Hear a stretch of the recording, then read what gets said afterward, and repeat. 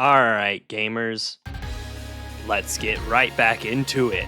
Yeah? Sure? Sound good to everybody? Sounds good to this guy right here.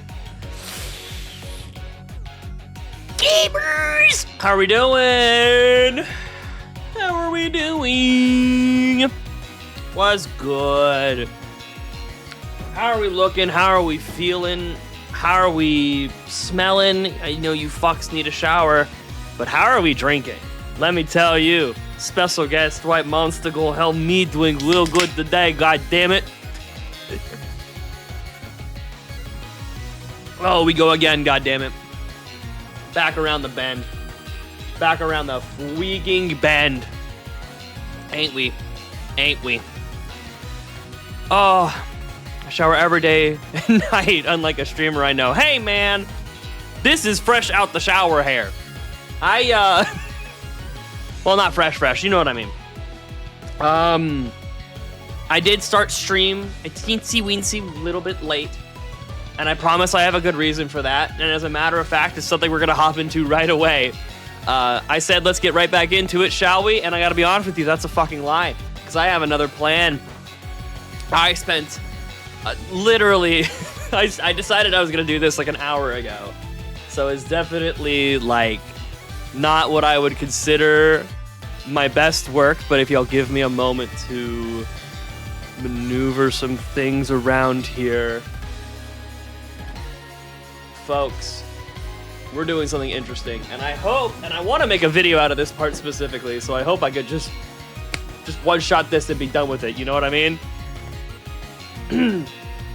Let me give myself a little bit of time to let the song play out. Mentally prep myself. Mentally prep all of you for what's about to happen. Trust me, it's so big, it's so wonderful. It's so glorious! It's the greatest thing you'll ever see in your life. I talked about it a little bit last time. I have a favorite Toho song of all time. I got one. I have one. I was talking a little bit about favorites. And I think something about Toho came up last time I was talking. And I got one. So, what I'm hoping to do is make a video out of this specifically. So I'm gonna give, like, a cheesy fucking intro. I want to let the song play out and give myself some time to, like, hype it up. And if I gotta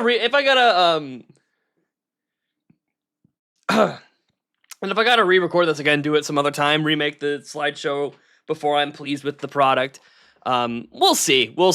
But the next time I do this won't be filmed in front of a live studio audience, so if you do see this, you'll have already known what's happened. That's why it's lucky to be here right when the stream starts, and you like, and you subscribe, and you tell like 50,000 random strangers on the internet that you hate AI slop and you should watch this guy's stream instead, right? Right?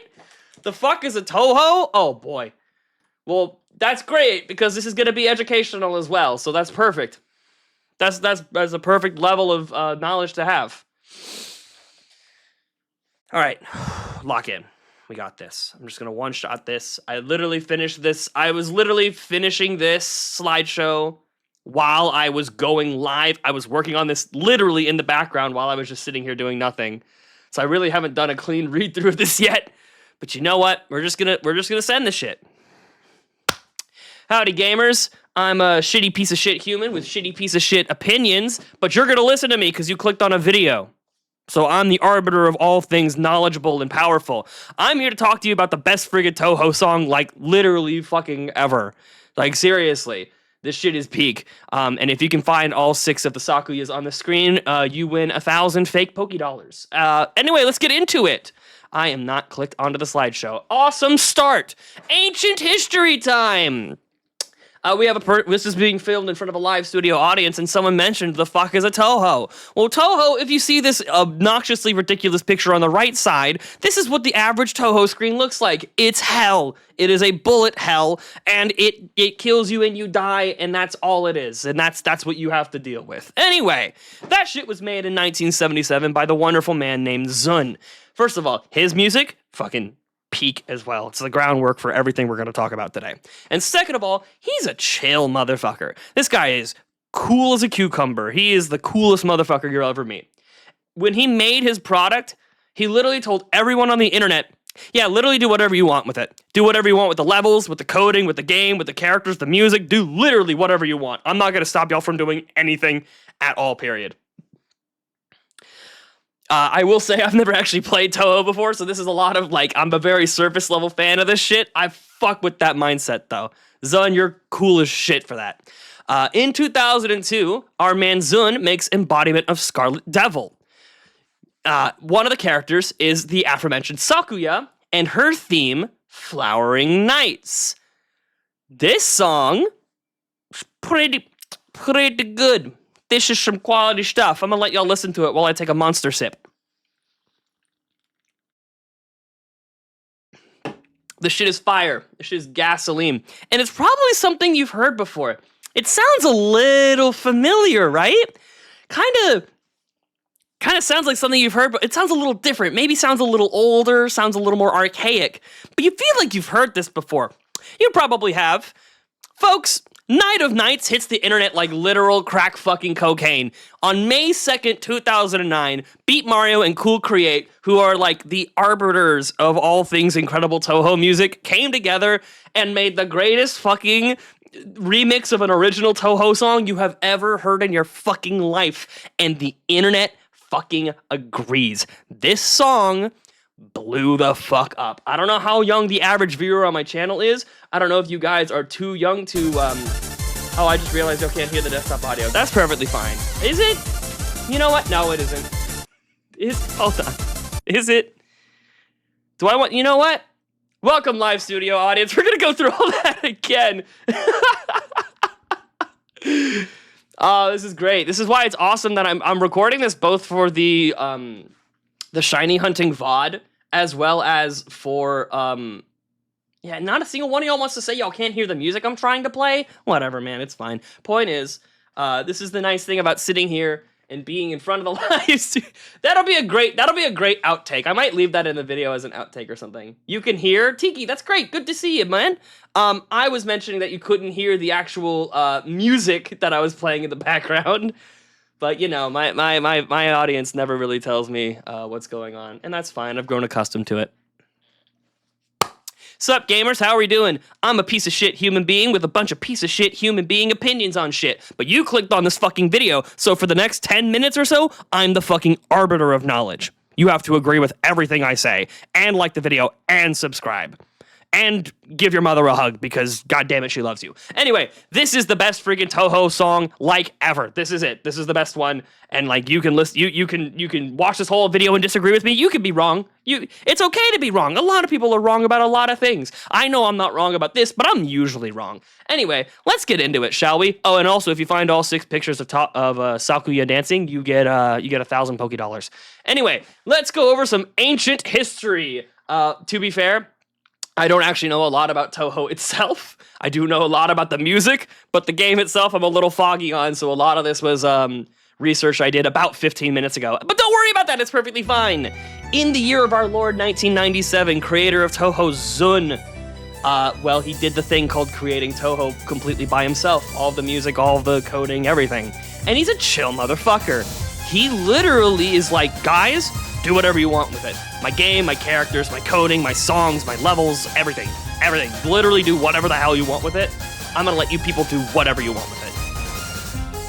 Which is so fucking based. That's incredibly fucking based. I don't think I'll ever play a bullet hell, because that picture up above my head looks like a literal nightmare fuel. But as based, that's a base motherfucker for that. I'm gonna take a monster sip and let y'all enjoy the song we've been listening to for a little bit.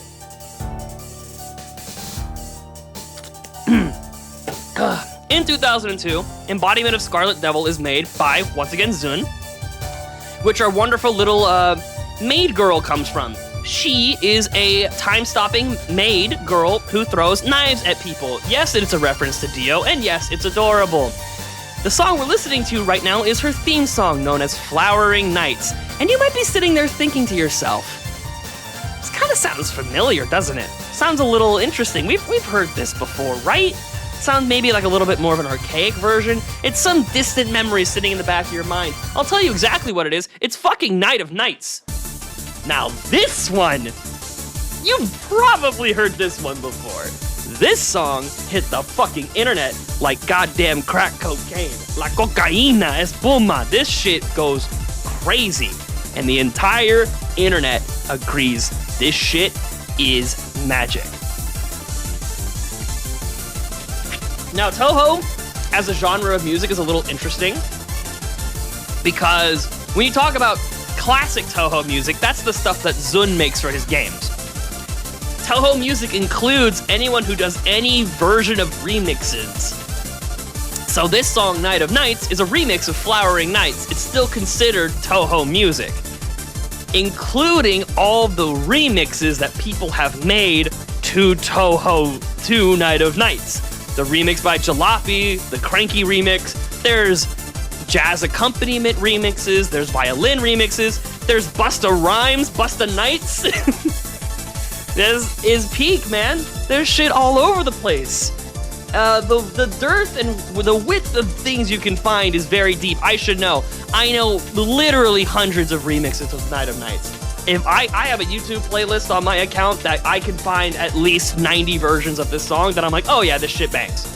I love this song in every timeline and every generation. And there is one artist in particular that stands out to me and is the focal point of today's slideshow. His name is Minazuki, also known as Mina7 Music. So, Night of Nights, the original song, has 47 million views. This channel has 42,000 subscribers. And all of this shit is Japanese only. All the titles are Japanese. This guy's channel is Japanese only. Every comment in the comment section is Japanese only. This shit is as underground as you can fucking get. So, on July 23rd in 2016, with only 3.7 million views, Minazuki releases this.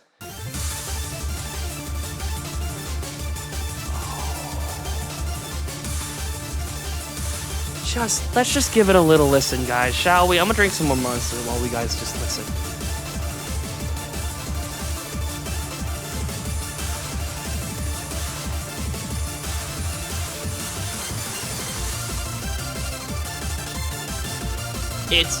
It's peak.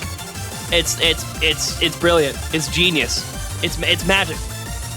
It hits all the right notes. Listen to this drum and bass beat line in the background, man. Like, come on. What are we talking about here? This shit is on a different level than what other people are doing. I mean, come on. What do we think? You know I'm right? This is it. This is peak. This is cinema. Don't believe the shit you hear on the internet. This is not the point of today's video. Because this is not my favorite. Same guy, Minazuki, our GOAT, our beloved, remixes this song on December 29th in 2019. I'll just let the intro speak for itself.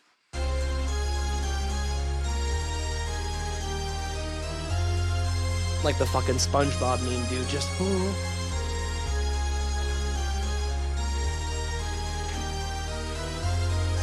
Oh...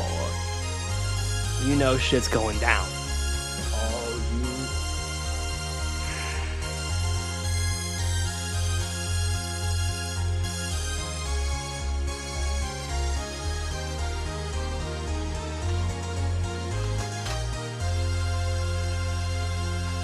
Oh, my god.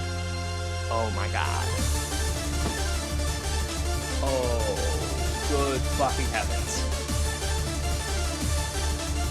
Now, you might look at 1 million views and be like, oh, that's not that underground of a video. That's not that uncommon of a video. Motherfucker, it's Japanese only.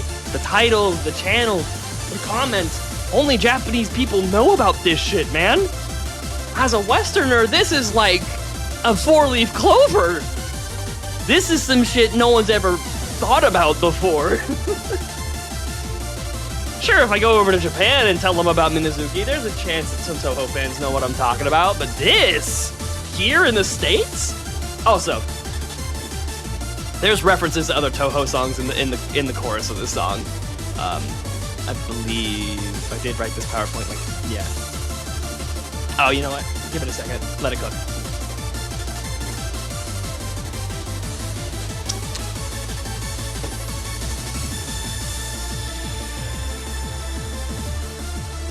Oh my god. It's peak.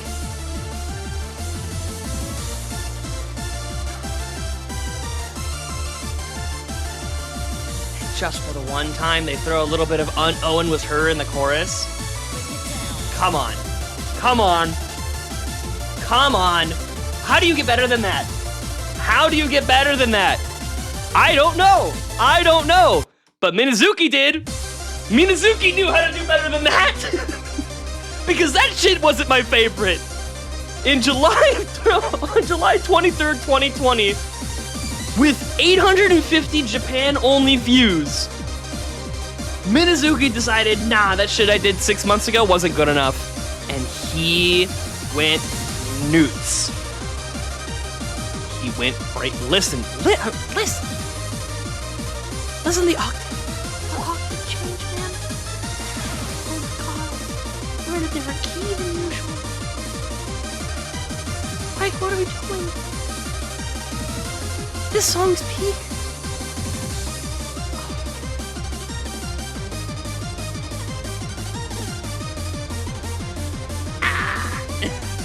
Oh my fucking god.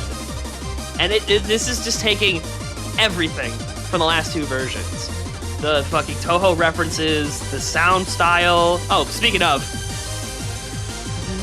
there's a little bit of Bad Apple for you. There's a little Bad Apple in the chorus for you, just as a treat. Like, come on, man. Oh, and just a little bit more. Oh, more Daddy Minazuki. Oh, please, my cup runneth over, man. Come on. The only thing his 2020 version doesn't do is that slow fucking build-up that I love to death. But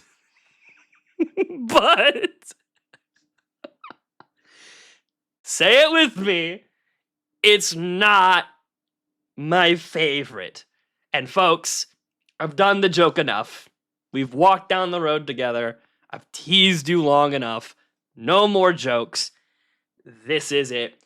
I promise this is it.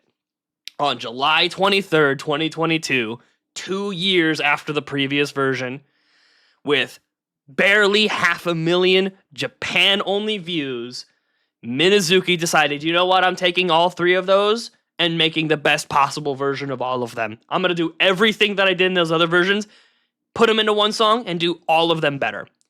Under the guise of symphonic metal. And folks, I have no words. I cannot go through this video describing what makes it so peak. Literally, I'm turning off the camera. I'm getting the hell out of your way. I'm gonna mute the mic. You guys just listen, and we're gonna enjoy this shit together.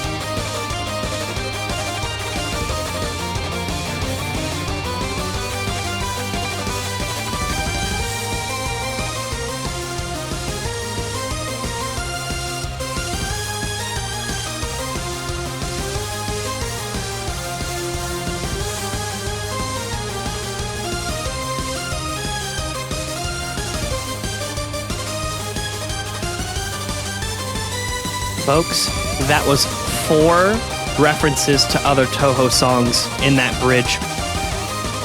Holy fuck.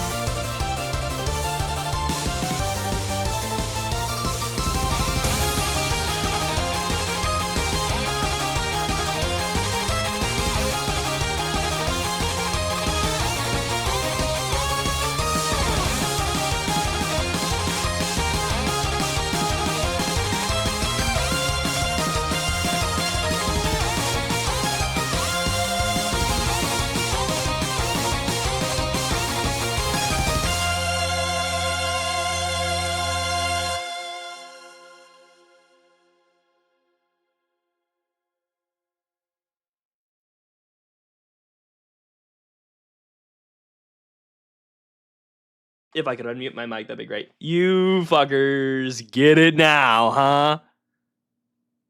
Oh, I'm right, aren't I? Oh, I'm right. Oh, Lord knows I know I'm right. This shit is the best Night of Night song anyone has ever fucking made. I will stand on that shit for the rest of my life. And you can all be wrong about it, but that's perfectly fine. I'm standing on business. Night of Nights peaked in 2022 when Minazuki launched this fucking remix. Nothing will ever compare. Wait a minute. Best Night of Nights. I thought this whole presentation was supposed to be about the best Toho song, but you said this is just the best Night of Nights. What? That's right! It's all been a fucking bait! You fucking idiots! Electric Great Magical Fantastic Spark Rapid Ignition of Paradise is the fucking best! Roaming Supremacy! What do you fucking think this shit is, huh?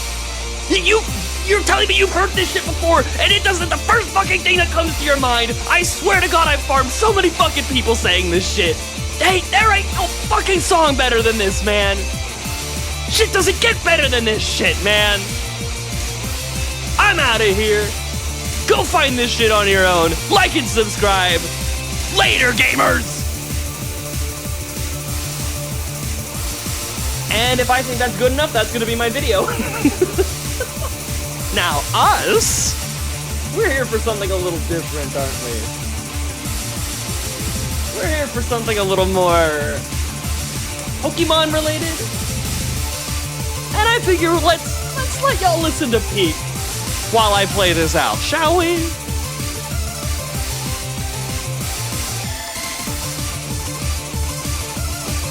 I like how not a single fucking one, well, Chandy did a little bit, but the discourse of talking about the music ended very quickly. Y'all didn't give a fuck. Oh, y'all didn't give a shit. That is what it is, man. The people who watch the video will care, and that's what I care about. Y'all are too busy catfighting instead of appreciating art. That's perfectly fine. That's alright by me. I should send that song over to MK, by the way. And I will stand on business. That 2022 Minazuki is the greatest Night of Night song. But this shit? Oh, come on, man. Come on. I mean, come on. Like, what are we talking about here, huh? What are we talking about here? Can I put colon timeout? I'm asking for a go-ahead. No, you can't. Actually. No, you can't.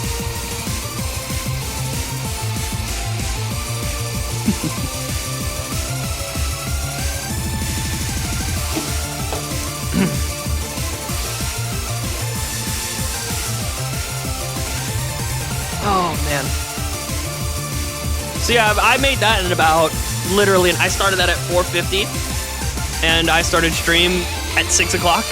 I was working on that in the background.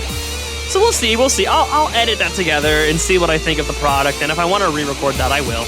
I'll do that.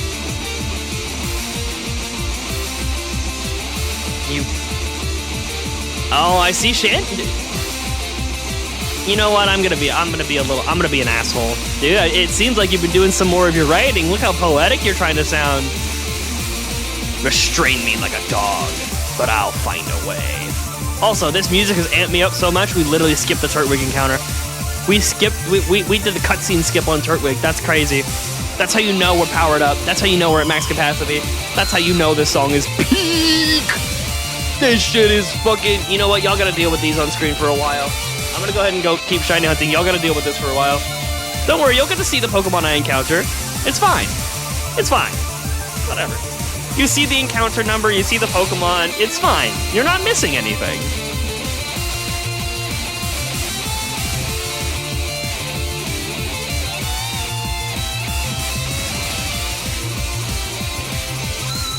I am high key. Wait a second. I'll do it later. I don't want this song to buffer for even a fucking millisecond. A little overstimulating. The music is a little loud. I will adjust the desktop audio. That's a good point. Actually, can I whatever. Just kind of manually drag it back. I think it was here. I don't remember actually. We can worry about desktop audio later, I guess.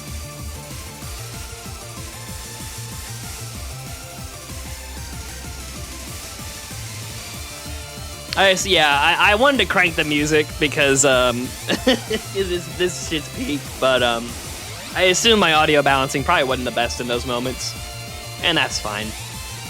All right, if I click Control Z enough times while clicked into OBS, they'll go away, and then the sound will go back down to the volume we had at before. Okay, perfect. Probably peaked a little right there, but that's fine. Give me un momento. Whatever. Whatever it's at now is what it's gonna be at. Sorry if it got a little louder yet again. I'm louder than it, and that is the thing that I care about. But no, seriously, like 20 minutes into making that because I've had the idea to do that presentation for a while now. Also, Coles is playing champs right now. Good for you, dude. You know, people will get mad at me if I ignore that comment, so I'll say it. But anyway, yeah. What was I saying? This is fuck ADHD, dude. Anyway, yeah. This shit is peak. This is my favorite Toho song, and I was like, while I was doing that whole thing about the Night of Nights thing, because I've had that idea in my head for a while, I kind of went like, wait a minute, no, this is the best song. What am I doing? And I almost thought about throwing the whole presentation away, and then I was like, nah, we could just bait people. We could just bait people. Yo. Oh my god, Tanaka Bliss. Always with the fresh ones, too. Is that a fucking, like, British Royal Guard? I can't tell what that is. It's too small for my old eyes. That's sick as fuck. Good to see you, friend. That's Tyler, the creator? Oh, it so is. Oh, you know what? Now I know what it is. Yep, it so is.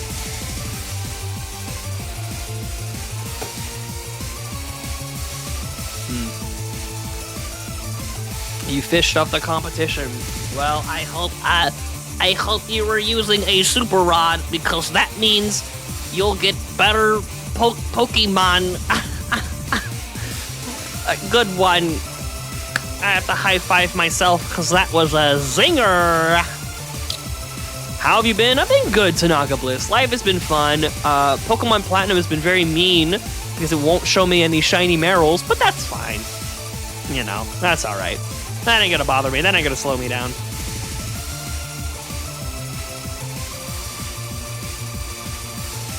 It's not that I didn't care. I mean, it wasn't even that, but like, I don't know, in my head, I was expecting some cringe shit, like everyone going, ooh, ah, wow, so good.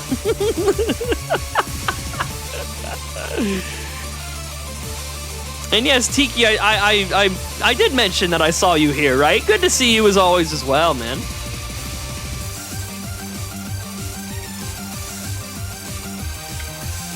Yeah, we'll play some quieter shit than this after, but dude, I gotta listen to this one. I gotta listen to this one to the end. But we will listen. We'll slow the pace down a little bit.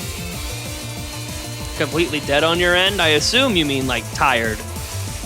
Well, I hope you get your well-deserved R&R, friend.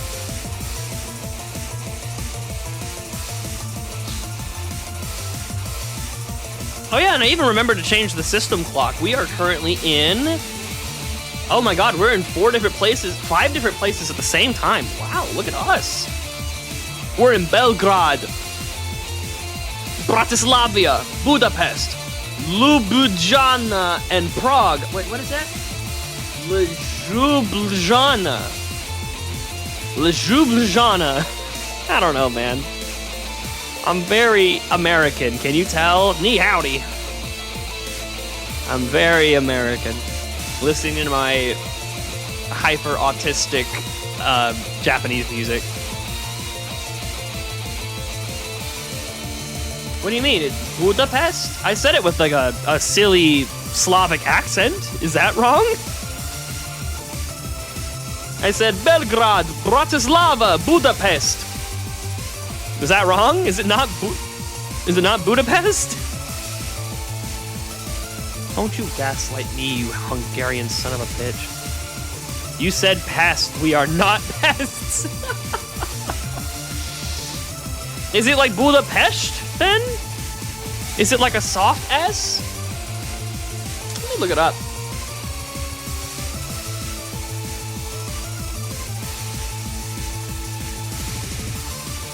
I don't know if y'all will be able to hear it over the music. Budapest with a hard S sound.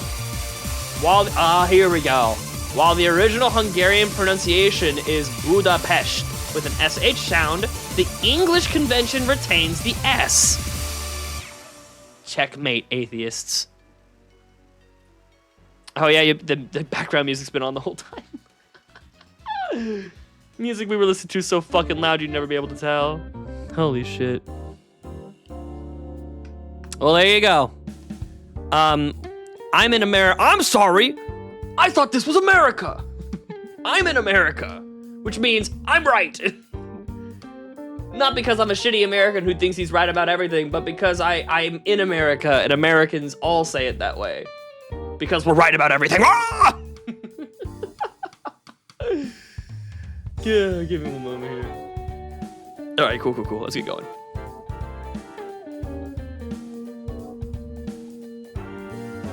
Yeah. +2, by the way, Shandy. It's good. Yeah, what do you think about the tonal shift we just went on the music here, man? How do we feel about that? Holy shit. +2 for what exactly? Oh, like your joke. It's a internet thing. I'm gonna explain the joke and ruin it. Well, maybe not. I don't know. +2 is a thing you do as a Twitch chatter when the streamer makes a funny joke and you -2 him if you think it's not funny. I think they're in like a new age now where like you +2 intentionally bad jokes. I don't know. Like my zinger earlier, you would have been like, "Oh, +2. That was a brilliant one." But like, it's a chatter thing. Oh, then it wasn't intentional. Never mind. Then we'll leave it at that. I'm not gonna explain it. Nope. Not just because that would be funny to not explain it. I'm not gonna do it. Oh man.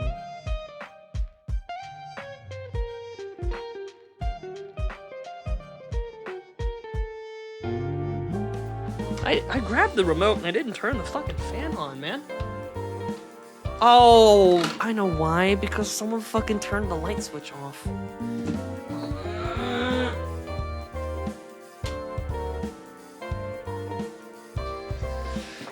Oh, God. I've heard other streamers talk about putting, like, fans under their desk pointed at their bodies, and you know what? I'm probably gonna have to do that at some point. I fucking, like, if I don't get the room cooled properly, I'm, like, in a puddle in this chair at the end of streams, dude. Something about the lights, the, like, upping your own energy, sitting next to a computer that's, like, putting off heat like a damn space heater. It's almost like that creates a hot environment or something. Not to mention I live in the South and it's May.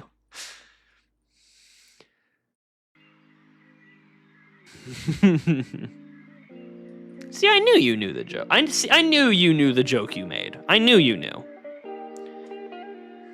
And if you didn't, it would be really funny not to explain it to you. Anyway, honestly, Pop's come in here the past couple of streams, hadn't even asked. He comes in, says like 2 or 3 things, and then leaves, which I'm perfectly fine with. Like, I'm not like, oh, Pop, we lost him.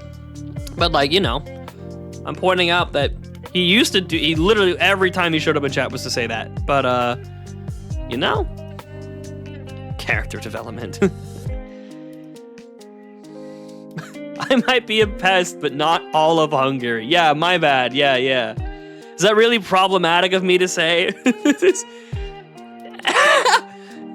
Is that like a thing? Do people intentionally pronounce it pest because they want to be hateful? Like that's, ooh. Damn, I just did it out of ignorance. All right, man. Well, it was funny to upset a chatter, but like if it's a slur, I'll step off.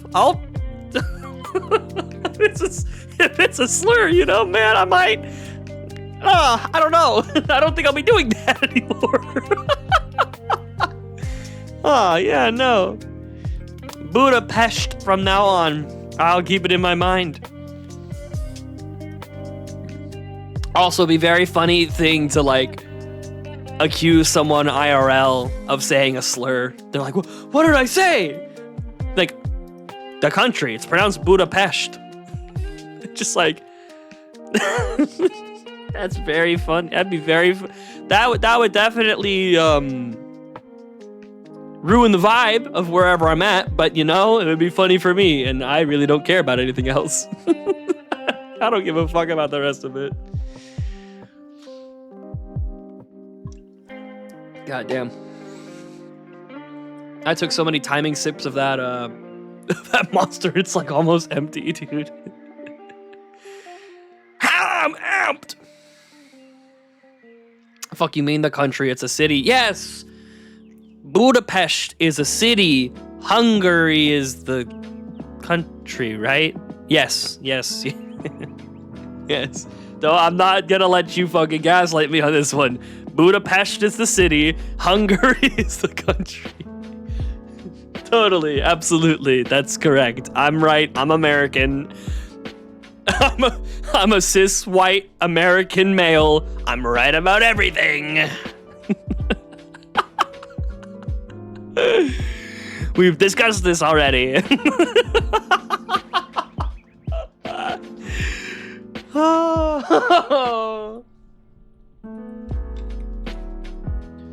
Oh man. He's addicted to the white monster. I'm sorry, babe. I drank a white monster and became one myself. I don't know, dude. It does make like, I already have fun streaming. It does make streaming even more fun. I'll be honest.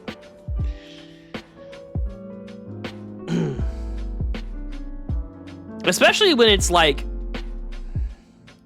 I feel like I need to bring a certain level of energy to shiny hunting, especially if I'm going to do it every day in a row.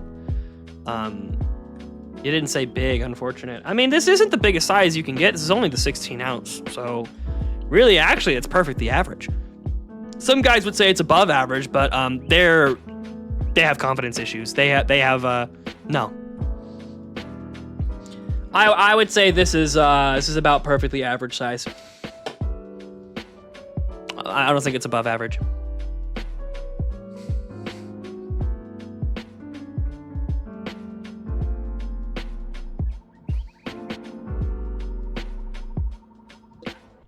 Like I was saying, I feel like there needs to be a certain level of energy that I'm bringing if I'm going to be shiny hunting every single day in a row, which, we'll talk about that in a second. Point is, if it's like some new exciting thing I haven't done in a while, the excitement kind of carries the energy itself. And not to say I don't enjoy this, but like, I feel like I need to step up. You know what I mean? I'm putting pressure on myself that maybe doesn't need to be there, but regardless, it's fun to do it. So until it starts to feel like I have to do it, I'm gonna keep doing it. Because right now it's more just like, ooh, I'm in the honeymoon era of it.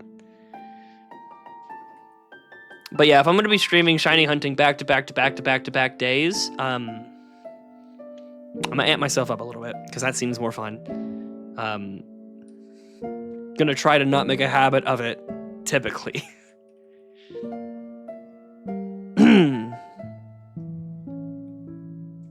But yeah, speaking of, so here is what my current schedule looks like. Tomorrow, my sister is graduating from college, which, by the way, everyone round of applause for her. She's graduating cum laude. She has a 3.5 GPA, and I'm actually, like, fucking super proud of her. That's awesome. It's very cool. As someone who did not get that, I think that's incredible. I'm really proud of her. But yeah, I'm going to go to her graduation tomorrow, come back home by myself to help start bring some of her stuff home. The Fruits Basket fan is graduating. You know what? I'll tell her that. I'll tell her that. I was talking to one of my friends last night and told them that you're graduating. And he said, the Fruits Basket fan. I'll let her know. I'll let her know that's her legacy on my channel. That's incredible. But yeah, I'm gonna drive home, pop on a live stream here. It'll probably be a shorter one than usual. I'll probably be actually tired. So it'll probably be like a 2-hour one. And if we don't get the shiny between today and tomorrow, I don't know about Saturday, folks. Sunday's a maybe, but Saturday is gonna be tough. There's a big celebration for her and her classmates about graduating in the evening of Saturday, and it will be like more than an hour from my house, so there's no way I'm gonna go drive back and do a stream after that. So we might be doing a little dodge on we might be not streaming on Saturday. Sunday, we are packing up her house and moving her back into this one. So is gonna be interesting on Sunday. I'll have the time to do a stream, but like I'll probably be dead. I'll probably be very tired. Support family before supporting the channel. Oh, for sure. Oh, no, don't you worry about me. If I can't get myself to do it, we're not gonna do it. You know what I mean? But like Friday, I'm pretty confident I'm gonna be able to put a stream out. Saturday seems pretty impossible, and Sunday seems a little unlikely. Sunday's gonna be the day where it's like you'll hear about it as I'm going live, kind of thing. But you know, I will keep to my promise to stream every day until I get the shiny the best I can. You know, if the fucker would just show up, I don't know, tonight, then I wouldn't have to think about any of this. And then I would just take off until next Monday. We'd do something fun next Monday, and I wouldn't even think about it. But you know, sometimes, and quite often actually, I say sometimes, more often than not, when I make a promise to this channel, with one glaring example that I can think of, it's more of a promise to me. Like, I said I was going to do something, so now that's my, like, personal leverage that I have to do it for, like, I'm doing it for my community and as a man of my word kind of thing. So it kind of holds me accountable. So I say shit like, I'm going to stream every day to try and get this shiny. Because now that I've said that in our Discord, I have to at least try to uphold it. Now it's not just some idea I had in my head. Now it's like, oh, we're going to do it. Oh, we're going to make it happen. We're putting in the work, putting in the hours, and we're taking what's ours. And hopefully it's a shiny fucking Marill. But who knows? We'll see. I know, I really have dropped the P5R stuff. I really have. Like, I don't know, dude. I just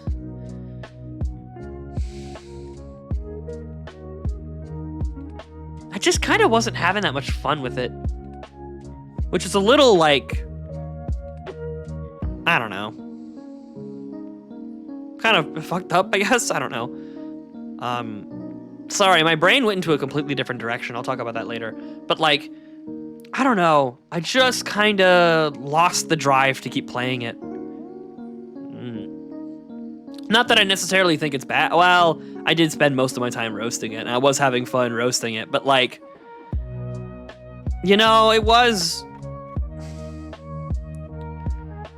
I don't know. I really haven't put all of my thoughts together on why I haven't gone back to play that game, but I really just kind of haven't. Anyway, the thought that I did just have, and actually I'm trying to think about it, like, the logistics of it. Obviously, I can't do it, but I remember the video that I found that made me realize I need to be using a level 21 Pachirisu instead of a level 22 Pachirisu. That video was actually using a level 21 Chinchou. And I didn't really think about it at the time. My brain went, like, I know there's certain abilities that make certain types of Pokemon more common to encounter. Does Water Absorb increase your chances of finding water Pokemon in the wild? I looked it up. It doesn't. I just thought about that while I was talking about Persona 5. You know what does increase encounter rates? Is the ability Illuminate. I bet you use Chinchou to increase encounter rates via Illuminate. Matter of fact, I can look that up right now. That might not even be correct. Chinchou might get that as a hidden ability. Nope, there it is. So Water Absorb is a hidden ability from Generation 5, so it wouldn't even have it in Generation 4. So it is for Illuminate, isn't it? Let me go ahead and look at that. Because Illuminate, I think, negates the ability to have your accuracy dropped, and then outside of battle increases spawn rate of wild Pokemon? How the hell does Scarvi get to Terra events? Dude, they were having, like, Sword and Shield super, whatever they're called, dens? Super dens, or whatever the fuck? They were having those up until Scarlet Violet, like, release month. Like, I think they were doing that, like, all the way. The game has had these, because it's so easy for them to program on their end. They probably have it just, on their end, it's probably you just click one fucking button. Yeah, so Illuminate has no effect in battle. Starting in Generation 3, outside of battle, if a Pokemon with Illuminate is first in the party, oh, even if fainted. Wait, that's actually kind of sick. Can I get an Illuminate Pokemon? Wait a minute, this might actually be peak. I imagine my ways of finding these Pokemon is not very likely. But I low-key want to look. If I can do it while they're fainted and increase spawn rates, that doesn't matter what level they are. Okay, let's see. Pokemon Platinum, Sunny Shore City and Conclave City for Star U. So that's completely out of the question. And then Chinchou in Platinum is Route 220 with a Super Rod. Yep, those are completely out of the question. And those are the only two Illuminate Pokemon in actually, I'm pretty sure that, no, Starmie's base ability is Illuminate. Yeah, so that's out of the question. That would be cool tech, though. That would have been cool tech if it were possible to do without playing another 10 hours of this game.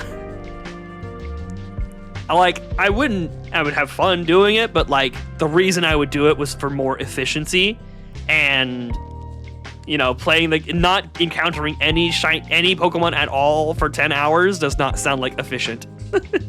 It just sounds like bonus.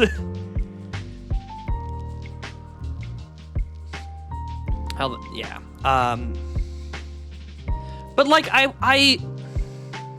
was enjoying the game, both genuinely and I was enjoying picking on it, poking fun at it. Like, I think for me, the mountain was too tall. You know what I mean? Like, it in my mind, I thought I was walking into like a 40-hour experience. Come to find out, it's like 130. I know it's like, oh, it's only 100 hours. Do you know how fucking slow I play video games? I have an information processing, I might even call it a disorder. My brain processes information much more slowly compared to other people. My ass be playing video games very slowly. Fucking no. I ain't getting that game done in 100 hours of playtime, I'll tell you that much. If I ever do finish that game, what's gonna happen is that either it takes me like 130 hours or I'm rushing through it. And I really didn't know if either of those were quality streaming like experiences. A little bit on my end, a bit of it on my end, and a bit of it on like creating art. And you know, they get all people who are so hoity-toity, like, oh my god, you consider this art. You consider creating these videos art.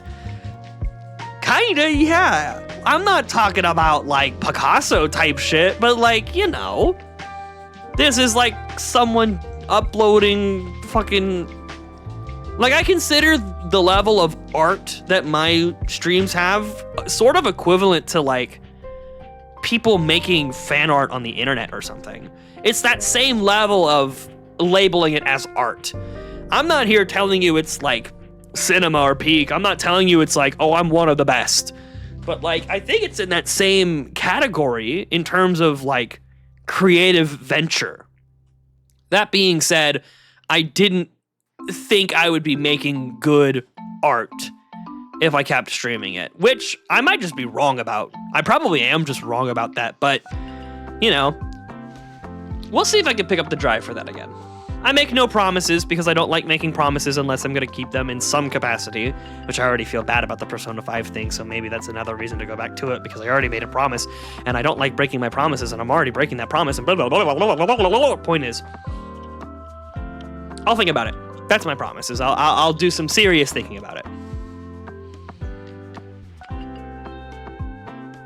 But that's what I mean, man, is like, you can get some snobby fucking people like, ooh, that's not art. Like, okay. I don't know, man. If I doodle a silly little picture of Yoshi on my notebook in like 10 minutes, that's art in some capacity. You know what I mean? Like, there's levels to this shit. Like, I think if you use creativity to put something on the internet, I think it's considered art. Like, for example, the time it took for me to make that presentation today, I consider that art. I definitely wouldn't consider it high class or anything. In fact, it was quite shit. If I had another hour to do it, I would have given it transitions, I would have given it animations. I had a thought when I mentioned that Sakuya is based on Dio from JoJo's Bizarre Adventure. I had an idea to have a picture of Dio on the rototiller, whatever the fuck it is, I forget the name of it, the steamroller, fucking drop down from the top of the presentation, crush her, and then go past her. And then both of them would transition off the screen at the same time. I was gonna do something like that. I had that idea, but I was like, I don't have the time to commit to that. And like, that's some level of art, right? That's some level of creativity. That's some level of making something. I don't know. I get this take from Hugbees. Hugbees is the one that implanted this take in my brain. And he's a little bit more, he sits on a little bit of a higher pedestal because he genuinely is making very very high quality stuff. The products that he puts on his channel are like tens to hundreds of hours per video in terms of research, editing, clipping, proper audio production, green screen presentation, all the stuff he does to make that shit work out is a lot. That's a higher step above the art that I'm creating here. But all the same, I consider it art still. Anything human made is art, I think. And that's you know what, man? As long as I'm not here doing some Gen AI bullshit, I consider it art. Which, that's an interesting question. Like,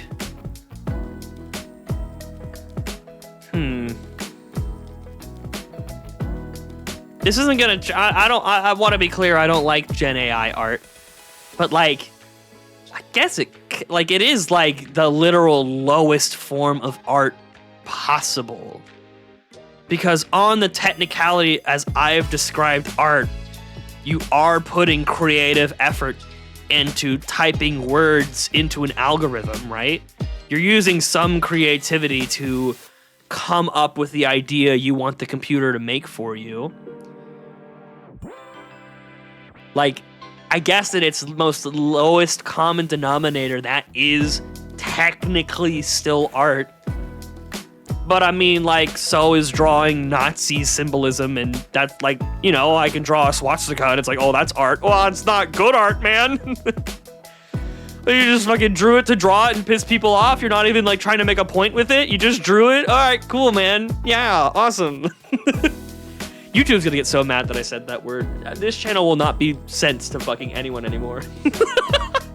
That shit happens to channels, by the way. Sometimes words you say, the algorithm's like, yeah, we're not showing this to anyone anymore. This is offensive to everyone on the planet. Your channel is dead. There's a good chance I literally killed this. Like, this stream might not get sent to literally anybody because I just said that word. Oh, whatever, dude. But yeah, point is, it by its lowest common definition, that is art. But, you know. Yeah, womp womp indeed. Whatever, man. I'm never here for the views. If I were here for the views, I wouldn't be fucking live streaming a 20-year-old game. I'll tell you that much. If I were here, I would be fucking playing something else. Who knows? but it ain't for fucking views. It isn't hard to put it like that. I mean, that's my take, right? Like, I'm not trying to defend people who make this shit and call it art. But like, morally speaking, they're wrong, but technically speaking, they're not wrong. They're not 100% wrong, is how I'll put it. Like, I mean, yeah, you use some creativity to write words, and I mean, poetry and stories are art as well. But like, come on, man. We all know what you mean is that you think you're sick as fuck because you let a computer paint a picture that you typed the words of. And that's not it, Chief. That ain't it, Chief. I would consider it currently the lowest form of art possible. Literally possible. Like a fucking 5-year-old holding a crayon like this with all 4 of his fingers going bum bum bum bum. That's higher form of art. Like, not ironically at all. Not unironic. Not ironic in the slightest. That is a higher form of art.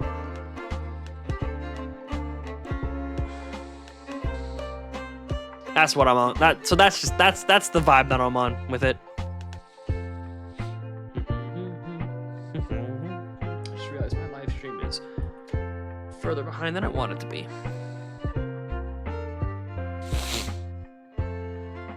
You know what's really funny? When I play Pokemon ROMs on my own time, I'm gonna start clicking the F1 key, aren't I? Every time I get a wild encounter, I'm gonna click the F1 key. I should program it when I'm not streaming that every time I click the F1 key while playing an emulator, my computer just goes, "You dumbass." Plays like a sound bite in my ear or something. Like, oh, damn. Keep track of all the times I do it, because it's like, it's built. It's like muscle memory right now. I mean, just for this playthrough, I've done it 10,000 times. But like, you look at it across the other ones, we're at like 20K times I've pressed that button for an encounter. I'm closing into it at least. So it's ingrained.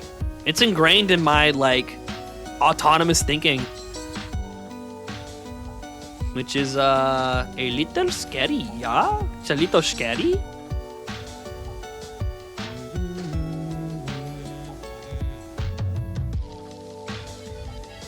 Yeah, man. A shiny tonight would be absurdly convenient. Absurdly convenient. Especially considering my weekend schedule, it would be absurdly convenient. But you know what? We take whatever life throws at us here, folks.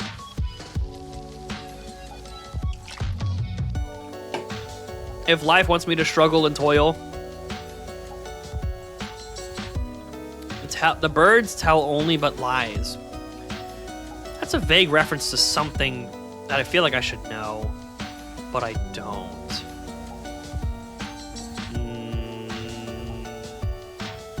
I don't know. Man, that that's funny. I actually ulted. I spent all of my built up energy doing that Toho presentation. And then immediately started listening to like sleepy time music. Man, that was a mistake. Oh well.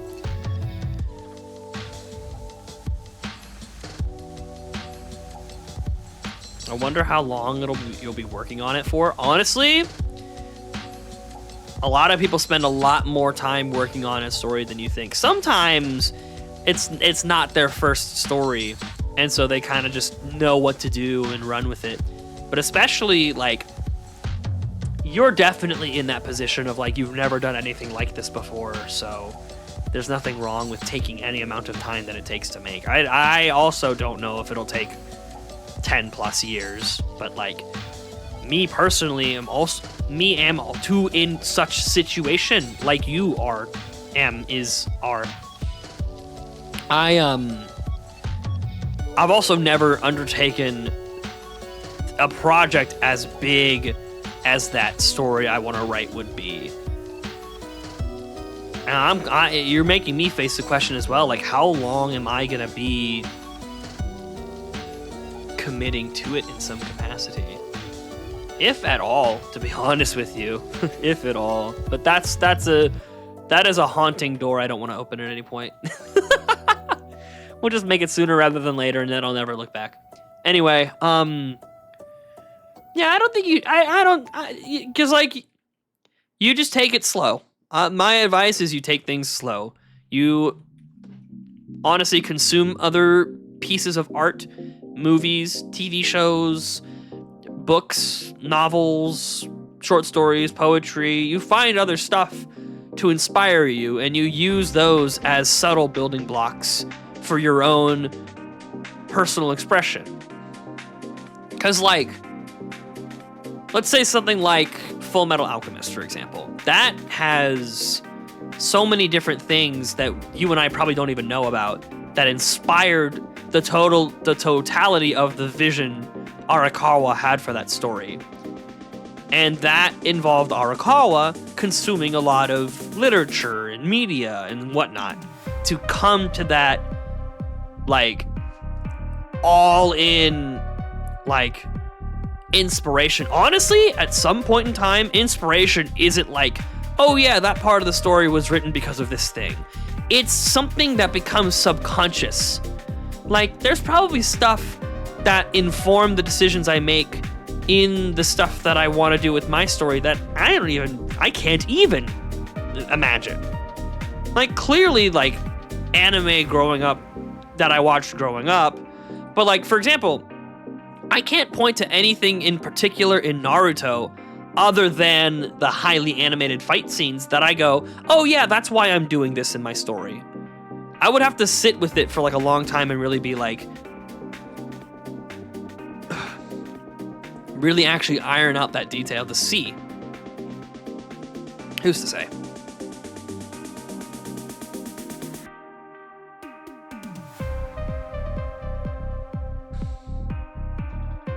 But yeah, just kind of like keep building up your inspiration in the background. And then eventually you'll put something together that's sick as fuck.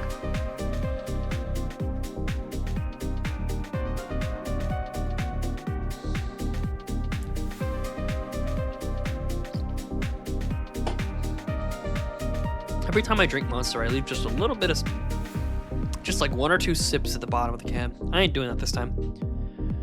We're killing this shit.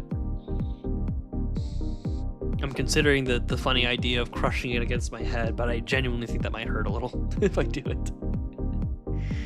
I'll refrain.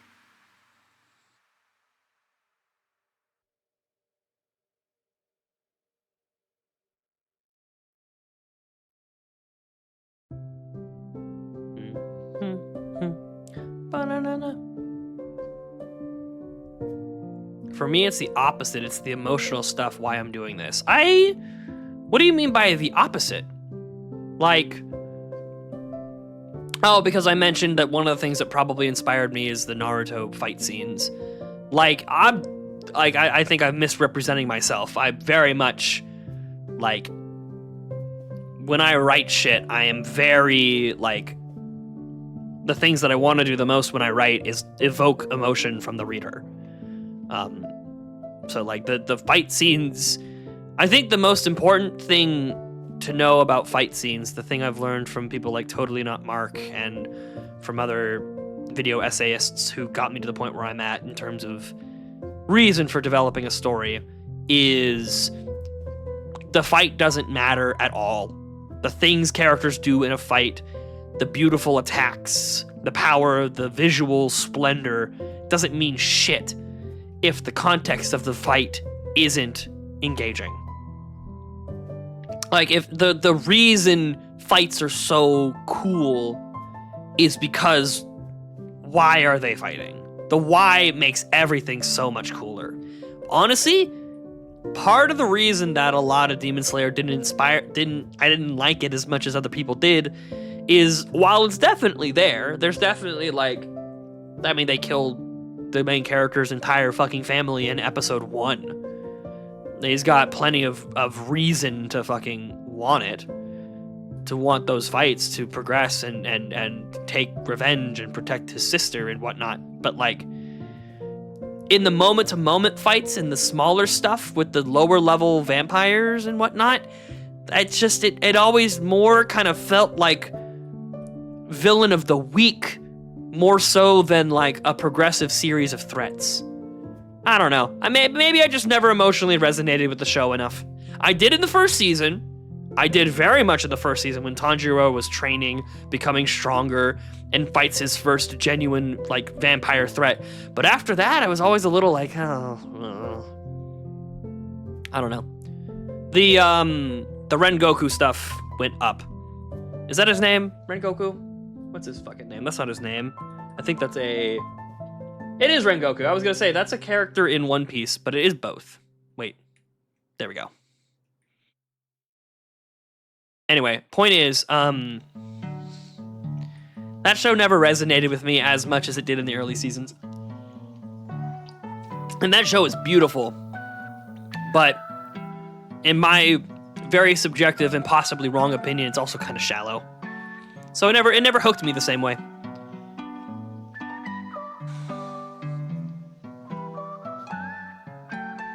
When I write shit, it comes out making me look like I'm on crack. Oh, when you write stuff, it makes... Okay, I see. When you have something in the back of your neck for like 8 years. Yeah, I might start... the thing I've been sitting on for about 5 or 6 years, so... It might be time. I've committed some of it to paper. I have some of. I can find some old documents on my old laptop somewhere where I started writing this shit down. But like, all the stuff I have written for it are like scattered. I'd have to look around to find it. A lot of it is in DMs with people I don't talk to anymore. Hint, hint. I do not have access to some of it, but I got it in here, and that's what matters.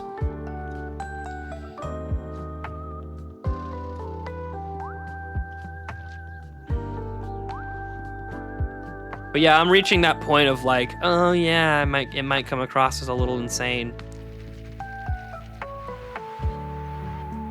I'm always kind of I don't know why I am.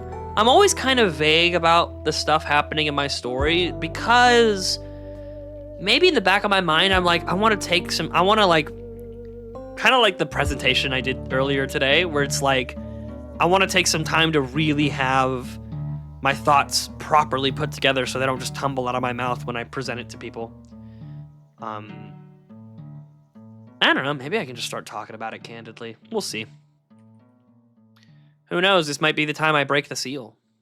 Who's to say?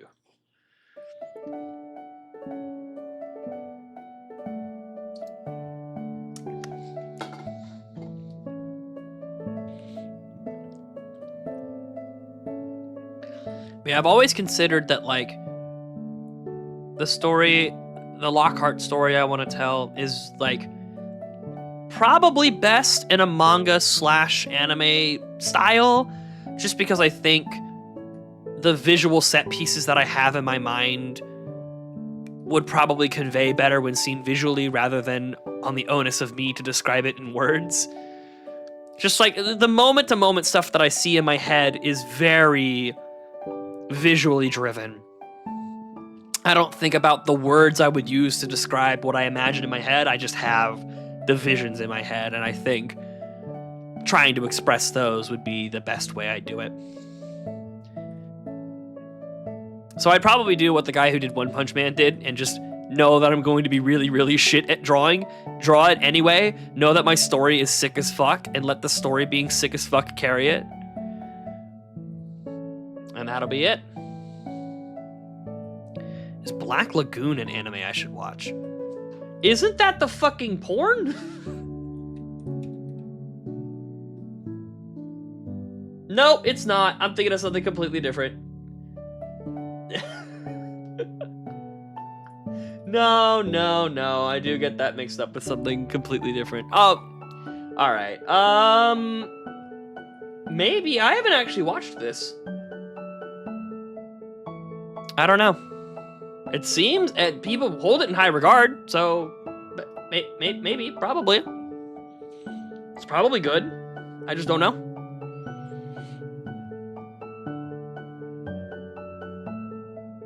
I don't know. I don't find much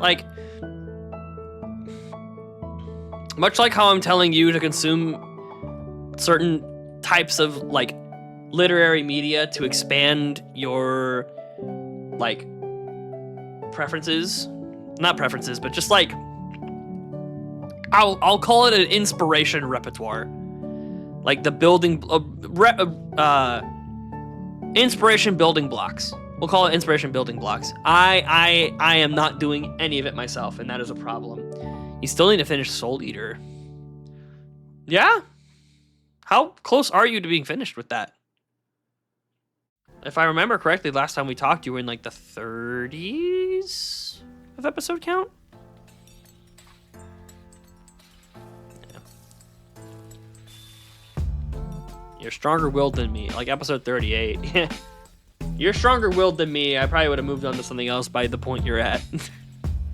Then again, I did leave a comment on social media, and I want to see if anyone commented on it. I said something along the lines of like,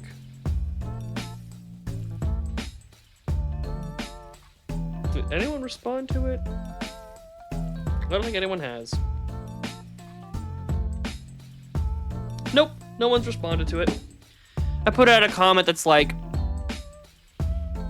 I'm at the very beginning of a new arc of One Piece. Somebody convinced me to pick the show back up, and no one's responded to that comment.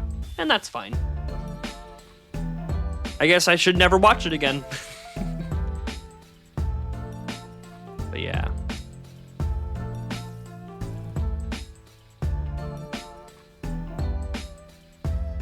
I'm very much at the point of just like letting shit happen naturally.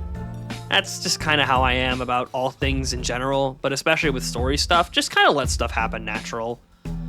Let stuff that you naturally, like Black Lagoon, let stuff that you naturally gravitate to eventually subconsciously inform the decisions you make about the story you make.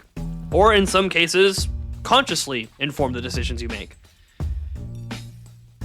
Like I'm sure, like for example, like I'm sure Evangelion and Full Metal Alchemist informed some of the decisions I make in my stories, and I wouldn't even be able to point to which parts. Just because it's one of the building blocks in my brain of inspiration that informs those decisions.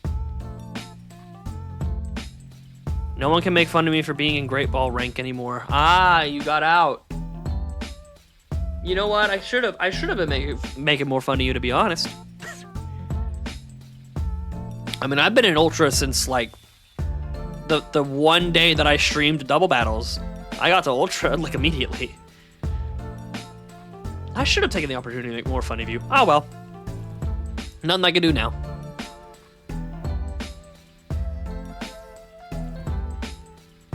Yeah, enjoy getting out of Ultra. Good luck. I'm like in either 1 or 2. Whatever the bottom one is, I'm constantly in the one above and then falling back down to the one below and falling back up to the one above. Going back and forth.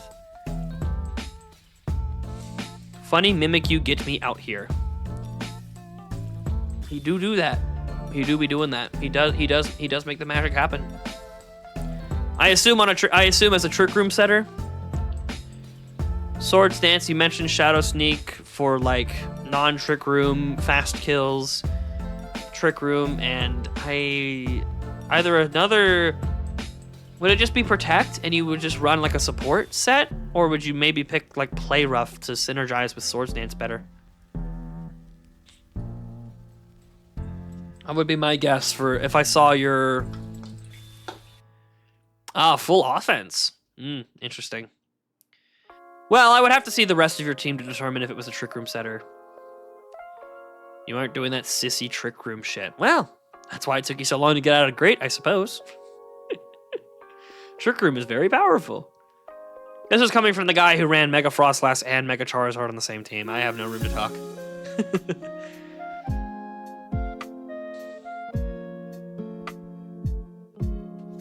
Point is, interesting that you're running a hyper offense SD Mimikyu in doubles. Because like I said, that's the kind of shit you do in singles. That's the kind of shit that I know that works well in singles. But I thought that shit wouldn't fly in doubles. But if it does, it does.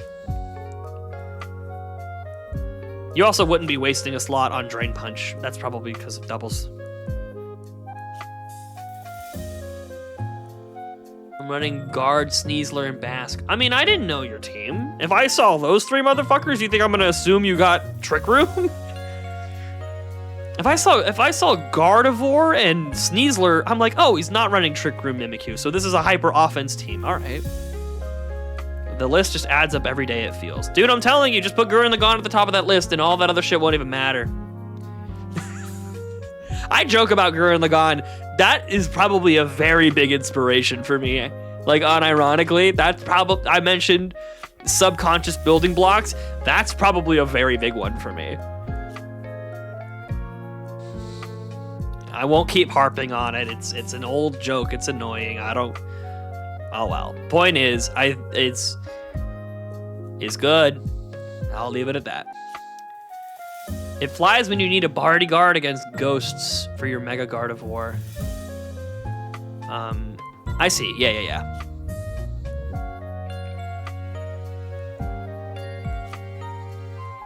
A bodyguard against ghosts. Wait a minute.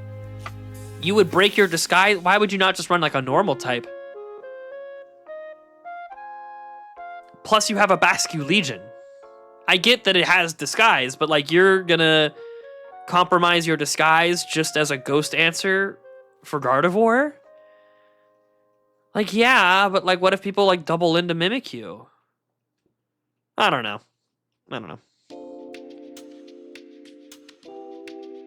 Right. But you said it's a bodyguard. So that means you're switching Mega Gardevoir out and putting Mimikyu in that slot. So he then takes a ghost hit. To get to +2, he has to Swords Dance, and when he does that, he's dead. This is probably why you were trying Mega Lopunny, because that was your... Well, if you're running Mega Guard, it wouldn't pair well with Mega Lop, because you don't want to run 2 Megas on the same team at the same time.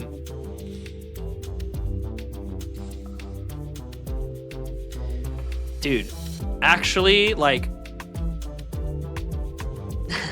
I've got some like devious ideas in my mind. I don't know if Trick is a common thing in doubles. I assume Rotom does it sometimes. It'd be very funny to have Lopunny both as a ghost answer. Lead Mimikyu and Gardevoir, protect wide guard. I assume you mean wide guard.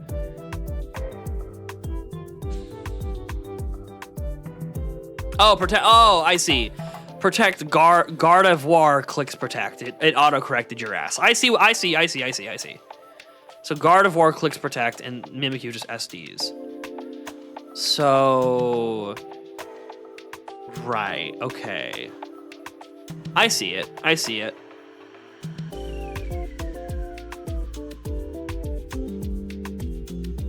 I wouldn't be surprised if Maka and Soul have a big influence for my 2 main characters. Honestly, I would bet Maka is a...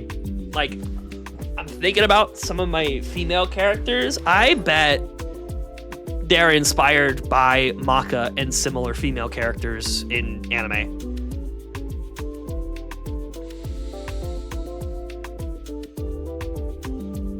You know, just like not necessarily the whole tsundere trope, but like just that more like confident kind of angle that characters like Maka carry. I think that does inspire some of the things my female characters do. So, like I said, man, some of this shit, like, I wouldn't even think about that unless you point it out like that.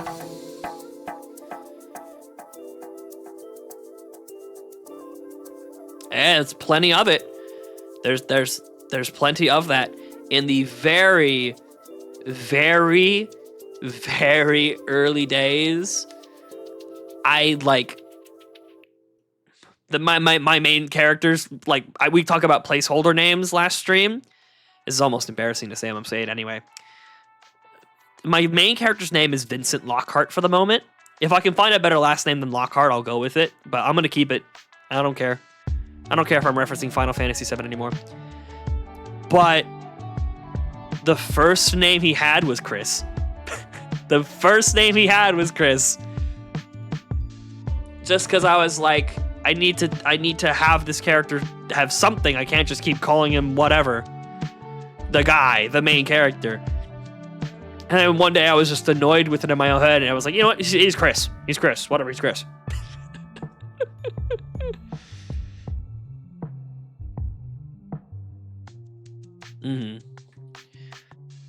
I feel like it's kind of similar to Ed and Al, where Soul and Maka are deuteragonists, which means it's just 2 protagonists on kind of the same level. But I do, and probably because Maka's the one who stays a human being, Maka does take a little bit of a front seat in terms of like main character. It ends up being a very similar situation to Ed and Al, where like, yeah, they're both super ridiculously fucking important to this plot, and it literally wouldn't work at all without either one of them, but one of them gets a little more screen time. I'm so shameless in my self-insert. He's literally just me. You know what? That's like I'm talking about art. Art can be at any level of sophistication and for any reason. It's all art, baby. That's how this shit works. It can be for whatever reason, and yeah. There you go. I think that's cool regardless.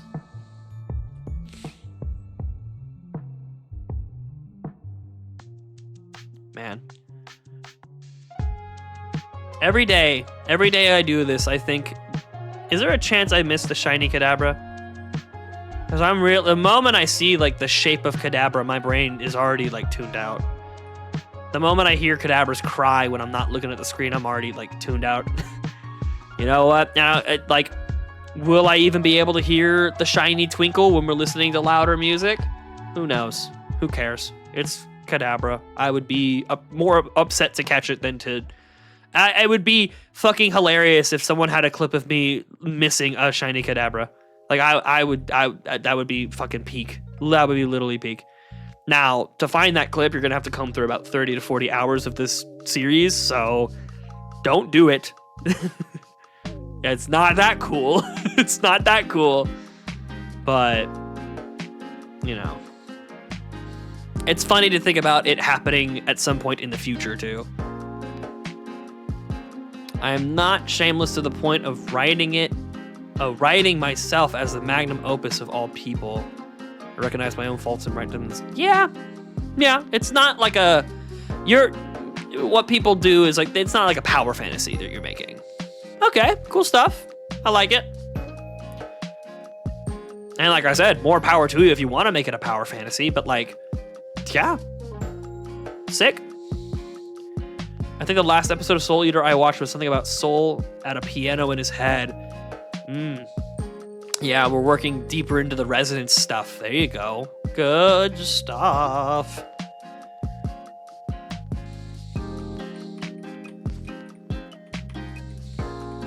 It's the fun part of that story. Yeah, it's not quite 8 p.m. yet. I can't quite fix my computer clock time yet.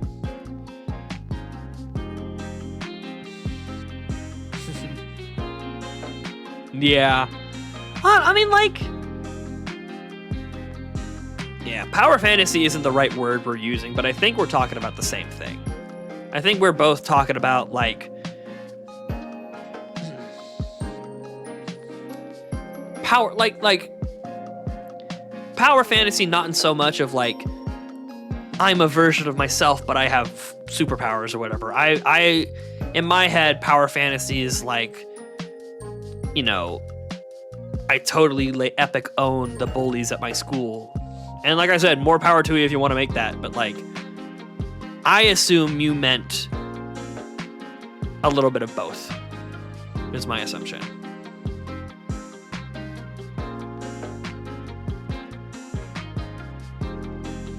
Yeah, like I said, I don't remember too much about the show, but I like the demon guy. He's cool. He's a chill guy. He's just there to hang out, man. What's the problem? I'm just a new guy who lives in your head. It was really funny when Team 4-Star did it with Nail. Just come on and hang out with me. I'm cool. I'm fine. Even though this entire series predates Team 4-Star by like 5 years, it's fine.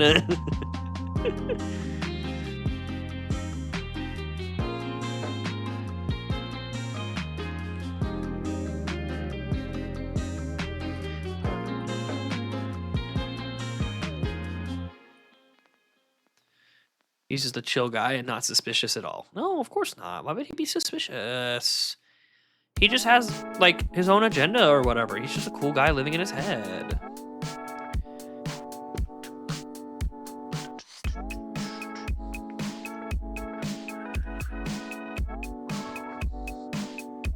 Just ignore that he's a demon. Yeah.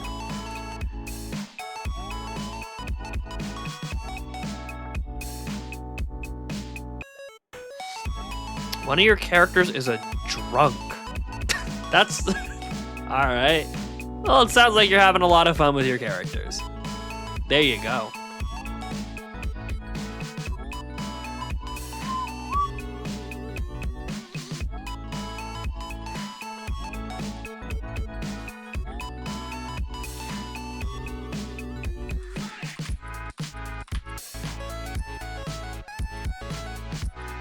So my brain is stuck on the idea of like an 11-year-old sitting on a street corner, like just like homeless and slaughtered on sake.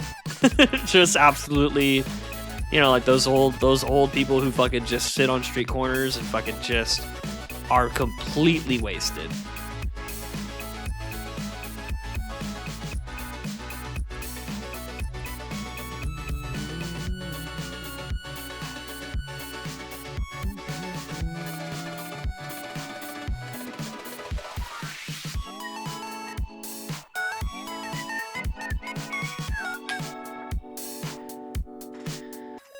Oi, oi, oi.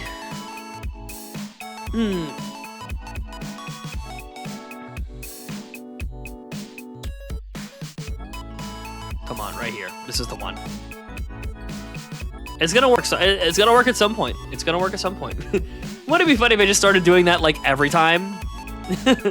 Like every time an encounter appears on screen? Guys, this is the one. Right here, right now.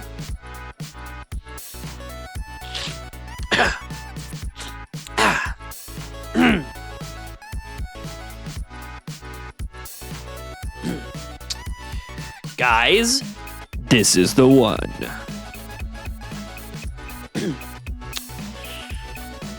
Damn. Just did that every time. That wouldn't get annoying at all.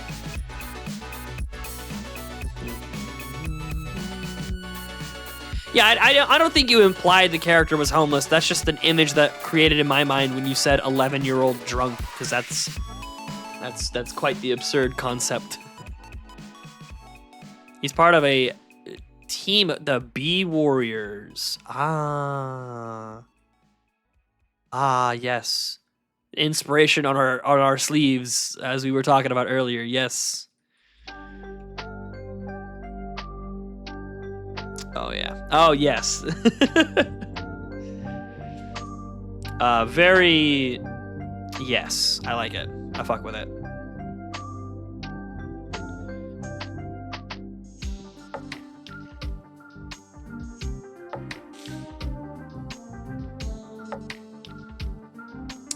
Yeah, that's kind of that's kind of the trap that people end up like falling in when they write big stories with a lot of characters. It's just fucking impossible to keep them all equally relevant. Like, you know, it's kind of the name of the game with this kind of shit. Like Naruto's a big, I mean, all the big shows. One Piece did a very good job of that before the time skip. But Naruto struggled with that throughout the entire series. Like, for about 800 episodes, that shit is the Naruto and Sasuke show. Out of its 1,000-ish episodes. It is the Naruto and Sasuke show for about 800 of those episodes. Bleach, I actually don't know too much about Bleach, but if I had to wager, I guess it probably suffers from that as well. I know Dragon Ball suffers from that. The more characters they add, the further and further away you get from it just not being about Goku and sometimes Gohan.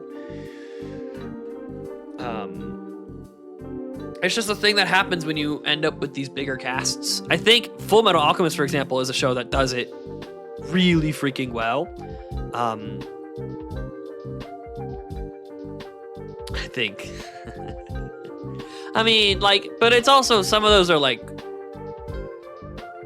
some of those happen to, it happens to some shows because some shows are just too long for it not to happen. But sometimes it happens like in Soul Eater, where it's just like, I don't know, what else are you gonna do with Death the Kid? That's just, I don't know. You definitely can. I'm not saying you can't. You definitely can. But like, sometimes the story sets on a path of like, well, exploring this Death the Kid thing isn't as important as like the kind of shit Baka and Soul are going through. You know. Supporting casts are an interesting concept. If the story involving your main cast is powerful enough, sometimes the supporting cast can just be serving their purpose. I've never really thought about My Hero Academia's supporting cast. How do they fall into that? Like, clearly, I see. Okay, Coles.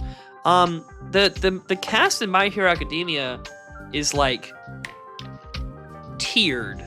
It's definitely tiered, right? Like, obviously, fucking Deku is that bitch, that motherfucker. But like, Bakugo and Uraka, I don't remember their fucking names. Would I be crazy for saying that Krona is giving me third MC? They It? They? I think it's a person, so I'll say they. I don't know, man. It always just kind of felt like a non-antagonistic I don't know. It's just like, it's just an element of chaos to the story is all I consider Krona as. I don't know. Krona is just kind of there, dude. Krona just kind of fucking exists. It's like, I don't know. Hey, funny enough, it reminds me of a character from Gurren Lagann. You should watch that show. But yeah, I don't know. Krona's definitely like a supporting character. This is definitely more of a just character, a very important character, but a character that's kind of just there. Who is the dark-skinned guy from Full Metal Alchemist from Shambhala who has the Scar? His name is Scar. I remember. I was about to say he has scars on his arm. Oh yeah, his name is Scar. Very similar vibes with him and Krona. That's what I think.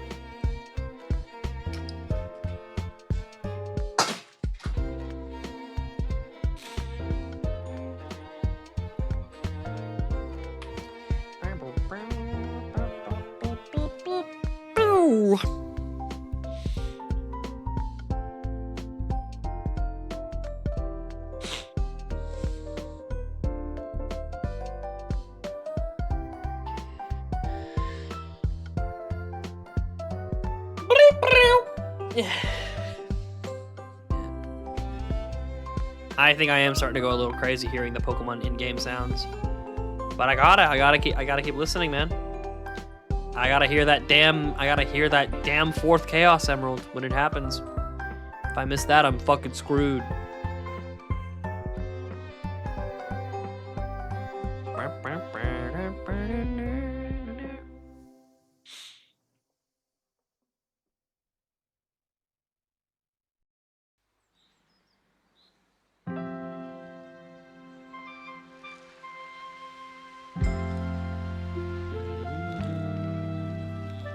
Oh boy, my commentary juice is already running out. Well, it does say it's 2:50 on my computer. It is very late, guys. Maybe I should just go to bed. You know what I mean? Yeah, that's pretty much it, Shandy. It is cool to like characters like that. It's always fun. It's always fun to really enjoy characters like that. It's nice. It's an exciting thing when they show up on screen. It's like, I keep thinking about Naruto. It's kind of like the antagonistic side of the same coin that Might Guy sits on. Like, he's not like, he ain't him, but when he shows up, he's him. He's the GOAT. When Might Guy is a top 3 Naruto character for me, by the way. When Might Guy shows up, he's that motherfucker. He's a spectacle. It's the best part of whatever he's in. But he ain't important. He ain't turning the die. He ain't turning the needle. I mean, when he shows up, he accomplishes stuff. So he is turning the needle in that regard. But you know what I mean. He's not like directing the course of the entire plot.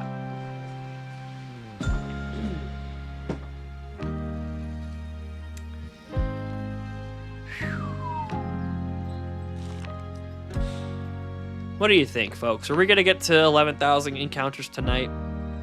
There's a chance. It's a slim chance, but there's a chance. Just depends on how I'm feeling.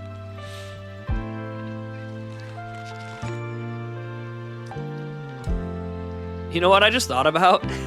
So I've kind of had this thought, and I'll respond to that comment in a second. I had this thought where I was going to line up all of the shiny Pokemon that we get that are not the ones I'm looking for, and kind of line them up above the overlay right now, like above the emulator screen. I'm sitting here kind of thinking about it. What if I just make them in? What if I just throw them all into a fucking pile? What if we end up finding enough that I just need to make a big-ass pile of them? That would be awesome. That would be very cool. Just a fucking mountain of shitter, fodder, not what we're looking for shinies would be epic. It would be sick as fuck. Krona is my comfort character. I imagine you're not alone in that camp. I remember back when I watched the show the first time when I was like, I don't know, in middle school or whatever. I always kind of was just like, oh, it's Krona. Hey, Krona. What are you about to do to the story, Krona? Oh. But I don't know. I probably appreciate them more nowadays.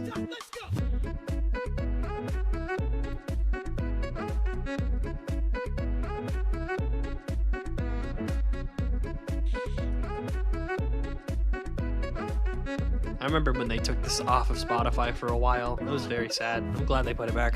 This shit is peak.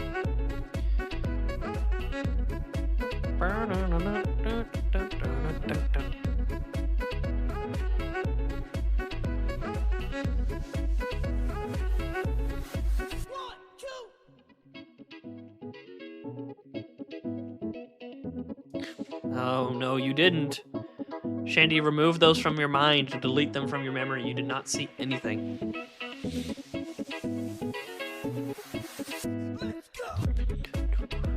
No, you didn't. Nuh-uh. You did not. You know what? We're gonna stand in solidarity together. Going to the Pokemon Center right now. We're gonna see some shit that I would really like to get, and we're both gonna agree that we're not gonna buy either of them. I'm going right now.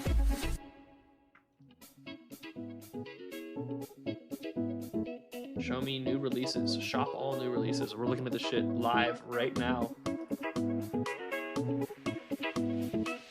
I mean, like, I would hate to say the only exception is if they made anything new for Azumarill, but like that might hold some weight. It might have to be the case. Thank God, it looks like mostly just TCG stuff that I'm not that interested in. Oh, that's kind of cute. They have a not interested in purchasing it, but they have a $900 for a signed mock-up. Yeah. Matter of fact, you should buy 20. You're liquid enough to buy 20 of those, right? You're good for it. But like I was saying, yeah, it looks like they have a little plush of cast form that you like flip it over and it's sunshine cast form, and then you flip it again and it's night and it's rain cast form. That's kind of cool. Yeah, it's like the top half is the sun form and the bottom half is the rain form. That's kind of cute, actually. Not cute enough to entice me in any way. Looks like they're also selling shirts and blazers and hoodies. Not blazers, just jackets. For, what do you call it? The starter Pokemon. You have like all 9 starter Pokemon on a single thing. Oh, they're re-releasing the Joltik Sitting Cutie. Actually, I think that's a different one. Oh, it is a different one than the one that I own, I think. Maybe not, actually. I don't know.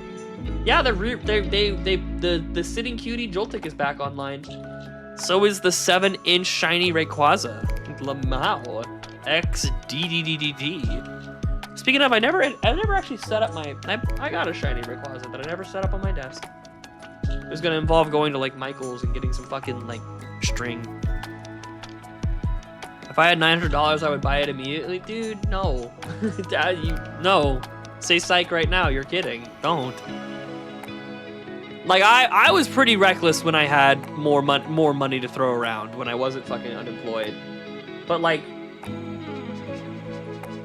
I don't know. That's definitely very recency bias. You're also young, you know what I mean? I won't say it. I already said it. And they have some of the shinies. Oh, they have a shiny Mega Gardevoir plushie. And then all the other Mega plushies aren't shiny. Is that the fucking practice makes perfect flexing Machamp plush? That's hilarious. Looks like something you get from fucking Pokopia. Oh my god.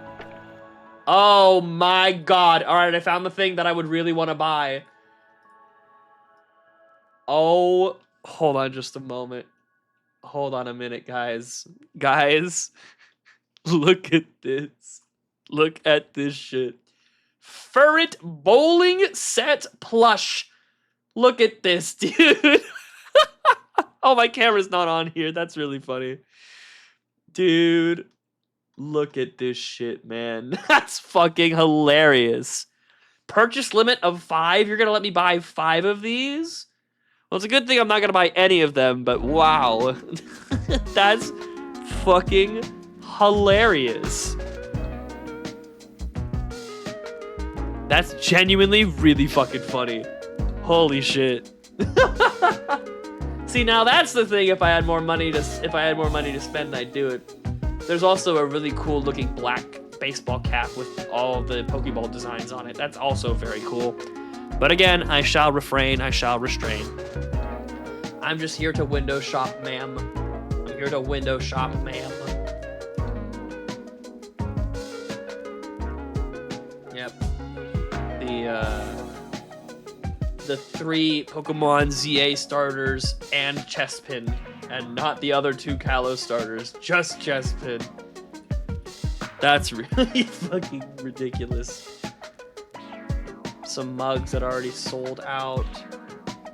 Oh, it's hilarious fucking Mousehold hoodie where the hood is the fucking head of Mousehold. The Espeon one's kind of cool though. I wouldn't get it. I don't like Espeon that much. You know, that might be shocking to some people considering other purchases I've made in the past, but I'm not that big of a Espeon fan. Anything else that really catches my eye? It's been a long time since I looked at the site, so there's a lot of things I have not seen on here. A Moo Moo Milk Wall Light. That's kind of hilarious. I don't like the whole recency bias because it's less recency bias and more that I just really like the show. I would do the same for EVA or Ava or Full Metal. I mean, that's true, right? But like, you haven't even finished watching the show and you just said you'd buy a $900 signed Funko Pop if you had the money for it. If that's not recency bias, that is an impulse problem. So I'm giving you a golden bridge from which to escape on. I think, knowing what I know about you, I'm pretty sure it's more so of a recency thing. Like, I would understand if you did it. I do have an impulse problem. Well, we do love honesty in this chat. I think I have gotten to the point where I have seen the stuff I'm looking at now. Yes. All right. I've seen everything. Nothing new for Marill. Nothing new for Azumarill. So there is no actual purchases to be made today. Just a couple of cute things that I would buy if I was more flush with cash.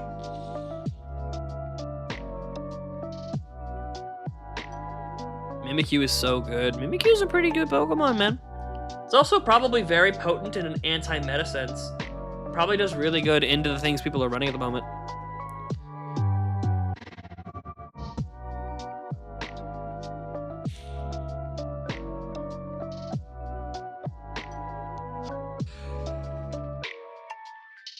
Oh boy.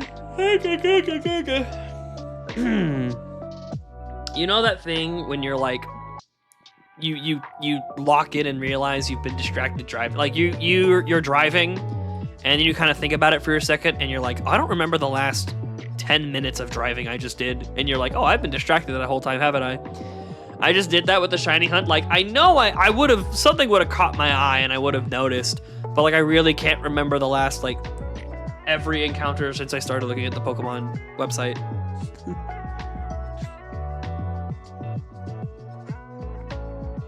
You think you get an Oko on Gambit with Drain Punch? I assume most Gambits are running bulk, so I can't imagine that being the case. Like, if you're at +2 prop, maybe. But I bet it doesn't even OHKO every Gambit at +2. That's just a head calc. I'm probably wrong, but like... It depends on what kind of Mimikyu you're running. I mean, if it's max attack adamant, I'd change my mind, but I have to assume you're running at least a little bit of bulk, just a touch, maybe? I don't know.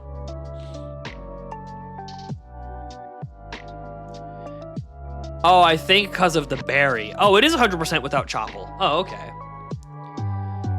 I mean, that does, again, like if you're running max attack adamant, I'm not as confident in that statement as I was before, but yeah, max attack adamant. Yep. Yeah, I'm a little, yeah, it probably does, OHKO. What item are you running on it? I see, oh, you already said black glasses. Wait, black glasses? That's the wrong one. No, you said spell tag. Okay, yeah. Yeah, you said spell tag. I misremembered it as black glasses. I was like, no, that's the dark one. Have they added any more items to that fucking game yet? Also, have they added any more fucking Pokemon to that game? It's been a month and we really had just the same Pokemon? It's getting a little... Ooh. Your flagship competitive game, it's high time to shake it up a little bit. Game Freak. Release the files. God damn it. Get more Pokemon on the list. Where the hell is Typhlosion? That motherfucker is on the list. Mons apparently expand in June. I mean, that is next month, but still. 2 months? I guess, actually. It depends on what their life expectancy. Their life cycle is the word I'm looking for. It depends on what they think the life cycle of champions is. I mean, if this is gonna be the game that stays around fucking forever, then yeah, 2 months is actually kind of quick for new Pokemon to release. But I have to imagine it's already getting a little stale. I mean, fuck, I haven't turned it on since fucking April. I haven't opened Champions at all this month. I have to imagine it's getting a little stale. 6, 7.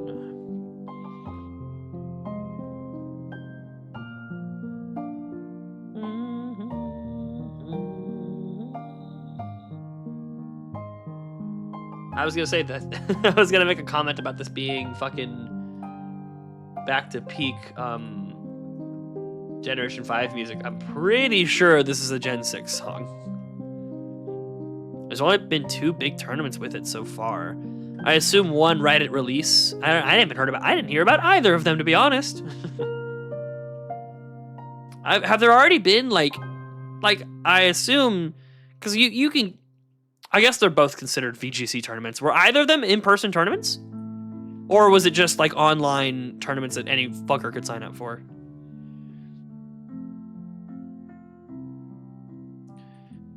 I do hate that I have to read the manga for Soul Eater. You and a lot of people, you and a lot of people are upset that that show hasn't been touched up in any way. They're online tournaments. Okay. That's kind of what I figure. I assume they haven't done any regional events or anything with Champions yet. But I know they did already do what they consider their last Scarlet Violet tournament. So, interestingly, Scarlet Violet is like dead then, huh? I guess it's done. What are your thoughts on it? I mean, it's the same. Like I said, I watched this show a very long time ago. I have not picked it back up to read the manga. I sort of know the direction the story goes. I don't know exactly how it gets there, but I know how the story ends. I know what the characters accomplish. I watched a death battle, and it shows all the things that Maka does, because she's the character they use in death battle. But point is, I know kind of where the story ends. I get what we get to when we get to that point. Other than that, I did not read through it. I don't know how we get there or what happens in between. So I don't have a super informed opinion on this, but I will say, just as a general concept, yeah, it's, you know, I don't imagine there's too much outcry to remake it, but the people who do outcry about it are pretty, like, in the right.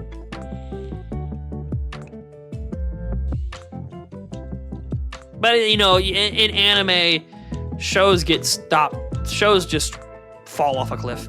They just don't get made anymore. That One Punch Man is probably dead.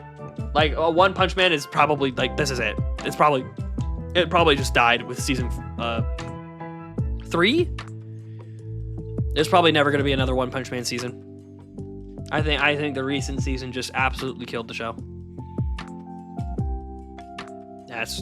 Oh well, you know, that happens all the time in this genre of media. That's what you're gonna learn, especially if you end up liking smaller shows. Like, your favorite show getting a season 2 is like, I mean, it's worse odds than a coin flip. That's how that shit goes. Like, you see it get a season 2 and you're like, oh, okay, we roll the dice yet again. If season 2 pops off, then it usually is gonna go the distance. And sometimes you know that season 1 is so good, like, around the block, like, everyone agrees it's so good, you just know it's coming. Like, when Love is War season 1 came out, I wasn't around for it, but everyone was like, oh yeah, season 2's coming, don't worry. I'm hesitant about it being remade. The art style is iconic, and changing that would be really for me. I love how the characters look. I mean, yeah, but that's what you would... Yeah, I see what you mean. You're talking more about my thoughts on a potential remake. I mean... I don't know.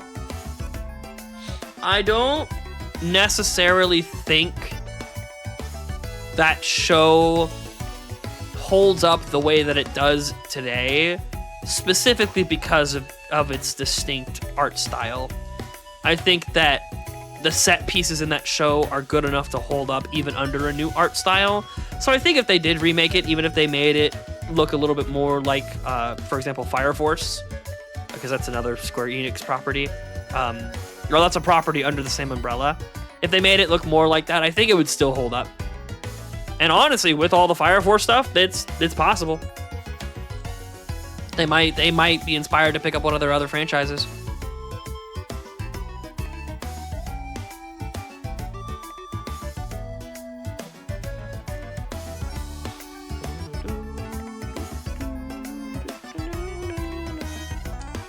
Talking yesterday about artists I really like on these playlists. The Zame is everywhere on my playlist, yet I only have 13 songs saved on Spotify.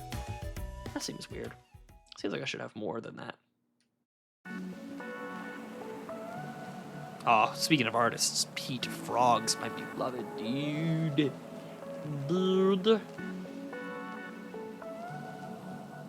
I think the opposite. I think the art style would stand out a lot more as a new release. Maybe it's just my taste in animation, though. I mean, I'm not saying that the art style wouldn't stand out, but I think the show, it would still be good as fuck. Like, I don't think the show is as popular as it is because of its art style. You know what I mean? I mean, obviously, it is like a cornerstone of like, oh, this is how anime used to look back in the day. Isn't this shit cool as fuck? Obviously, yes. But, like, I think the show is good enough without that aspect to the point where if they remade the show and it looks different, it's still gonna be a good fucking show. This isn't Demon Slayer we're talking about. This shit doesn't live or die by the way it looks. Which, let me be, that's just my hot take opinion about Demon Slayer fans. I think if that shit didn't look good, I don't think anyone would fucking care about that show at all, man. Such a shallow, like, set of character intrigue. It's like Inosuke and the question of, is Zenitsu ever going to be able to be strong as fuck while awake? Other than that, that show has very little intrigue outside of moment-to-moment stuff. I don't think people would give a shit if it didn't look fucking genuinely beautiful. Let me be clear. One of the most beautiful anime of the modern era, but I don't know. It's funny, we're talking with James on stream about it. It's been brought up on stream before. James thinks the same way about the Fate series, and I've never watched the Fate series, so I just get to laugh and be like, that's based as fuck. You're pissing off a lot of Fate fans. That's sick as hell. So I can't agree with him, but like, if that's true, that's fucking awesome. I almost want to watch Fate just so I can be like, oh yeah, he's so right. This shit sucks.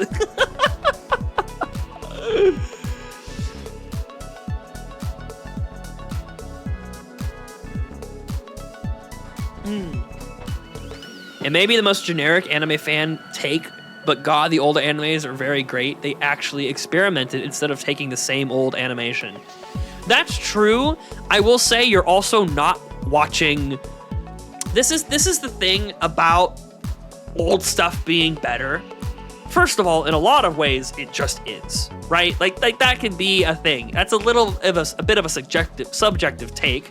But like, let's be honest. Have you ever seen like production of Evangelion or production of Akira or production of Ghibli films? The kinds of things that people had, we've talked about this before, like the medium being harder to accomplish something in makes it so that only the stuff that people are really passionate about and are genuinely good are the stuff that come up to the surface. Now, sometimes it's not great and it gets forgotten to the sands of time, but more consistently, the stuff that gets created, like quality versus quantity. Nowadays, there's a lot more quantity and a lot more of it is not great. So you have a wider range of things to look at and point at and go, this shit isn't that good. But then every now and then you still find stuff that's really fucking peak.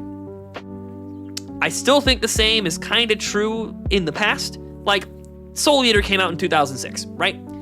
There's tons of slop that came out in that era. Bless me, Jesus Christ. There's tons of fucking slop that came out in that era. Let me see anime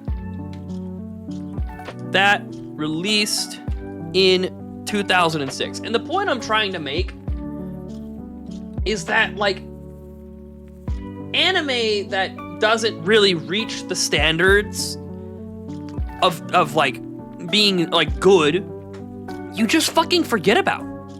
Like, no one talks about the dog water, like IMDb top 20 anime of 2006. I think I saw a picture of Code Geass.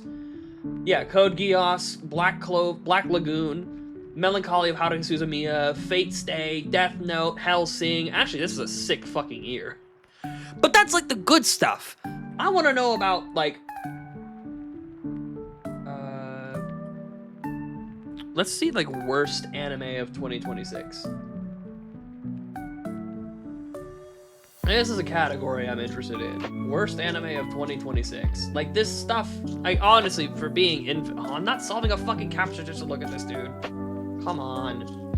I'm not looking at this. But point is like that stuff just gets lost in the sands of time, so no one ever really thinks about it. So then when you're like, hey, what anime came out in 2006? You think about the good stuff.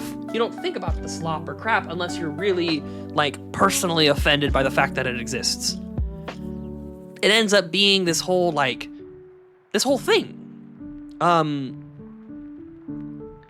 So the point to say is like, just because you can look around nowadays and see a bunch of slop doesn't mean there hasn't been slop back in ye old day when all anime was god tier golden. So it's I end up making this take a lot, but I find myself in the gray area. Where I'm on both sides of the equation. Yo, Pop, what's good? Good to see you, my homie. Soldier 76. That's what you're referencing, right? Surely nothing else. Anyway, yeah, there's my 2 cents on older anime being better. Yes and no is my answer. I get that, but I mean more about the art style. That's kind of in the same, yeah. Yeah, I get that. Yeah, that makes sense. I was thinking more about in terms of like an anime production sense, like, you know, consistent frame rates and consistent art styles and just looking good. Have I ever watched Chained Soldier? No, I haven't. Am I gonna get flashbanged if I look it up on Google right here? Let me get an encounter and see. Definitely some of the screenshots it's showing are a little interesting. A dark fantasy manga series by Takahiro and Yohei Takamura. Why does Takamura sound like a familiar name? Maybe just Takamura itself. Maybe Yohei isn't a name that I know. I don't recognize any of these. Well, it's Chain Soldier.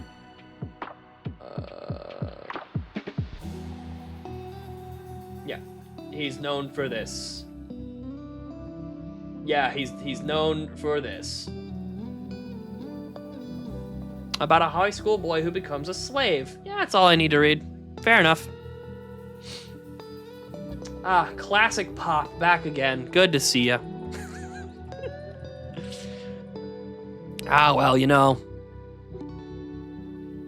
I still think I would wager. I didn't look too much at it, but I would wager redo of Healer is a little bit more jarring than whatever is going on in that one. All right. Let's keep the ball rolling. Can you think of any other anime with the same art style as Soul Eater? Yeah, Madoka Magica.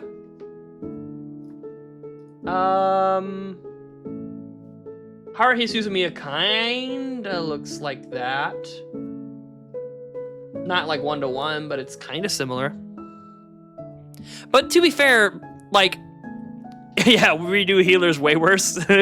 Yeah, that shit's insane. But like, that's the thing, like, Soul Eater does have a very distinct art style. But Fire Force kinda looks a little similar. Kinda.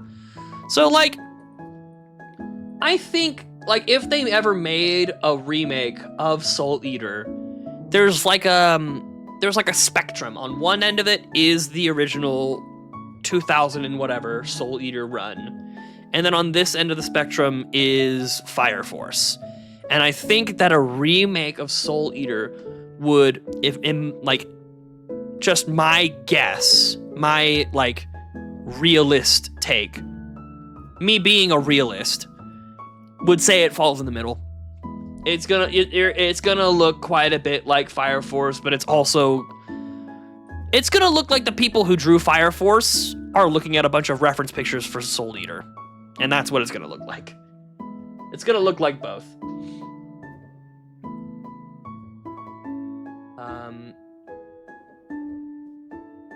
Yeah, but yeah, Madoka Magica looks very, actually, let me look at Madoka Magica before I keep saying that. It doesn't look exactly like it, but like, it kinda does. It kinda does. At least in terms of like, character design and art fidelity, they're kinda similar a little bit. That's the first place my mind went to.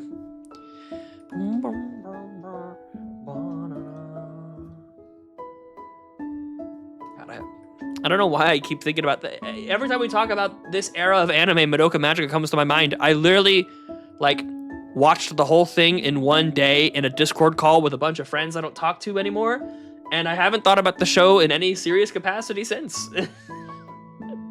I don't know. I like how I typed in worst anime of 2006, and the second thing that comes up on that list is fucking Hellsing Ultimate, which that seems wrong. And then Haruhi Suzumiya is like three entries later. That also seems very wrong. Is it good? Yes. It does tickle that. Yeah, I think without giving too much detail, I do think it'd be an anime you like. But then again, it'd be an anime you very much don't like. It's got things that you like a lot. But it is also a lot of like young women, and not in like a fan servicey way. The thing that people always throw around is lesbian yearning. is the moniker that gets thrown a lot around in that show, and like I can stomach that. But as we figured, or as we have reinforced time and time again that is not your cuppa. That is a deal breaker for you. So, you know, if you ever do end up watching it, just, you know, I think it's worth the watch. I think it fits into the kinds of shows that you like, the kinds of things that you like in the shows that you like. So, you know, I'd recommend it. But if you're going to watch my recommendations, watch Gurren Lagann first above everything else. I got to keep bringing it up, man. I got to keep bringing it up. Speaking of bringing it up, I'm going to get up from my seat and go take a quick restroom break. Do I have an AFK text on this scene? I don't. So we're just not going to have AFK text on the screen. That's perfectly fine. We'll sit right here, paused. I will next year. Okay. We'll just sit here so I don't keep running the RNG seeds, and I will be right back.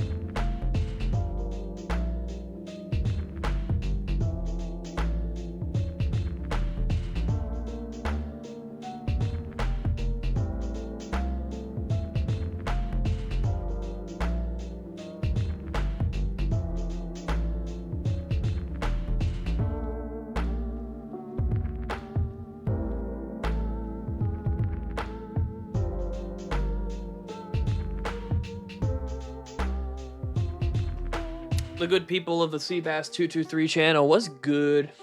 I returned. There we go. I returned, and I instantly need a repel. Epic.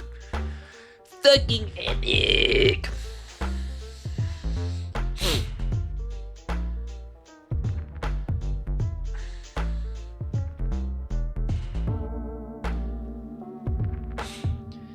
Was good, folks. Right back to it. Right back to all of the nothing. Yay. Oh, my phone's at 100%. I'm just plugging it in.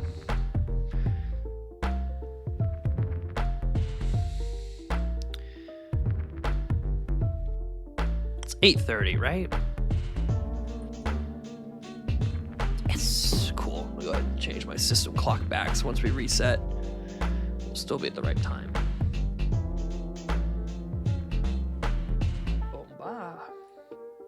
Yippee.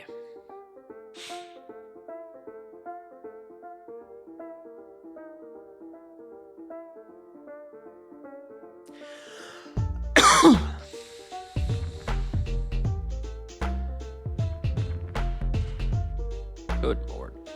Good Lord. Lord, dear Lord, dear Lord. I mean, this is getting a little... My phone is charging, so I'm fine. There you go. See? I jogged your memory on accident. Yippee us. Good Lord. Yeah, a scratchy ass throat right now. It's almost like I've been talking a lot over the past 3 days.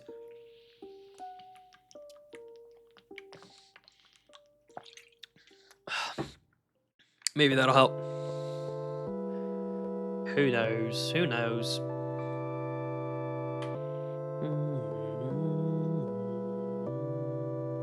Oh, it's because the bottom of the... I was like, what happened to my Spotify? So the bottom of the image is the same color as the background. That's not confusing in the slightest.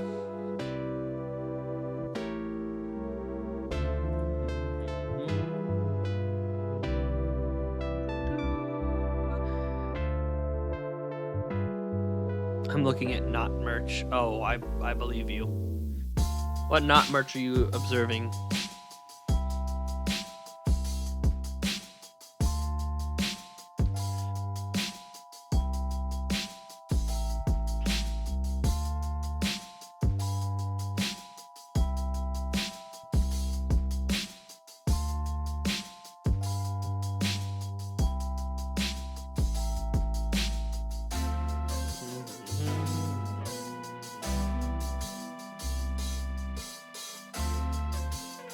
Not Soul Eater merch. Oh, okay, man. Listen, I'm not gonna be the one that regrets it when you...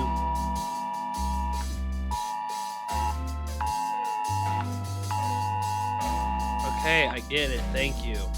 A child abduction from Keithville, Louisiana. All right, everyone get ready. Everyone lock in. We got this shit. Okay. Everyone, battle stations. I don't know what the fuck I'm gonna be doing sitting behind my computer fucking playing Pokemon Platinum to one viewer, but there you go. Yes. Sure, what's that? Oh, okay. Yeah, we can talk in just a sec. We do a couple encounters here and then we'll move out. We'll do whatever that is. We'll go until we gotta reset the repels. That seems like a decent place to go AFK again. That's really good for viewer retention. I love making that joke because I genuinely don't. I care a little bit. I like 20% care, but at the end of the day, I'll keep streaming to fucking nobody. I don't care. I'm not gonna like at some point. Like I think I would make a new channel if I really wanted to take like streaming as a career seriously in any way. Oh no, I'm gonna lose 100 subscribers. The fucking 6 to 10 people who stay with this channel are gonna resubscribe anyway. Yeah, I wouldn't be too hurting, but I would start a new YouTube channel if I wanted to do that.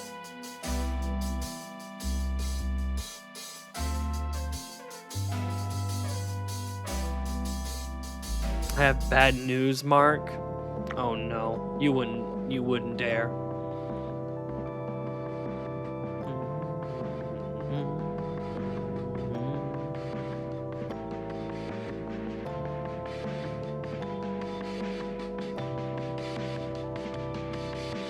Sometimes you gotta make sure music you're listening to is populating the right playlists.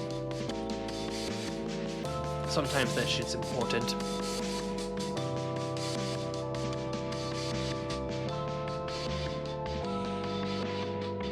Well, maybe when I go on break to go talk to my mom, maybe I'll have a different idea for, what do you call it?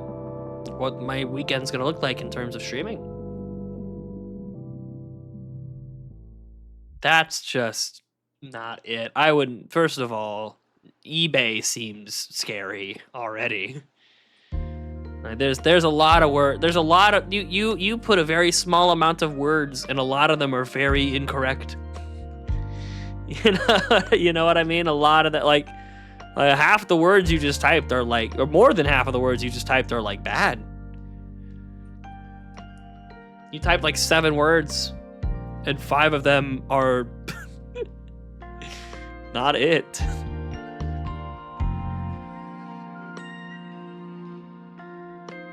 That's hilarious. You're fucking like shitty word to sentence length ratio is like insane there, dude.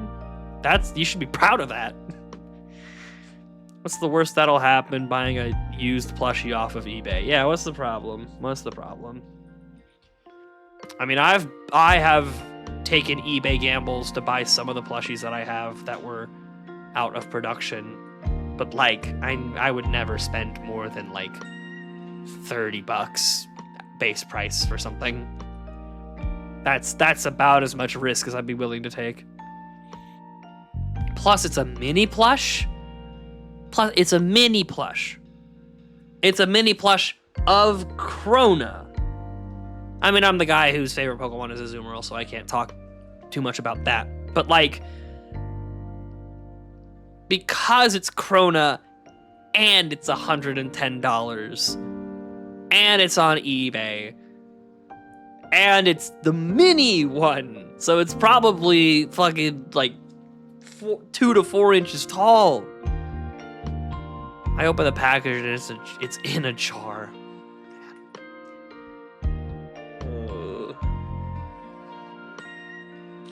Yeah, that's a cursed ass find, I'll be honest. That's a cursed find. Alright, really quickly, I don't know how quickly. We're gonna do one more encounter, and I am going to go check on what is desired of me. I'm going to be gone for a little bit here, folks, but don't worry, I will be back at some point before the heat death of the universe. So don't leave, alright?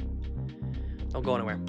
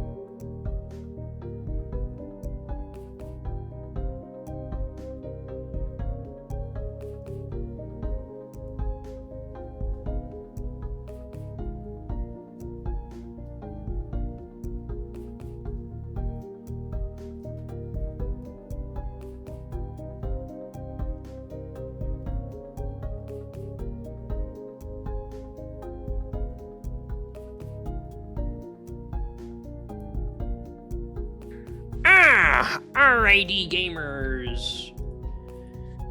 Your brave and wonderful streamer has returned to the helm of his ship. We are back. And I do, before I go look at the mini Krona and judge you, I have to dispel some information. My thought was that Friday was going to be the day that I was going to come back here and do a stream for. It is looking more like, if that happens, it's going to happen on Saturday. I am having a dinner at my sister's college, which is like an hour and a half from my house. That dinner is starting at 7 p.m.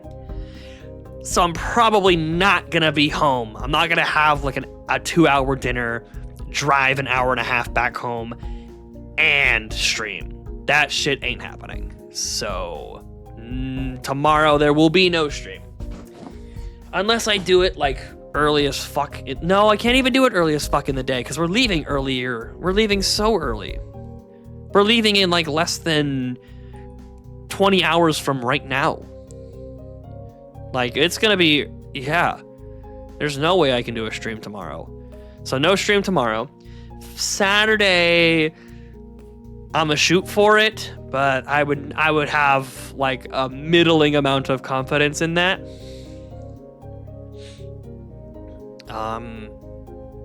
And then Sunday, there will probably be a regularly scheduled stream for. We'll probably do one around, the evening. Probably start something around 5 p.m. or something typical.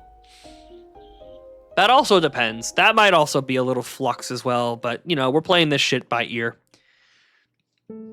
Y'all are all playing this shit as it comes alongside me.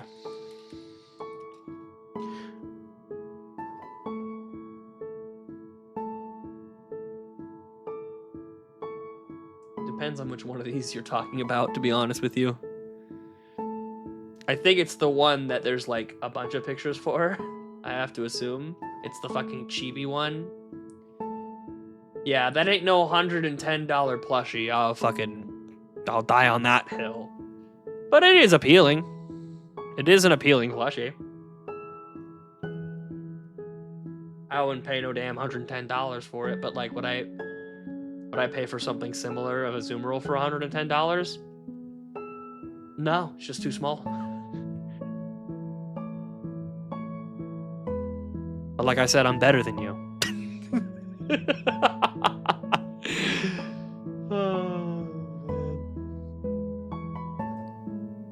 Yeah. There's a lot of pictures of it too. It's the same one like over and over. There's one that was released on like the 20th anniversary, so it is actually pretty like modern-ish. It's not some old thing from when the show came out. Wait, 20th anniversary? That's this year. This thing came out this year. Shit sold out like hotcakes, man. You're allowed to make fun of my bad spending habits. I know it's bad. I get to, after that shit you admitted to with your credit card on stream, I get to make fun of your money decisions for all of human history into perpetuity. Like, yeah, you get to be poked fun of forever. Oh, man.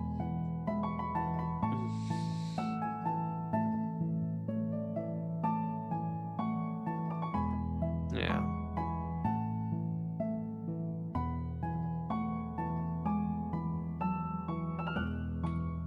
I have a really funny thing we should do while it's just the two of us. Well, I'm trying to think. There's an inside joke between me and Weary, and I'm wondering if I should fake reveal it to y'all.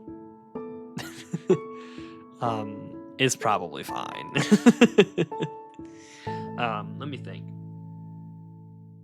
Because I'm wondering if I want more people in on this joke.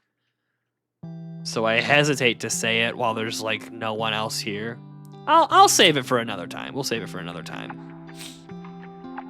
Someone remind me about how we need ammunition to poke fun at Weary too.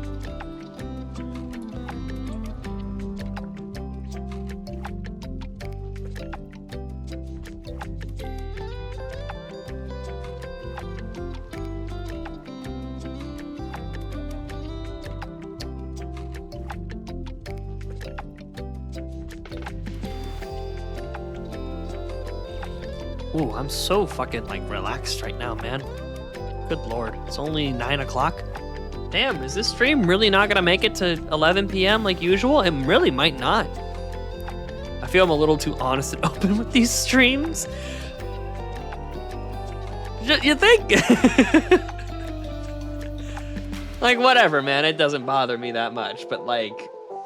Sometimes I'm like, he's treating this stream chat like a damn dream journal. I'm his diary right now. Sometimes it do be feeling like that. And like I said, it's especially when it's important shit, it's important to have someone to talk to about this kind of stuff. And if that's where this is at, then that's where this is at, and I'm fine with that. Oh shit, we're gonna reset. That's enough. That's enough repel usage. Alright, give me a seed that gives me a shiny within the next 227 encounters. Because I'm going to push until about 11,000 on the dot, and then we're going to call it a night. Because I questioned whether or not I can get to 11k, and it happened a lot faster, but at the same time, a lot faster than I thought it would, but at the same time, I can feel myself waning. I can feel the life fading from my body in real time. So that's probably the extent I can push to at the moment.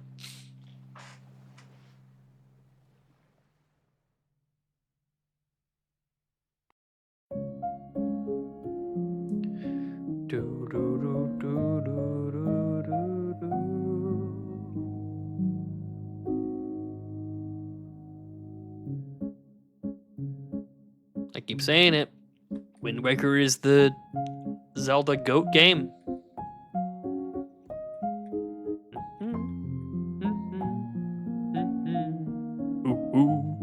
Bum bum bum bum bum bum bum bum bum bum bum.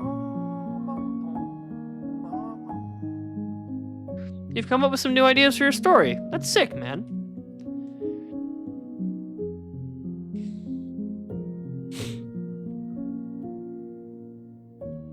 I think there's a good balance to be hit by like letting yourself passively come up with ideas, but then also giving yourself space for it. Because like all ideas for stories kind of come up passively, but sometimes you can give yourself a space or a mindset to really cue your brain up to think of ideas. I think having a healthy balance with both is good for creating stuff in a story. I was thinking about having the main character be manipulated into joining the bad guys of the war and basically helping them without knowing. Ah, a little bit of an Ender's Game. Okay. Now, are you gonna do it to where the audience knows he's the bad guy, but like a dramatic irony kind of thing where we know what's going on, but the characters in the story don't? Or is it gonna be like a plot twist kind of thing? Where like he's been helping a villain and no one was any the wiser. In other words, are you doing fucking Invincible or Ender's Game? I couldn't think of the name of the show. All I could think about is da ba ba ba ba ba ba ba ba. It's the only name that show has in my head. It's just that little fanfare.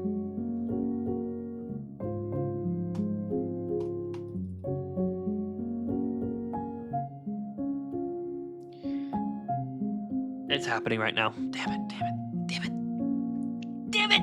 Oh, I really, some part of my soul really thought I could manifest it right there.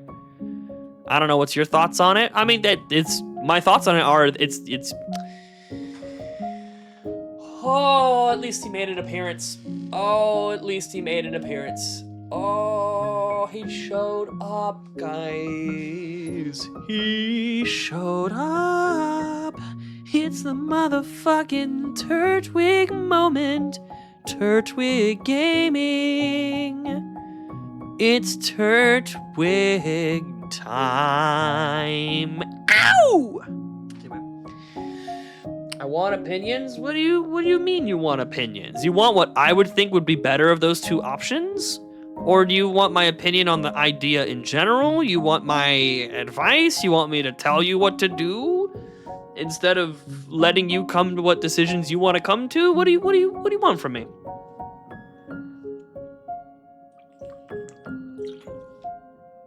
I think it's a fine idea. It's one that's been done before with great success in both regards of like the dramatic irony of everyone knows this guy's actually fucked up, but the characters don't know it, or that nobody knows it and it's a big plot twist reveal. I think both can work very well. Like I said, it kind of ties into the story that you want to tell. On what you would do that doesn't mean I'm outright doing that. I'm just curious. So if I had the idea of one of my main characters working with, I want to make sure I get one of the bad guys in the war, working for the opposition. Okay. The first thing that comes to my mind is that I need to recognize that the opposition of the war is also the enemy of the guy who kept my characters captive in little cells for years. The scientist who experimented on my characters is also the good guys? Or is it the good guys? That's a better question I should ask. That scientist who kidnapped these kids, would that be considered the same side as the bad guys that the main character is joining? Or is it the side opposite of the team, of whatever team the scientist is on? I'll wait for your answer to that, because that drastically changes whether or not... Well, that drastically changes the outcome of my answer, I think. I always love this fucking song, because it is so much louder than everything else on this playlist.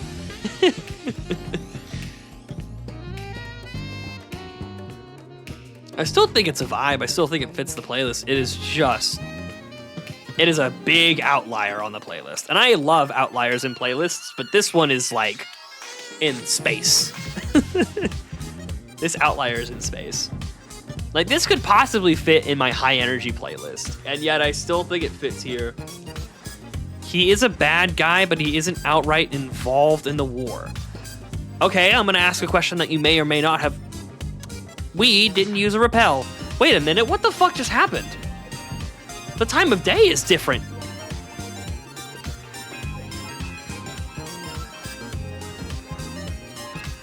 Oh, because I never reset the emulator. My emulator thinks it's fucking 4 a.m. Oh, that's really funny. Yeah, we gotta reset that shit. Oh, that's so funny. Damn, that would have been the fucking seed too. I'll answer in a sec. All right, sounds good. I don't remember. I got really distracted there. Did I even ask the proper question? The question I was gonna ask is like, what side? Oh, I already fucked the Turtwig thing, guys. That we saw him once. We're not seeing him again. The question I was gonna ask is like,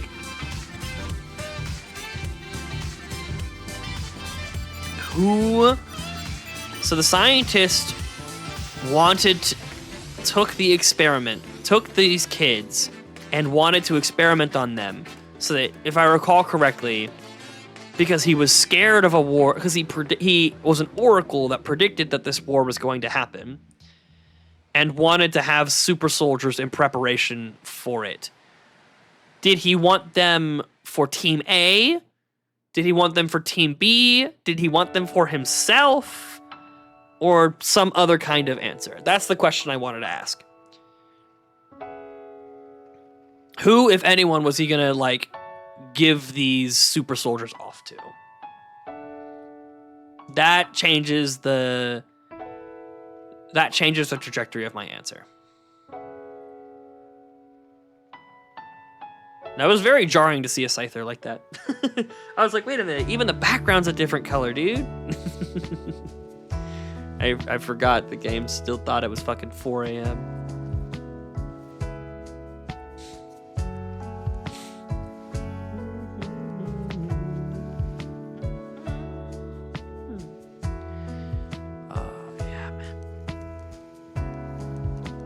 I'll have to watch back that Toho thing. See if I end up liking the way I presented it. I presented it with a lot of energy, and I had that whole joke in my head for a while, where I was gonna do the thing where it's like, it's this one. Nope, actually it's this one. No, it's this one. I've had that in my head for a while. That like step ladder down thing. Is today the day? Hopefully, you always gotta hope, right? Good to see you, James. You always gotta hope, right? You always gotta have like muted optimism. Like, in the back of your mind, like, you know, I always hope it happens today. But at the same time, like, you gotta be here for the hunt. You can't be here because the shiny's gonna happen today. Or even, honestly, or even that the shiny's gonna happen at any moment. Like in our next encounter when the shiny happens. This will be a crazy clip. This will be a crazy clip because that's what's gonna happen. But, like, you gotta just be here for the love of the game. You gotta be here for the love of running around in a single route and getting encounters and talking to chat. Like, if you don't like this, you can't shiny hunt. At least in the capacity that I'm doing it. There's a lot of, you know, you can play the games at higher speeds. I've seen some streams where people have like 20 instances of the game open at the same time. Yeah.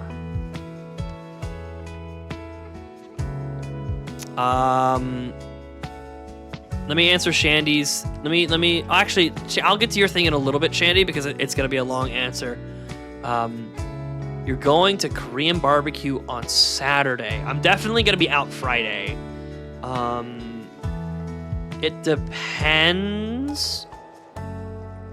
If I go to Korean barbecue with y'all on Saturday, there is just no Saturday stream. And I might be fine with that. You know what? I'm probably fine with that. I will let you know. It'll kind of be like you might not know if I pull up or not until about an hour before I do, kind of thing. You might know more ahead of time than that, but it might also just be like, yeah, you're going in an hour, I'll be there. So my sister's graduation is happening on tomorrow, which is Friday. And then Saturday, her and her friends are hosting a crawfish boil at one of their houses. So we're gonna be there for that. I'm already kind of planning, and it's good for, yeah, she's awesome. She's graduating cum laude, that's awesome. But I'm thinking about leaving kind of early on Saturday. My plan was I'll leave early on Saturday. The crawfish boil starts at 1 or 2, so I'll probably be leaving there around 4 o'clock. That gets me home in time to stream around 6. That was my plan for Saturday. If I want to go to Korean barbecue, that would be me getting home around 5:30, 6, and then just going there and doing that instead. And who knows, man? Maybe I just come back home and I'm like, fuck it, it's a late night stream. There's no one in this house. I got nothing to do. Fuck it. Maybe I start a stream at fucking 10 p.m. and whoever can show up shows up, and whoever can't, it's completely fine because it's holy fuck super fucking late in the goddamn evening. I completely understand if people don't want to show up for this. You know what I mean? So that thought is now in the back of my mind. You can focus on that. We can do Korean barbecue some other time. I'll be honest with you, dude. I would want to go to Korean barbecue more than to do another stream. The only reason I'm even thinking about it remotely is because recently on Discord, I said I was going to stream literally every single day until I get a shiny Marill. Which could all just be fucking not important if we just fucking get it tonight. So I might not even have to think about any of this. But like I would prioritize going to Korean barbecue and not doing a stream on Saturday and doing one on Sunday over doing a stream instead of going to Korean barbecue. You know what I mean? But at the same time, I also don't know if I am coming home on Saturday. So if I'm not coming home on Saturday, then, you know, I can't. If I am coming home on Saturday, I'm going to Korean barbecue and I'm probably not streaming is my answer. So I will keep you in the loop about that. And we'll just see how it goes. We will see how it goes. All right. That was that was a bit long. I had to spit my shit there for a second. Shandy, I want to respond to your comment as well. My question was, I have to remind myself. My question was, what team is the scientist playing on? Your answer is he experimented on them for his own benefit to protect himself. So he's kind of his own chaotic neutral force because nobody fucking believed him when he said there was going to be a war. So he wasn't trying to give them super soldiers that like, oh, you guys need to win the war. Nah, he's like, this is for me. I'm going to defend I'm going to put myself in a damn bunker and have these super soldiers protect me. That was his plan. He's a psychopath. Who would you think his fucking indentured, like captured experiment slaves would protect him with their superpowers? Yeah, no, they would just kill him. So he's insane for thinking it, but that is what he thought. And it's totally fine to have a character be stupid. You know what I mean? To have a character make a completely incorrect line of thinking, as long as it's in line with the character itself. So the idea is he is his own chaotic neutral third party. So he's not making this for any of them. Let me catch up on Shandy's lore. Yeah, so what we're at right now is he is posing the idea of one of the main characters of his story working for one of the bad guys unknowingly. And he asked me what I would do if I was handling that situation, if I was the one writing the story. And so I wanted to know, like, okay, so the scientist guy is the one experimenting on them. Is he working for the scientist? And basically we've gone a roundabout way to answer he would be working for one of the people causing the war rather than with the scientist that captured and enslaved him and his friends. So my previous thought doesn't matter that much. Okay. How would I handle that? The concept that was the most intriguing angle that I came up with immediately was like, what are the complications of like, how many bug people are there again? I think he said like 6. Maybe it's 5. But my brain, for some reason, my brain came up with the number 6. Maybe because 6-7 brain rot is consuming my mind at every moment. But let's see. How would I handle that? Well, like I said, there was probably 2 schools of thought. There's the invincible school of thought, where the dramatic irony of everybody reading the story knowing this motherfucker is a piece of shit villain, but our characters in the story have no idea that they're working with a villain. Or it's the Ender's Game angle, where, plot twist, you did something very beneficial for our war without even knowing it. That goes against your moral compass. So there's 2 different angles. There's a plot twist that everyone's in on, and then there's a plot twist that nobody knows about. There's 5 escaped and plenty more back in the facility. Okay, cool. So that helps reinforce an idea that I've been thinking of, is that this person who's helping our main character, it's a mutual beneficial situation where on the surface, this guy who our main character is working with is trying to help him get his friends who are still captured in the facility. And so that's why he's working with the villain, is because they have a mutually agreed upon plan that they want to help get all the people who are still stuck in the lab. In reality, the guy is really just trying to further his war efforts because they know about the experiments that are in that lab, and they want to take them and dissect them for themselves so that they can create their own super soldiers to aid them in the war. So in reality, if this is an Ender's Game angle, the plot twist is they get the guys, they get in there, and then our main character is like fucking sedated or something, and then they're all taken over to the bad guys team where they're being continued to be experimented on. Something to that. There's more graceful ways to take that angle, but that's like the raw, like visceral first thought that I had. But again, that's like the nobody's in on this plot twist. Nobody realizes this is the bad guy. And you can do it from a dramatic irony sense where you know he's the bad guy and has some other kind of scheme up his sleeve. Sort of, honestly, like a Call of Duty Modern Warfare angle. Although that is a little bit more of a... You can create like an uneasy tension. Like, you know he's on one of the sides of the war, but like you think he genuinely has a vetted interest in you until he stabs you in the back at the last moment. There's a couple different angles, but that's just my first thought. If you wanted to be a little bit more of a dramatic irony kind of sense, where you know he's a bad guy, and what direction I would take on that, honestly, I would say the same thing. Actually, not the more I think about it, I think that works on all of the angles that I came up with in my mind. Like I said, that's just my visceral idea. I mean, honestly, feel free to take that idea at its surface level if you want. I'm not going to be offended if you are like, yep, that's my idea now. I don't care. Run with it. Who gives a fuck? But if you want to make it your own thing, you can add, you know, do whatever you want with it. But that's my answer to your question, is that is what I would do. At least that's the idea I would run with initially, is the concept of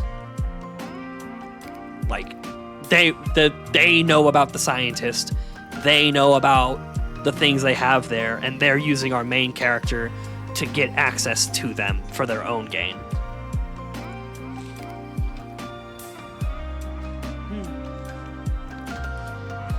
I mean, there's also just like the general, a lot more simple idea of like our main character unwittingly, like, I don't know, like go into this building to get the secret file that's where the scientist is going to be, kill anyone who gets in your way, and then everyone that gets in his way is just the opposition of the guy he's working with. That's a much more simple idea as well, is that situations like that can be created. Possibly, again, my mind is just running now. Another spitball is like an Emperor Palpatine angle, where our main character is being knowingly and directly influenced into making incorrect decisions. He is being groomed into the position of the bad guy, TM. And whether he rises above it or falls for it, even for a short while and comes back afterwards, or falls for it like Anakin does entirely and never comes back from it until he dies, there's a lot of different angles to take on that concept of like, I know you're a bad guy, but we have a task that we want to work together on, and then slowly there's an attempt to groom him into joining the bad guy side.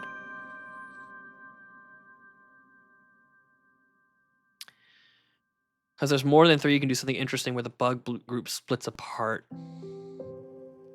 They willingly join the scientist, and then there's the neutral. You can do a Game of Thrones thing too. Honestly, when you were mentioning opposition, my first thought was Game of Thrones. So that makes a lot of sense. Well, Mothra is the daughter of the scientist, so she is torn between hating him, but also a bit Stockholm Syndrome, where she cares about him because he's her father. If he falls for it, that would lead to an interesting modern take on the Greek tragic protagonist. Yeah, I agree. Very, I forget who's the guy who kills his own father with a discus. Very that.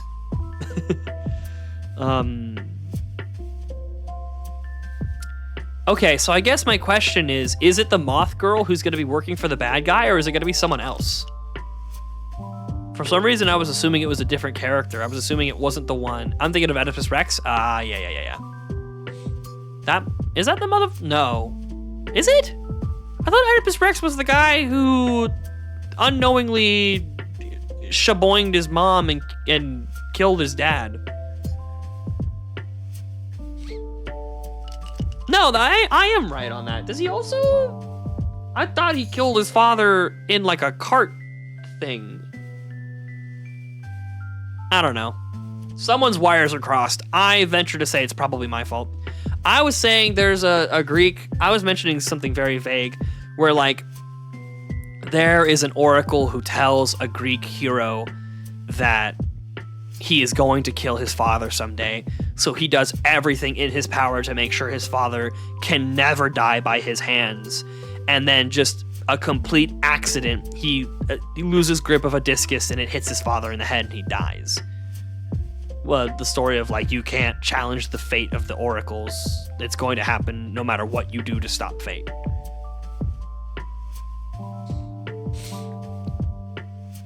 Ah, okay. So it's not just one character being like convinced to help these people.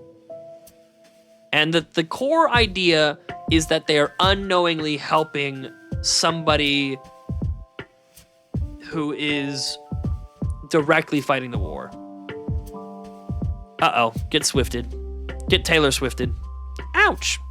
That was a strong rollout. I bet that guy's huge power. Patrice's got a decent defense stat. I bet that was a huge power, Marill.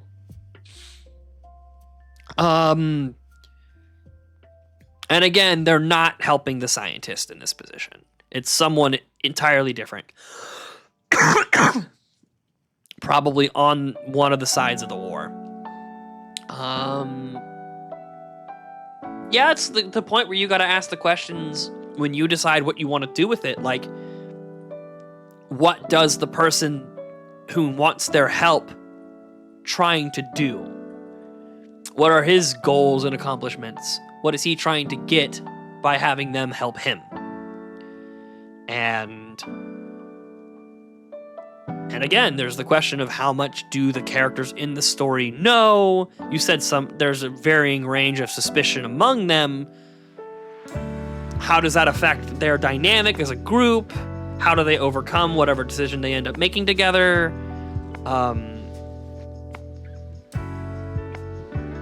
There's a lot of potential in that idea. I would let yourself stew on it for a while and see what you come up with. What I end up liking to do, like I just did with your idea previously, is I come up with a lot of different ideas and see the one that I like the most. And I honestly come up with a bunch of ideas and I just let it sit for a while. And I mean like days a while. Sometimes I'll return back to one. I'm like, oh, actually, I can do something kind of cool with this. Because like right now, my favorite idea is the one where they break into the scientist's lab and unknowingly get themselves captured again. But, you know, I might take that in a slightly different direction, or I might like a different idea entirely more. So just let yourself kind of stew on stuff for a while. This shit's gonna be a slow process, and that's good. Should be. You could literally have... Oh, yeah, so you could really have to pit Mothra against her bio dad that understands his motives but hates how he gets to his goals. Yeah, like you mentioned some of that conflict of like, that's my dad, I want to love him and I want to see where he's coming from, but like, how does she react? Does she understand the very mature thing is like, he's too far gone, he has to be stopped? And how does she come to grips with that? Or is it more of like I want to go talk to my dad and see what the hell he's thinking. I want him to explain himself before I make a decision on what to do with him. Or is she like fully convinced that in some twisted way he's right for what he's doing, and I want him to explain the horrible parts of what he's done so that he can convince me of what I know is that he's doing the right thing. Like there's, like James is saying, there's a lot of complexity there, and she could honestly be thinking multiple of those things at the same time. People are complex creatures who have a lot of different thoughts at the same time. Like I said, I would let yourself stew on a lot of stuff, and also I would jot a lot of this stuff down, because I promise you, you will forget it. Talking from experience here, if you got a good ass idea, write that shit down, or it will disappear forever. It will be gone forever.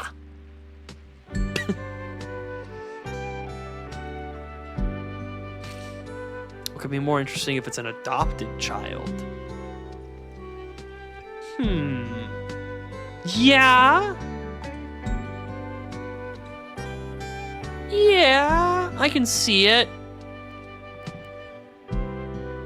I don't, like, I can't see how it makes it, well, other than if you're gonna reveal that she was adopted and he doesn't give a shit about her at all. That would be, I can see that adding intrigue. I see the angle now. It took me a second. Like, yeah, if she goes to him and it's like, can you explain yourself? Like, I'm trying to be on your level because I'm your daughter. And he's like, daughter? I fucking adopted you. I don't give a fuck about you. Oh! Snap his neck. Like, there's some dramatic moments there. Okay. She's becoming a personal favorite of yours? That's crazy. The most prominent female character in my story is my favorite. Well, actually, maybe not. It's one of my most either it's Vincent, my main character, who I've done fucking everything for. He's probably my favorite. I'm a main character kind of guy, but if it's not him, it's one of my female protagonists. It's probably either Oleana or Sema or Penelope. Sema, because she's a fucking gremlin. No one even knows what I'm talking about, man.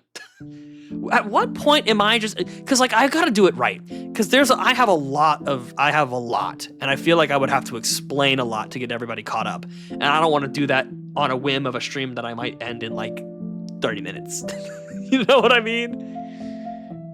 But who knows? Maybe I'm taking myself too seriously. I'm also just having fun enough talking about your story. I don't want to cut in. That's what we'll go with. It's a battle against Mothra without her father against the man who could become her father figure, which Oh, shit. Like, you're saying like she knows she's adopted and is abandoning her adoptive parent for this new figure who's stepping in to offer them help, like a deal. This villain, this bad guy that they're all working for, is a way for her. She, again, because these characters are very socially inept by design, sees him as a father figure. That is interesting. Okay. Jesus, man. This is why talking to multiple people, this is why this shit's good. I would not have thought of that on my own. Damn, that's sick as fuck, actually.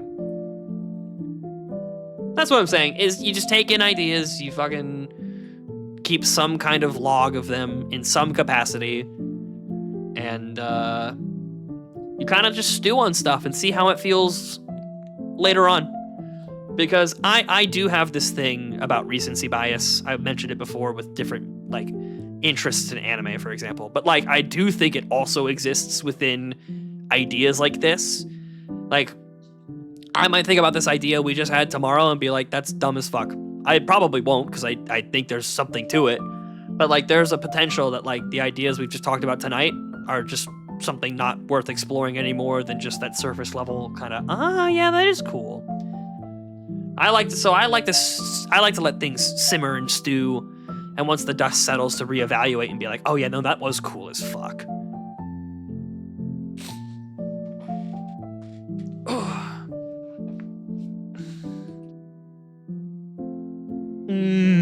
Stew.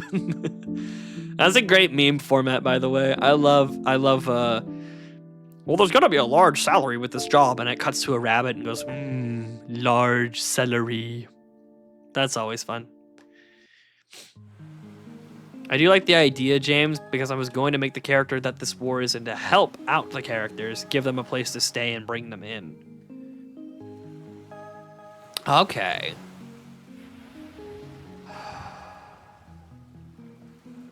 Interesting. That definitely adds some uneasy tension. So I'm guessing they probably have an idea that the character they're going to be working with is probably not, like, a chipper, upstanding guy. Maybe they have a sense that he is on one of the sides of the war, or they have a fear that he's working directly with the scientists to bring them back or something. So there's lots of room for dramatic tension between the characters. A lot of reason to put these characters in opposition. And like I said, like, it's going to be really interesting because the prominent feeling these characters are going to feel at all times is fear. At all times, they're going to be fearful, skeptical, because that's just a trauma response to torture, but also because these characters don't fucking know anything. But there's gonna be characters, there's gonna be levels to it. There's gonna be a character who is scared stiff and is opposed to doing anything different other than just sitting in a hole being quiet and safe. And there's gonna be characters who are like, yeah, we need to do more. We need to rise above this stuff. This is why I need to play Expedition 33. Wait a fucking minute.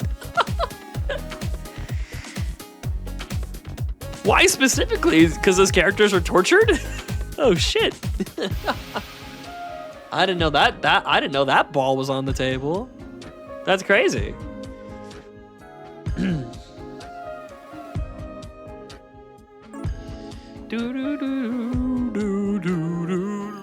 Not torture. Oh, just the like the forces of opposition. Yeah. It's very intriguing to have character dramas be pulled up as tensions rise in the group because they're trying really hard to stay together as a team. Of course, you're always going to have the one character who's trying really hard to force the glue to stick between all the members and constantly fighting and calming people down and fighting to maintain camaraderie to some extent. But yeah, it is a very interesting bit of dramatic tension that's created by this character being like, I am a comforting, I will let you in, we will help you in the things you're trying to accomplish. And there definitely is going to have to be some kind of a scratch each other's back situation. Like, you're going to stay with me, but you're also going to help me. I imagine what I just had right now is, like I was talking about earlier, this guy knows about the scientists' experiments, right? He is going to use that blackmail as leverage. Like, oh, if you guys don't work for me, we're going to out your position. Like, everyone's going to know you guys exist. Everyone's going to know you guys are powerful. Everyone's going to know that you guys have special DNA that can be extracted and experimented on for our own benefits. And we can find the scientists and go after those people as well. And we will use you to find the rest of your kind. Like, there's a blackmail angle to this as well.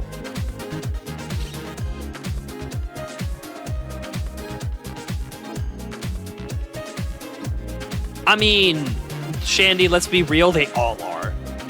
Like, I understand you want specifically a very, very visceral moment, but they were kidnapped and tortured in a lab for bordering on what sounds like a decade. In my mind, it's almost a decade these people are tortured for. Probably even longer than that, maybe. But these people, like, you can't undervalue what that is going to do to the human mind. They're all going to have massive, massive trust issues of a newspaper blowing in the wind. Not just necessarily a fear response, but literal, like, trust issues.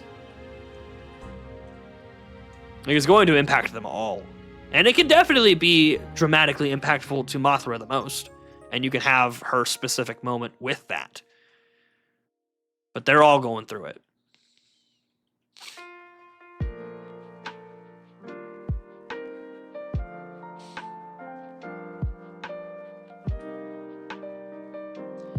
Would you say the characters are...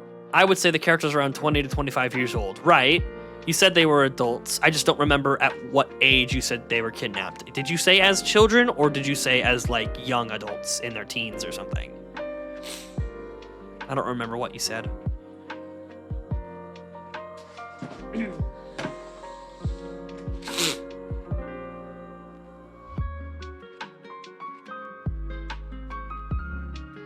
It would be interesting if Mothra was there for her entire life.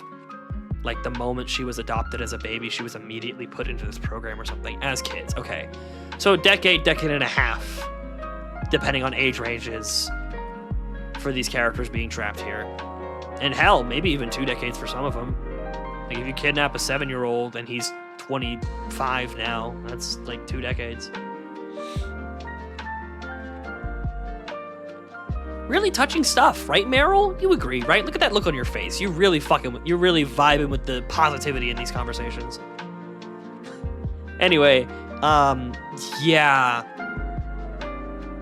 There's a pitfall here. There's something that could create issues in terms of writing, is that, like, it's a trap that I have fallen for like a lot of times in my early years of writing, is like making things overwhelmingly miserable is sometimes really hard as an artist to work with and as a reader to get through. Like, you want to go for the most dramatic feeling, you want to have the biggest gut punch, but, like, you also want it to be a way that flows, that creates other things to happen, and that, like, a reader will get through. I remember the earliest stories I wrote were just, like, torture porn gives off the wrong vibe, but it was very much just like any and everything that can go wrong for this character has gone dramatically wrong. And like, there was nothing creative. Like, if I went back to that story now, I would have to lower the shit my character went through to make anything of that story, because it's just overwhelming. I was about to say I need to find a way to make some areas happier. It's not even necessarily you need to find a ways to make things happier, but like, I mean, well, yeah, that too. But like, there's also just this concept of like, these characters have been experimented on, pricked, poked, burned, stabbed, manipulated, horrifyingly, painfully, genetically altered at the molecular level, given this life they don't want, these powers they don't want, removed from families they miss. It's very heavy stuff. And that they're there for fucking 20 years is like it's a fuck ton. That's fucking heavy. Oh my god. Oh my god. James, he needs to watch Trigun. James, feel me on this. He needs to watch Trigun. He might need to watch Trigun before he finishes Soul Eater. Oh my god, he needs to watch Trigun. Vash the Stampede, he needs to watch it.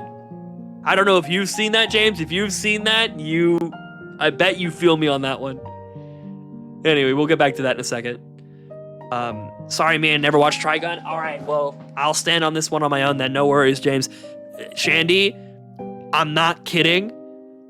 You should watch Trigun next. And I'm not saying this like, oh, Gurren Lagann is so good, it's so peak. I mean, from a point of being inspired, you should watch Trigun. And I'll leave it at that.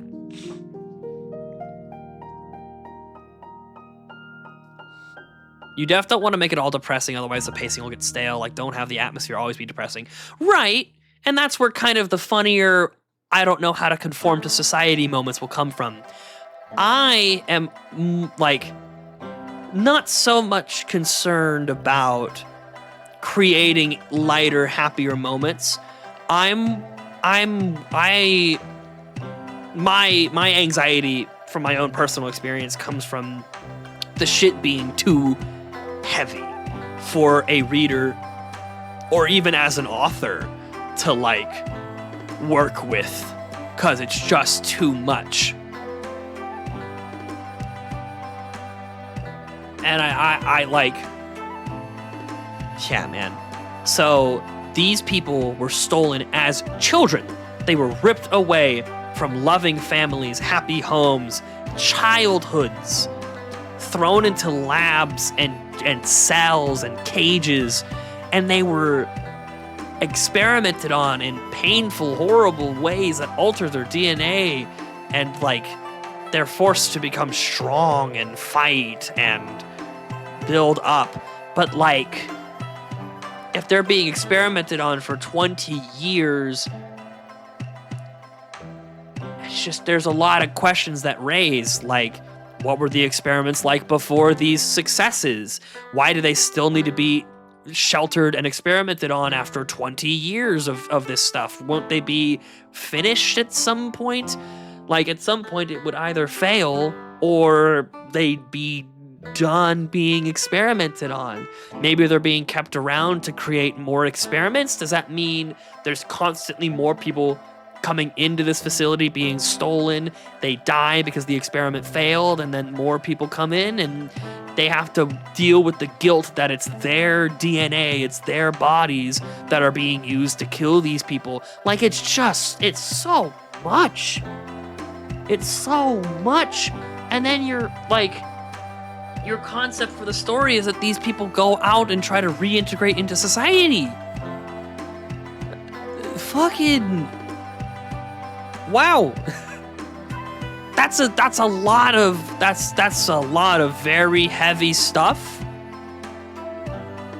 If the core concept is trying to fit in. You know what I mean? Like, trying to overcome all of that.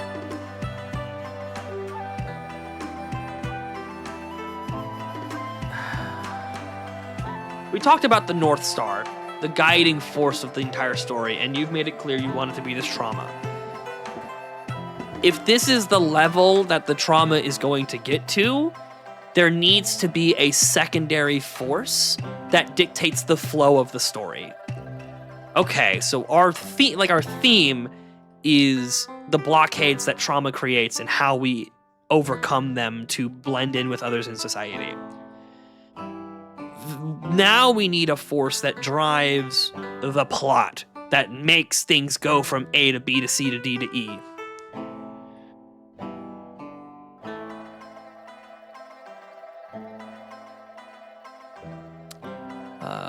I'm sorry, I just missed your message. The game starts depressing, becomes more hopeful up until the end of Act 1, where the depressing moment hits harder because the atmosphere went back to being sad. Yeah, you gave your characters a moment of happiness and then ripped it away from them. Yep. I know that concept all too well. I've used it many a time. I've done that plenty. I know how effective that shit can be. Okay, let's see. When you said that's heavy, is it like maybe this is getting to become too much, or this is a cool but sad kind of heavy? It's a little bit of both. What I'm saying is you're walking a thin line.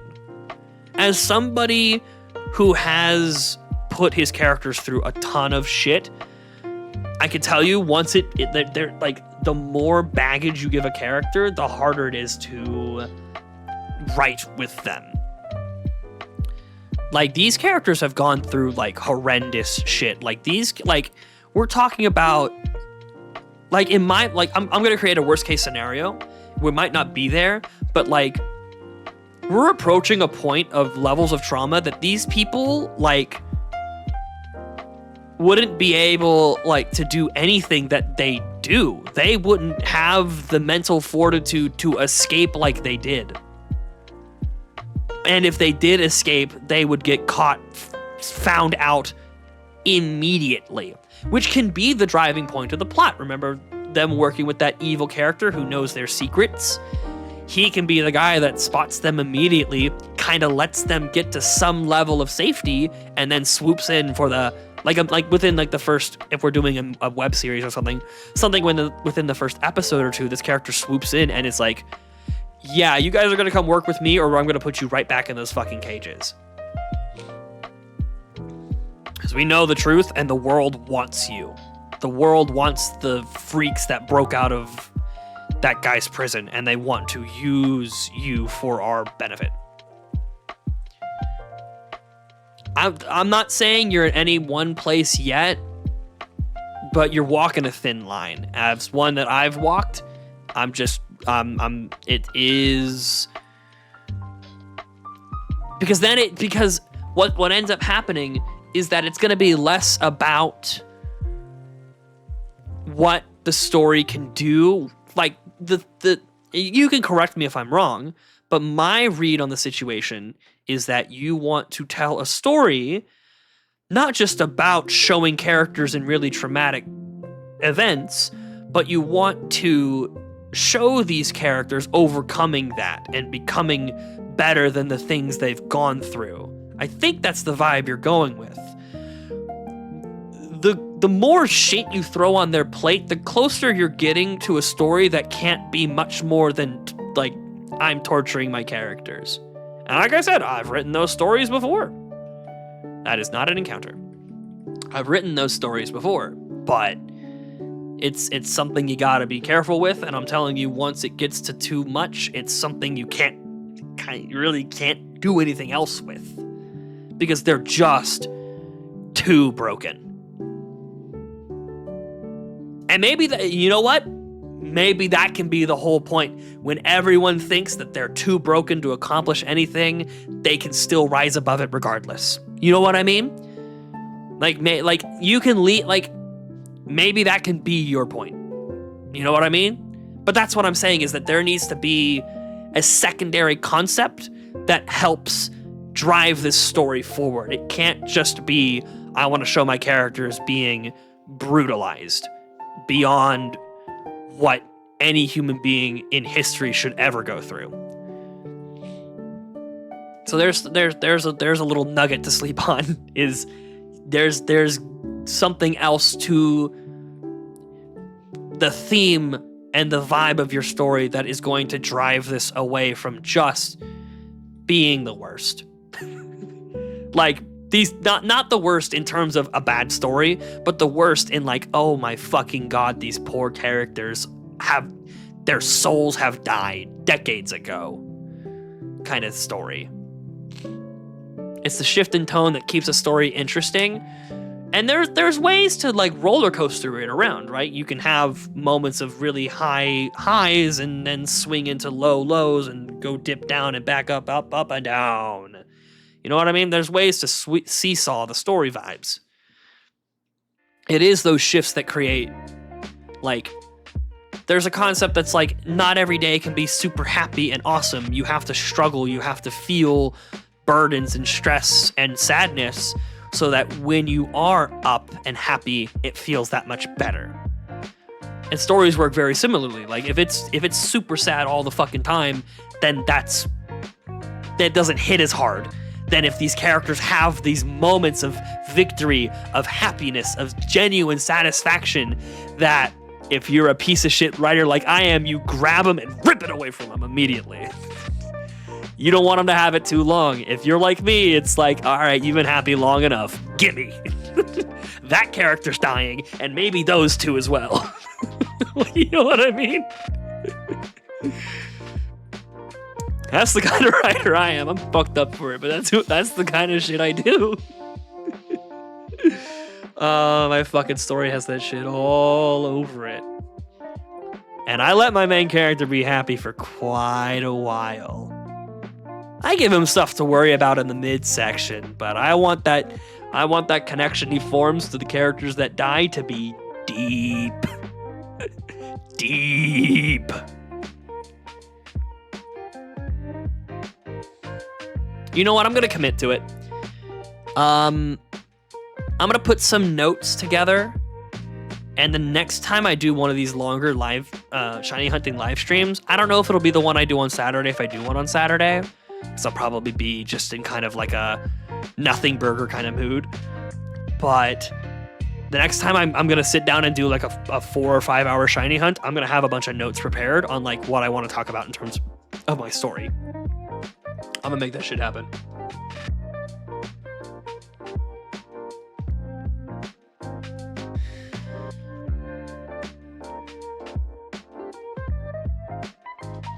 I don't want my story to be in the category of, oh, this is just an emo Wattpad story. Yes. And that's what I'm trying to tell you, that like the more I hear about it, it's like, it's getting there. But like I said, is that can be the driving force, that can be one of the driving forces of your story, is like, yes, these characters have been through things that you as a reader think are impossible to overcome, and yet my characters are going to overcome it. You just got, whatever you end up doing is gotta be well thought out. That's my opinion. I think you can do just about anything with any story as long as what you're doing is well thought out. There's gotta be like a nugget of, oh fuck yeah, to whatever you're doing. It can't just be like, oh, I want this to happen, so it's gonna happen, and it's gonna come across as like,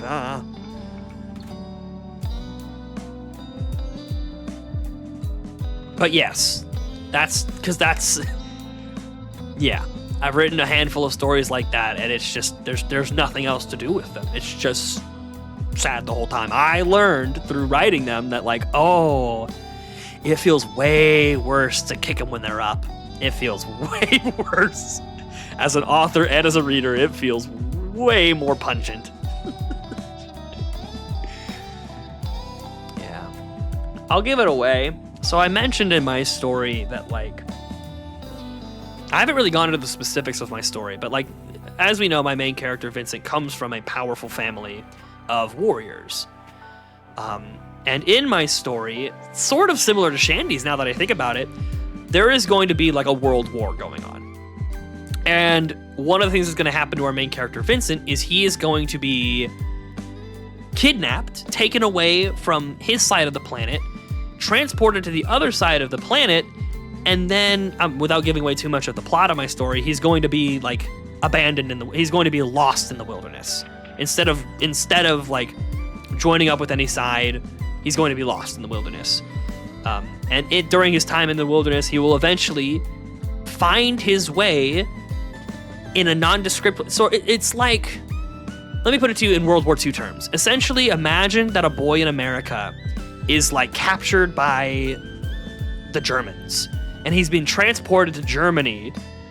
Along the way to Germany, he like maybe escapes or breaks out or something, and the British find him and are like, okay, well, now you're gonna fight for us instead of for the Germans. You're gonna keep fighting the Germans, but you're not with the Americans anymore, you're with us now. That's gonna happen to Vincent. While he does that, he's gonna find a lot of great friends, spend many years fighting on this team with them. They're gonna become a very well-renowned team, and all of them except for Vincent are going to die. All of them except for Vincent are going to die right in front of his eyes, holding one of them in his arms as they lose their life. You build them up and you kick them down. He's going to be very happy with these people up until they die. And there's a lot more under the hood about why that hurts extra, but just that's the surface level idea that I have.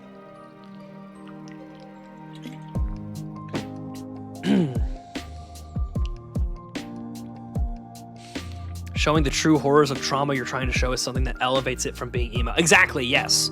Not just the, oh, look at all this pain, but like how these characters hold that in their hearts, how it affects their actions, and what it looks like to overcome that. It is tricky to pull off. I agree.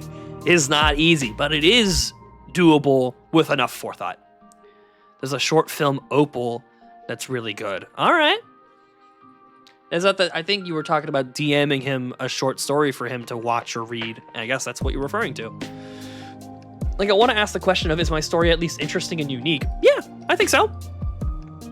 And like I said, you're in the very conceptual stages of it. Also, yeah, we're probably past the point of this story being anything remotely similar to a slice of life. There's probably no chance it's anything like a slice of life story.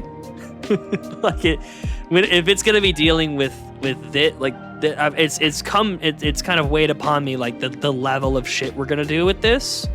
We're gonna do with this. You are going to do with this, and possibly come to me as a soundboard. But this is going to be a lot heavier than something that can facilitate Saturday morning cartoon kind of vibe. The plot is going to have to keep moving forward. The characters can do awkward, silly, funny stuff, and it still be kind of lighthearted in certain areas. But like, there's just no way this can be fucking My Ordinary Life or something. I love that show. It can't be. I've come to realize that. Like I said, remember, for example, last night, I thought making it a comedy slice of life basis show was a smart idea. Now, today, I'm like, fuck, that's a horrible idea. You gotta let shit stew. You gotta let shit stew. Stew. I really just want to make a story I enjoy and show it off. Then it's just, I mean, I assume the audience is fans of psychological horror and emotionally heavy. I imagine it's in the upper end of young adult and just all of adult in general. Like I assume the story you're writing probably isn't tailored towards young teenagers, but probably suited for like starting at 15 years old if you've got a good head on your shoulders. Like the age range I would put this book is like 15 and up. Maybe not even, actually, depending on how graphic you get with the details of the experimentation, it probably pushes it to like 18.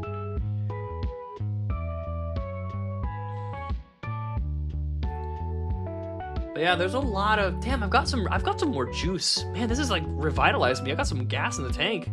I'm not ready for bed yet. Mama, I don't want to go to sleep. And so I won't. What, I gotta sit in a car for an hour tomorrow morning? That's fine.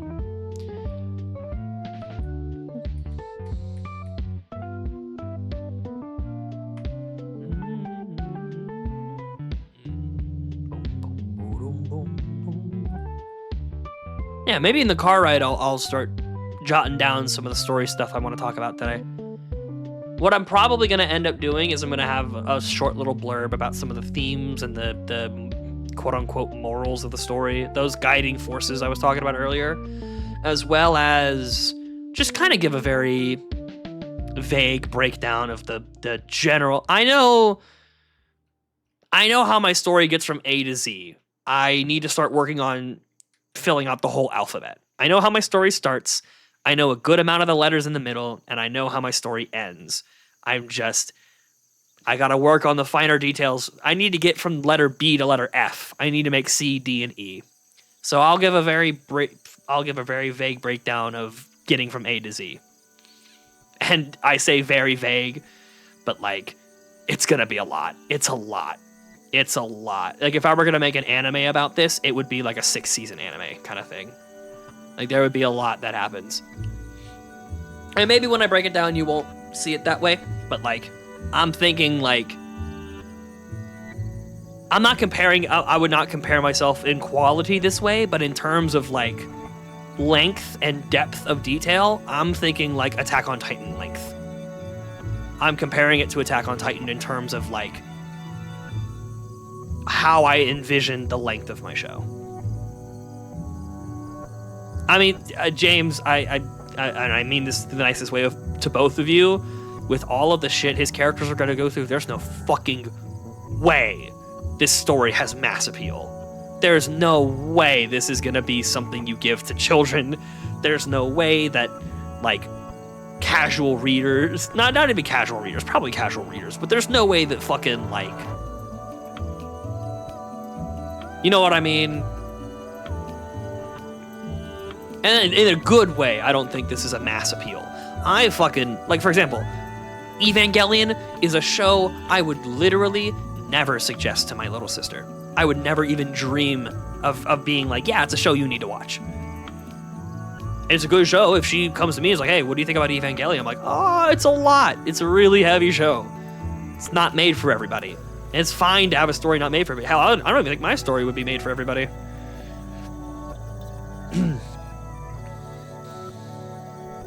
But yeah, no, there's no fucking way this story is a mass appeal kind of story, man. Oh boy.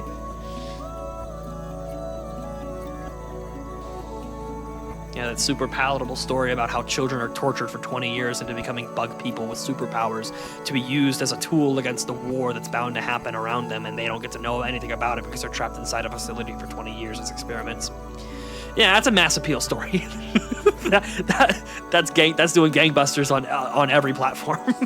Like, everyone will love this.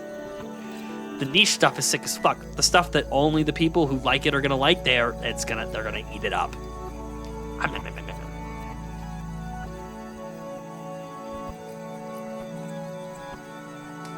Right, I'm probably saying the wrong words, but I mean the same thing, James. Like, this is not like, you know what I mean? Oh, you like Full Metal Alchemist? Watch this. Yeah.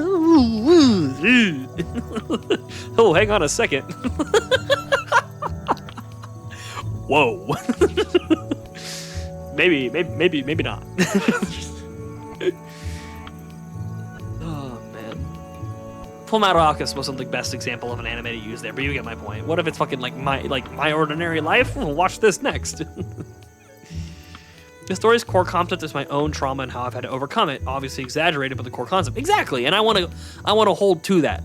Like, you want to use the trauma you felt and how you've worked to overcome it, and use your characters as a means of not only exploring that further for yourself, but to exemplify what you had to do to get over your own mental blocks. Like, that's definitely like the core of the story. That is like the thing. Yeah, like how Dead Space went from survivor horror to co-op, and yeah, exactly. Exactly. You lose what makes it special when you try to appeal to everybody. And that is what's wrong with the entire gaming industry, but that's a different topic entirely. We're focusing on this. Point is, yeah, at the core of this story, it's going to be like the trauma, and that's the important part you want to express. And as you've expressed, you don't want it to just be, look at all this trauma, look at the horrible things my characters go through. You want to make a larger point about it, that's what makes a story. So that's good. It's great.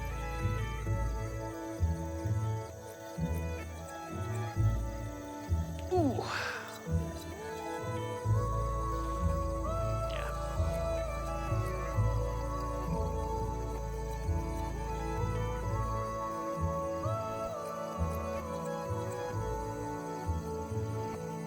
They really did just fuck up Dead Space, huh? I kind of forgot about that. They definitely fucked that shit up big time. You know what? That right there, y'all can't hear it. That is the first time the Pachirisu cry has annoyed me. This entire, out of 11,000 encounters, that is the first time Pachirisu making a noise has been like, oh, I didn't like that. It's usually the Marill and the Kadabra, and I usually just start toning it out and talk, but that's the first time I went, oh, Pachirisu, shut the fuck up. Oh, man. Encounter 199-10996 was the encounter I started to hate Joseph. That's funny.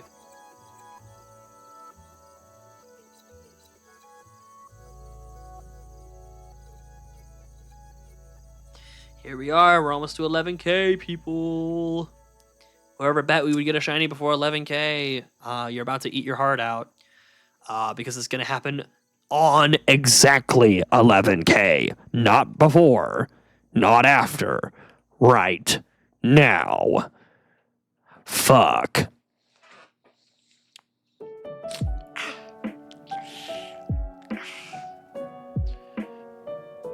I know. It's always this is the one. You gotta think about it every time in the back of your mind. Hey, look, we're only 1,100 away from 11111 encounters. That's my next mental milestone. Not the one we're gonna hit tonight. Probably not. Maybe. It's only 10 o'clock. I could do another 100 encounters. We'll see. I'm not gonna conscribe myself to it. I'm conscribing myself to 11 p.m. and possibly before if I feel like it. I'm currently at the point where I'm like, you know what? This stream's been long enough. I can end whenever I want. But I don't really want to end yet, so we won't. I don't know if I should kill off Mothra. I was going to, but like you said, that's just a whole other layer for the characters, especially the love interest in the main character, Mantis. See, that's the... give me a second. I understand that thought. It's a fine thought to have.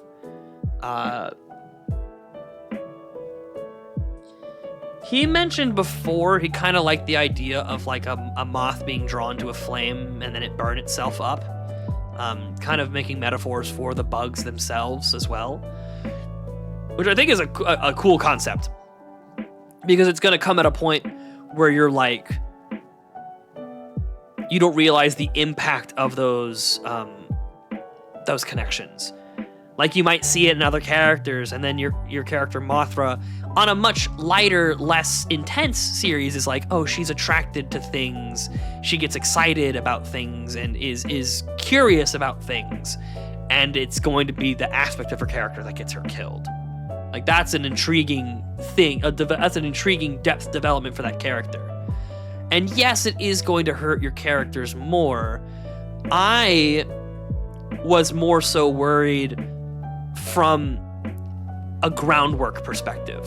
I think it's fine to keep hurting your characters. As I've said, my character is going to go through some fucked up shit, and it's going to keep happening to him. And that is the point of the story, and we'll talk about that next time. But point is, it's fine to continue hurting your characters, but if they're starting on a basis of, like, literal hell, it's going to be really hard to navigate them forward past it without constantly having a driving force that pushes them in directions and forcing them to be reactive. And you want your characters to be both proactive and reactive. And they're going to be, especially with the groundwork we've laid on the story, that you have laid on the story so far, they're going to be very reactive in the early parts of the show. They're going to be very reactive to everything because they just don't fucking know anything. They don't know anything at all. 11011. What is that in binary? That is 1 3. Wait, hold on. Let me go backwards. 16 plus 8 is 24. 25, 26, 27. That's 27 in binary. Okay. And now it's not binary. Yeah, guys, what did y'all think about my 27th encounter of the run? That was crazy, right? That thing that just happened like 5 seconds ago?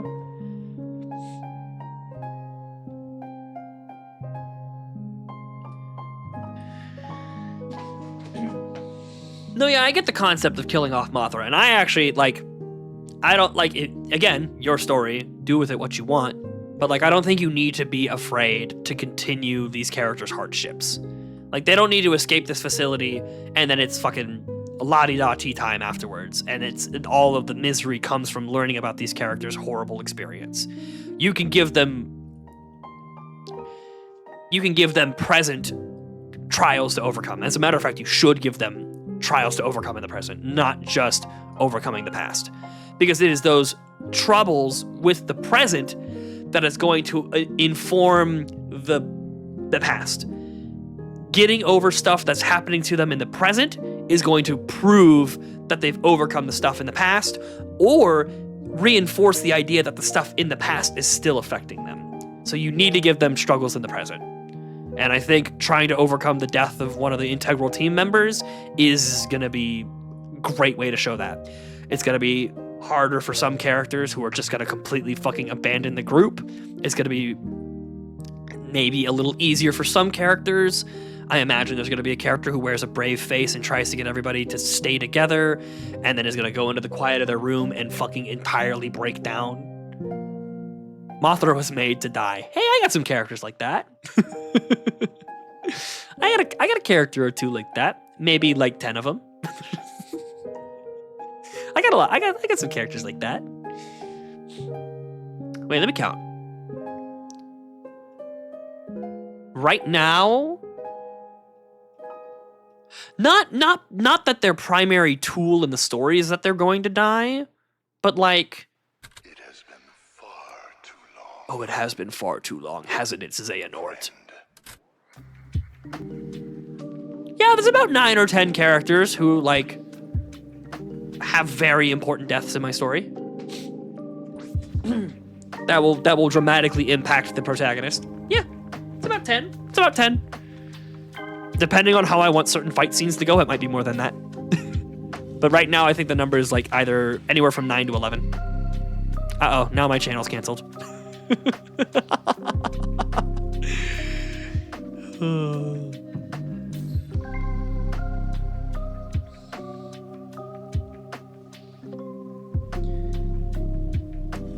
But yeah, my at the end of the day, my point is, I'll just reiterate, like, yeah, I think having that be like, she obviously, you should work to make her accomplish more than that in her group. She should be more dynamic than just a pawn that's going to die eventually, and I'm sure you will. But like, don't run into the problem of like knowing she's gonna die and not really interested in the other aspects of her character. Give us a reason to really not want her to die and be like,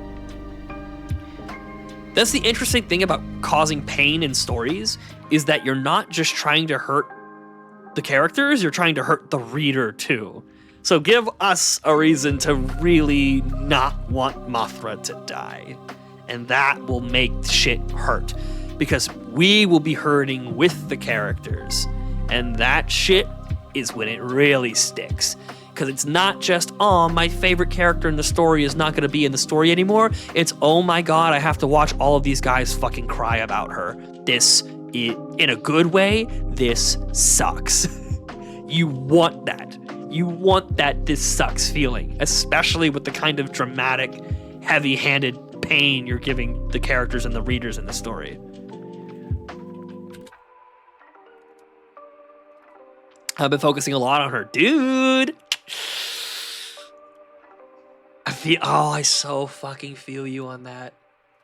My favorite characters in the entire story are the 5 characters that I made to die. On concept, they were characters I'm like, these are the characters I'm killing off to make Vincent's pain that much more unbearable. We just, you know what, we'll keep listening to Kingdom Hearts music, I don't care. And those 5 characters became my favorites. Oleana, Sema, Bruce, Willis, and what's the last one's name? I don't even remember the name I gave her. Shit, I'm gonna have to find those old notes. Point is, those are my 5 favorite characters in the story. I'm gonna kill them all off at the same time. Like, oh fuck! I like him so much. I don't want to do that. You know what? I gotta do it. It serves every aspect of the story too much for me to not do it. I've even played around with the idea of bringing them back somehow. I've had some headcanon stuff where I pull a somehow Palpatine returns because I like those characters so much. But to be honest with you, it's probably not going to pan out.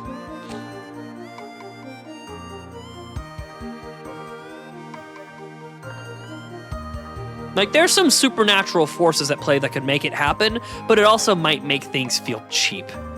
You know? Maybe... Oh, fuck. Oh my god. What? I just had a horrifying thought. So these 5 characters I just mentioned that they're gonna die.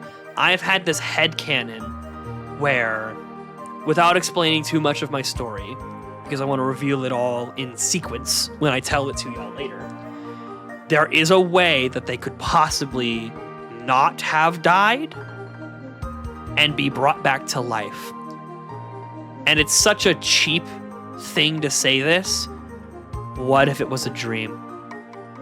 What if it's one episode that you don't know it's a dream, and at the end of it, right when Vincent is at his happiest, reuniting with his lost friends that he misses all the time, that this episode reinforces that Vincent is thinking about it even towards the very, very end of this story, when far more important things are happening, he is still plagued. And that'll be the worst part of it, is that it's not just gonna be some, like, Vincent wakes up in the morning, it's like, oh my god, what a horrible dream. He's gonna wake up and be like, oh god, I had that fucking dream again. How many times has it been this month? Is that the 5th one I've had this month? Cool. That's lower than usual. He's gonna have that kind of response to it, and that is going to burn your viewers. Oh my god, that's such a brilliantly evil idea. Oh fuck. Oh, that's so horrible. I get to have my cake and eat it too. I get to do what I want, which is to play with those characters more, but I get to keep them dead, and I get to make it hurt so much. Because the misery isn't going to come from how awful that is. The misery is going to come from that's just normal for Vincent. To be haunted by that. Oh, that's so fucking good. Oh, I'm so, like, you know me, I gotta let myself stew on that, but I'm almost certain that's an idea I love to death. Sometimes you know when you hit peak. Sometimes you know a song is your new favorite song in the first 5 seconds. Sometimes you know an idea is just gonna resonate forever. Sometimes you just know. Dream Theory Matt Pat would be happy. True. Oh, man. I'm only just now remembering other things that have happened for my story at passing. Nice. I love Draga memories. Oh, yeah. Shady got a new crush. Fucking, Misato, watch out. Mothra's here. And guess what? The age gap is even smaller.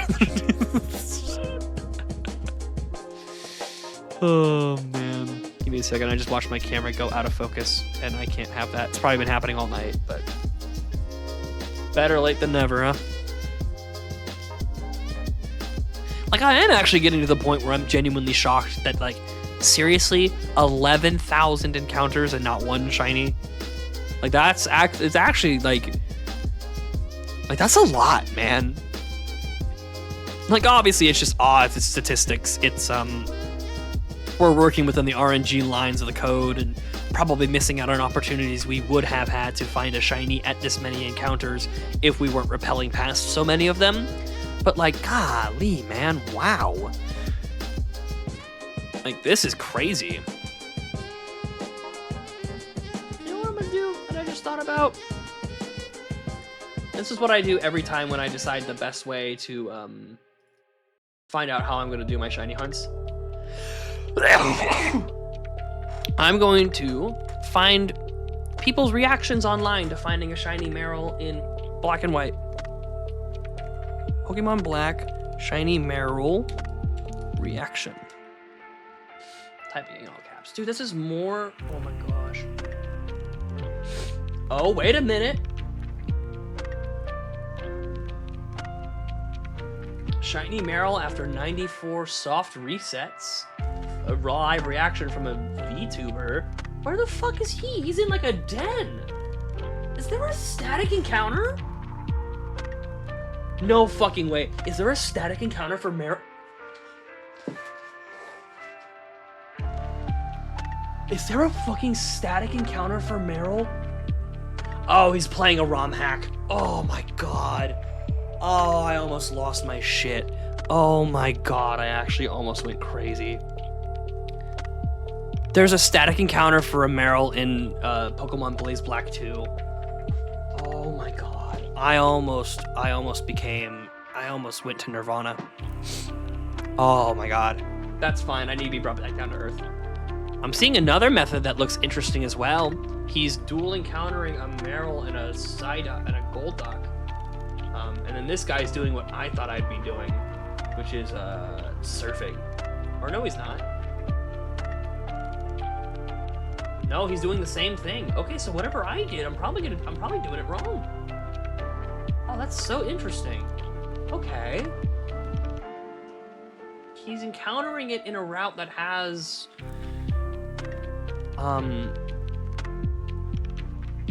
Psyducks and other Golducks and other shit in it.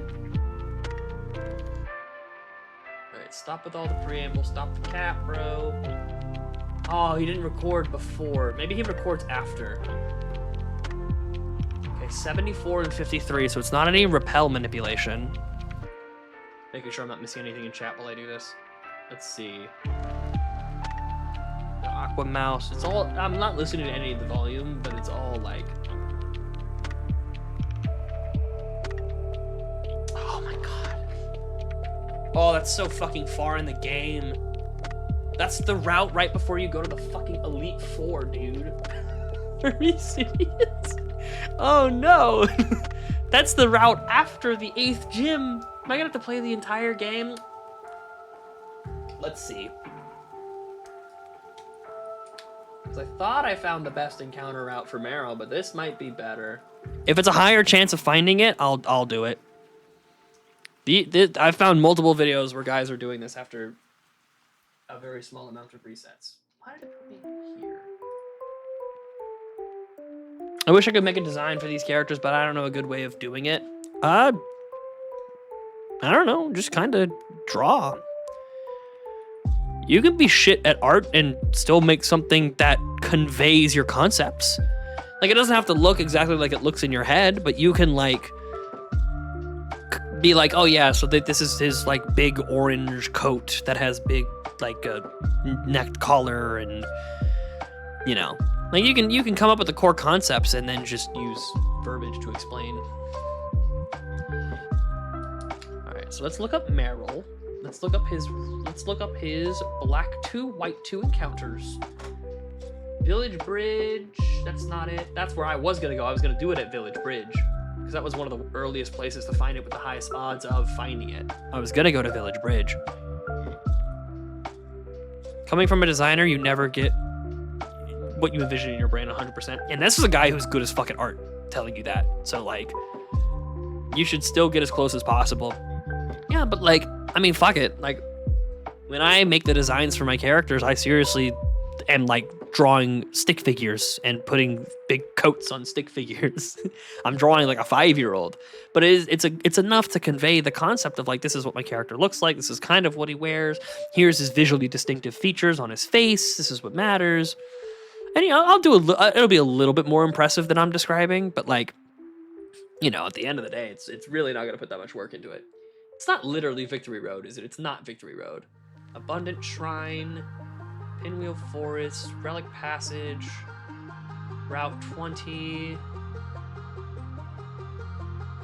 Floessi Ranch. When the hell did you find us at Floessi Ranch? Ah, and rippling waters. That's the thing I want to avoid. Yeah, we want to avoid the rippling waters.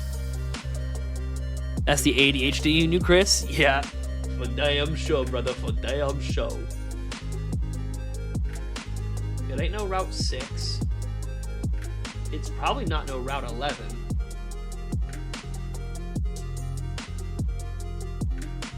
What fucking route is he on? It'll tell me when he looks at the status. It'll tell me when he looks at the status. Because I thought it was a different route. Route 22. He's doing it at Route 22. Target identified. Honing in on Route 22. Cool. Let's see. Because this might dramatically change the way how I feel about shiny hunting. Okay, let's see. It's still 10%. And rustling grass is a 5% Azumarill encounter. I guess the concept is that you're gonna find 2 Pokemon in the rustling grass? Let me listen to this guy talk.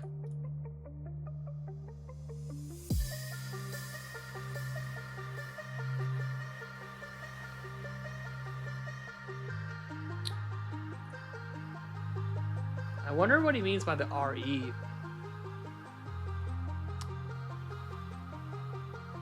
Oh, it might be with Shiny Charm. Forgot that's in these games. Maybe Mantis's name will be Ash. Not sure. That's kind of cool. Okay, well this guy got it in 15,000 REs. So, where is he doing these? It's on the left screen. Where is he? Sorry, we're multitasking right now. I've got retention to do both of all the things that I'm doing. So I think that is on. Let me look back. That might be the same. That might also be Route 22.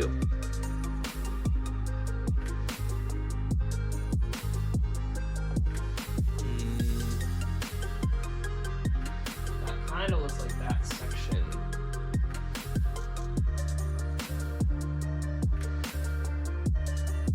A little bummed that couldn't have been a Vulpix. Yeah, he's just looking for whatever. That's the problem. Is a lot of these videos are kind of just looking for whatever, and they're getting Marill. That's the real problem.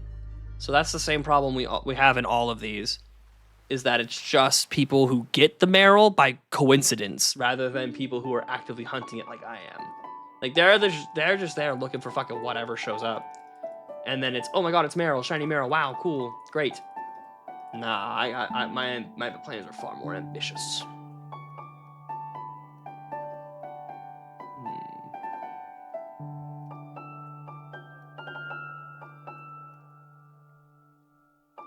This guy, I already watched that guy's video. He's doing fucking Blaze Black.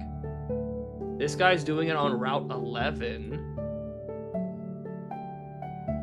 His audio mixing is somehow worse than mine. That's crazy. I thought you'd named Mothra Ash because Moth to a Flame. That was a thought that came to my mind too. It connected Ash and Mothra together.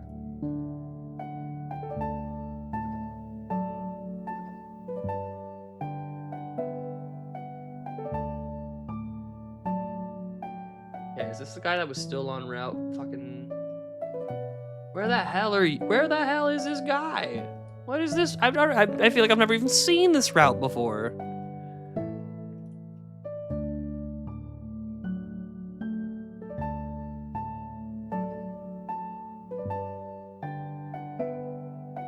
Yeah, I don't need this video fucking running at 1080p right now. Just go to 144. Just load it quickly, please. I'm begging you. Oh my god, is my Wi-Fi doing the thing where it shits its pants? Oh, he's not looking at its summary. Well, he does say Route 11. Never mind. What am I doing? He said Route 11 in the title of the video. If I remember correctly, that's still like a stupid fucking low encounter rate. Matter of fact, it looks like it doesn't even come from the grass. It's like it's surfing. Oh. Oh, black 2, white 2. Here we go. Marill is a 10% encounter in dark grass. Yeah, and there, it looks like there's just about no way to manipulate it because he is level 40 in that grass. There's a slight way to manipulate it in tall rustling grass, though. It's an 80% chance to encounter Audino at level 39, and a 5% chance to encounter Gliscor at level 39. But that's also rustling grass. What the fuck just happened? Why is there a Scyther on my screen? I guess my repel ran out and I didn't notice. Interesting. The pains of multitasking. At least I didn't get so far gone that I didn't notice what I was encountering. Yeah, it looks like... damn. Let me go see Route 6 again. Because if I can repel manipulate like I am in this game, then that's chill. He's level 25. There's 2 level 26s with higher odds. Another 26. Another 26. Yeah, shit's cooked. Route 6 ain't gonna be it. He's also one of the lowest level encounters in the Shake in Dark Grass. So that ain't gonna be it either. Let's go back and look at 22 with repel manipulating in mind. A 10% chance. Wait a second. He's only whoa. He is only one of 2 possible encounters at level 47 in Dark Grass. So if I have a level 47 Pokemon and I repel manip, it'll be, I think that translates to a 5. It's some ridiculously low percent, or it's a high percent. I mean, there's a 10% chance for Marill and a 25% chance for Mienfoo, and both of them appear at either level 45 or level 47, which means that might be the new best place to go. It might be... I'd have to see how repel manipping works in Dark Grass and how it interacts with double battles. But even if I'm just guaranteeing either a Mienfoo or a Marill, I'm chill with that. It's gonna be, yeah, it's gonna be way different. Yeah, the rustling grass is just, that's too morally compromised. That shit is cooked. And if I ever get bored, I can also go in the water in the same route. It's a 30% chance to encounter Marill while surfing, and a 65% chance to either encounter Marill or Azumarill in rippling water. So I can always keep it. You know what? We might be doing it on Route 22 instead of Village Bridge.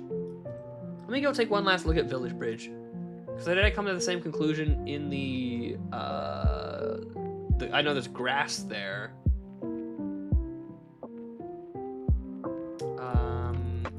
In the grass, nah, there's 2 level 39s, and yeah, there's no repel manip in the grass. In the dark grass, it's the same situation. In the rustling grass, it's the same situation, and you don't want to rely on rustling grass. And surfing is the same situation. So yeah, we're gonna do a repel manip on Route 22. I just changed my mind on that. And that is towards the very end of the game, but you know what? We do what we gotta do. The only regret I have about that is that it is going to be, what do you call it? That it's gonna be black 2 instead of black or white. Because I like the story in the original games better, but it's completely fine. I've also played Black 2 more recently than the originals, so that is what it is. Since your MC is Mantis specifically, why not look for a name that literally, or literal word that means profit? Okay, I kind of teased that I thought about some more ideas and just left it in the dust. I thought about making the scientist put bug DNA into himself as a safe measure against the main cast, since they escaped, and he suspects some of them some type of counterattack. Thought maybe he would put a cicada DNA in himself. Cicadas symbolize rebirth, transformation, resurrection, and immortality. That's pretty dope. Mantis is Latin for prophet, and the insect is called that because the pose looks like someone praying. Or maybe he's like... Maybe another angle is like less about a prophet and more about like a devout follower.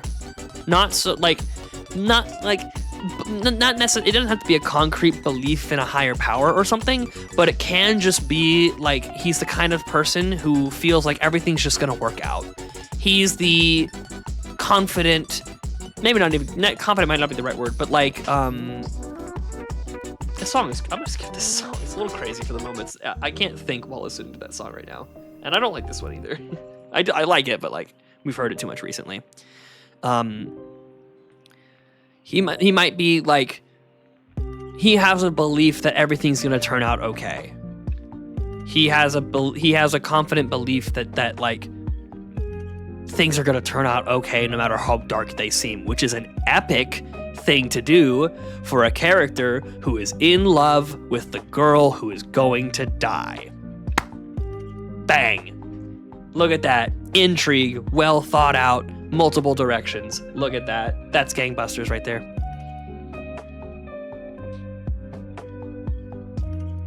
Look, all I'm asking is you put me in the thank you page. I don't need to be in the credits. But I want to be in the like, I want to thank my parents. I want to thank Seabass223, the streamer who helped me. I want to be in the thank you line. That's all I ask. Yeah, so fuck Village Bridge. Route 22 seems way cooler. Because I can repel at level 42 and guarantee an encounter with Marill or Mienfoo. And then, if I ever get bored of that, just hop in the water and see what happens. Wait, can I do that in the normal grass? Oh, I can do it in both kinds of grass. Oh, that's interesting. It's different levels. Maybe I have two Pokemon. Maybe I have a level 42, I have a level 47. And then we go Soifin. Goddamn Basculegion ruins... Not Basculegion. Basculin wasn't a thing. Basculegion wasn't a thing in these games. Fucking Basculin ruins everything, dude. There's a 70% chance to encounter Basculin while surfing on these routes. What the fuck, man? That is bullshit. I just want my Marill, man. It's a fucking... It's a 70-30 split? Dude. It's fucked. I'll put and thanks to the unemployed guy. Oh yeah, keep me anonymous. Keep the mystique alive. Keep me mysterious and unknown. Yeah, man. Definitely won't write a hit piece about it or anything. Well, that's legit as fuck. That's sick. I just found that out. That probably Route 22 is the best way to go for this upcoming. It looks like it's gonna be for every 5 encounters, 2 of them will be Marill and 3 of them will be Mienfoo. No. For every 7 encounters, 2 of them will be Marill and 5 of them will be Mienfoo. And if you're like, that sounds horrible, that's an improvement off of what I thought it was gonna be. You know what I mean? Like, that's way better news than I thought I was gonna have for this game. That's an improvement. And that's gonna be the same case if I go to the dark grass. Shit's just fucked with this Pokemon, man. I guess I can always keep looking at the other routes as well. It's also like the Pinwheel Forest. Let's see what's going on in Pinwheel Forest. Wait, what is Pinwheel Forest? It's a forest in Unova, which lies between cities. Oh, it's just a normal route. I was worried it was like the White Forest or whatever. Thought it was like an endgame thing.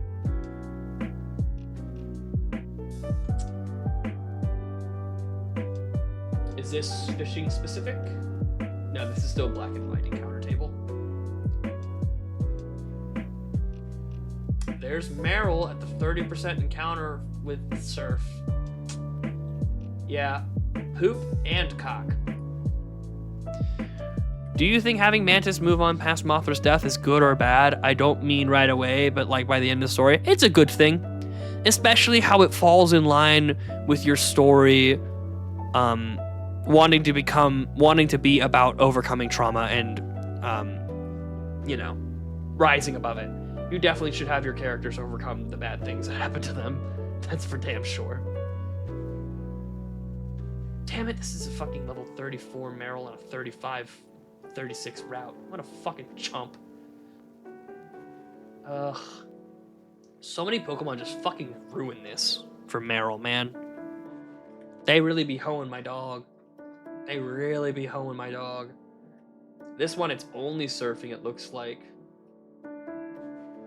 So many opportunities to find Marill in this game, and all of them are shitty encounter sets.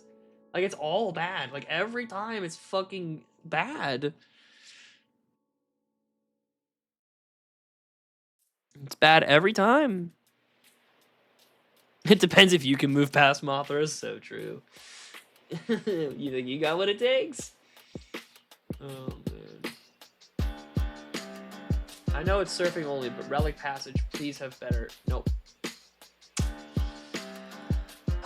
Venus. Venus, Venus, Venus, Venus. Okay, well, this video doesn't need to be playing at 144p. Okay, we'll leave it at that. This is a bass song. I want to do a Full Metal Alchemist where each thing's happened for a reason and sticks with the characters. Yeah, that can definitely happen too, man. Route 20, huh? Is it just surfing? Damn! What is this? Even Azumarill gets his chance at the wheel, but it's still the same dog water 30-70 split with Basculin? Basculin might be my new least favorite Pokemon in Gen 5. Fuck Basculin, dude. What a motherfucking piece of shit Pokemon, dude. Also, what's this about the Hidden Grotto? Hidden Grotto. Wait a minute. What? What is this? Hold on. Hidden Grotto is a feature in Black 2 White 2 that allows a player to find a Pokemon within a hidden abilities or items. The contents of the Hidden Grottos are random, and if they are empty, for every 256 steps, they generally have a 5% chance to regenerate, usually with different content from what's inside on the previous visit. However, this chance can be increased with the various levels of Grotto Pass power. Hidden Grottos will not regenerate unless the items are obtained or the Pokemon is caught or defeated by the player.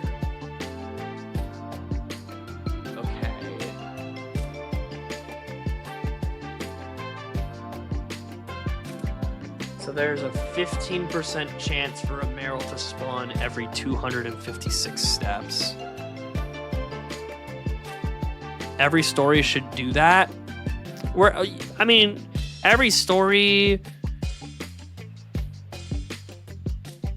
What do you mean? That the stuff sticks with characters? Every story, like, does do that.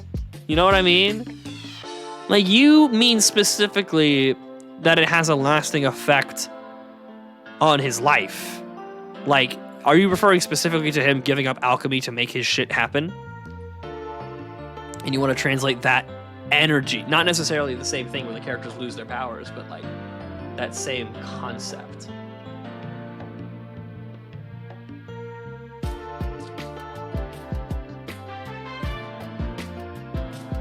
I wonder about this Hidden Grotto mechanic. Also, 11111. Yippee. Huzzah. That is 16, 24, 28, 31. This was our 31st encounter. Man, our encounters are slow. We had 27 like an hour ago. I like Mina, for example. From which property? I don't know which Mina you're talking about.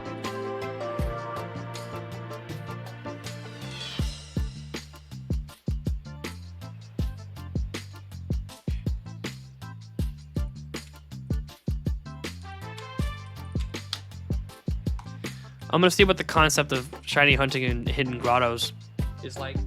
Can you shiny hunt Pokemon from Hidden Grottos? I want to shiny hunt the hidden grottos, but I'm not sure if I can. I think they're shiny locked. Shiny locks in black too. Zekrom and Reshiram. Ends Pokemon. In short, no, they're locked. Hidden grotto Pokemon. I see. So hidden grotto Pokemon can't even be shiny.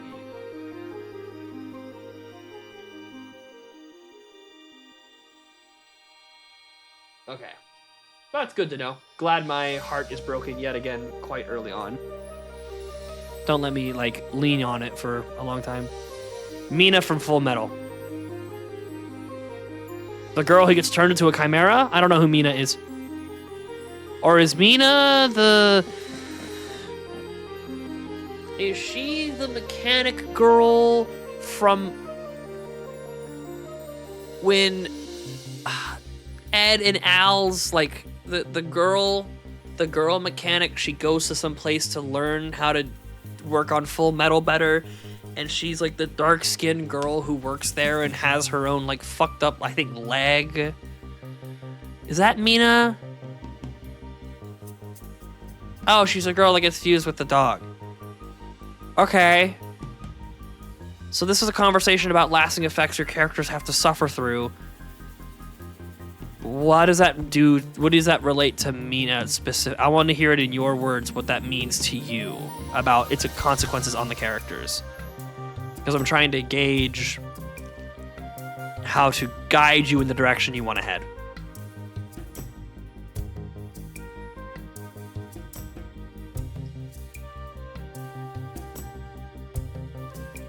Okay, so Hidden Grotto, pee-pee poo-poo, cock-sucking, fucking nothing. Yeah, so that's not real.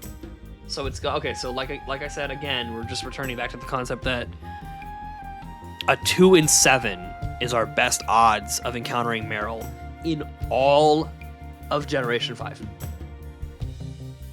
unless we want to do Azumarill encounters, which I can also find that out as well. But if I had to guess, it ain't that much better.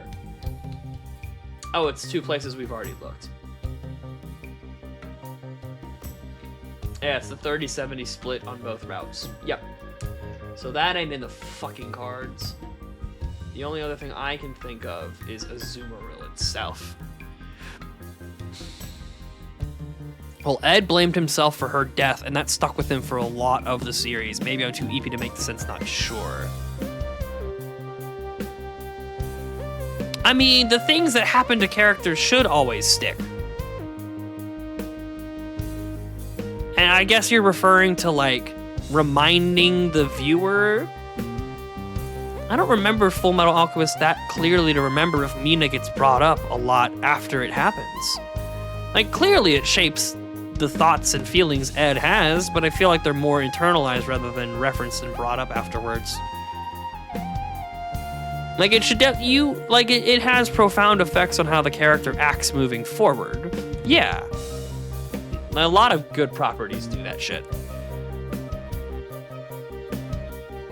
I mean, again, Fullmetal Alchemist, like you said, is very good at that, but, like, that's a common concept, yeah. Alright, we're gonna take one look at Azumarill, and that's gonna be it.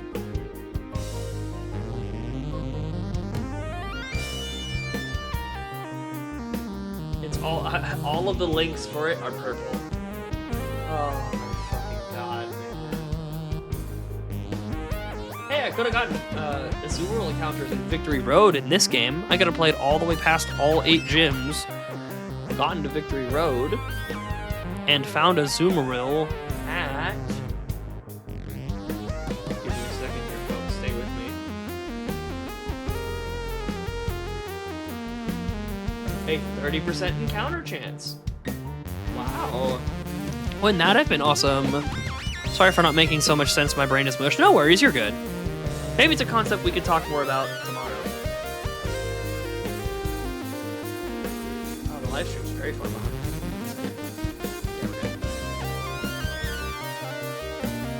Yeah, so... Yeah, how dare you not make sense? So anyway, yeah. Unfortunately, it looks like it's gonna be the same gross pot of bullshit for Generation 5. It's just slightly better now that we're doing it on Route 22 instead of on Route Village Bridge. That's not a number, but you know what I mean. Now that I know I can repel it on Route 22, that is quite nice, actually.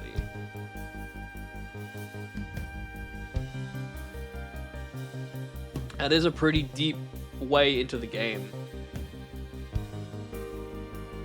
It is after the 8th gym. It is, oh my god.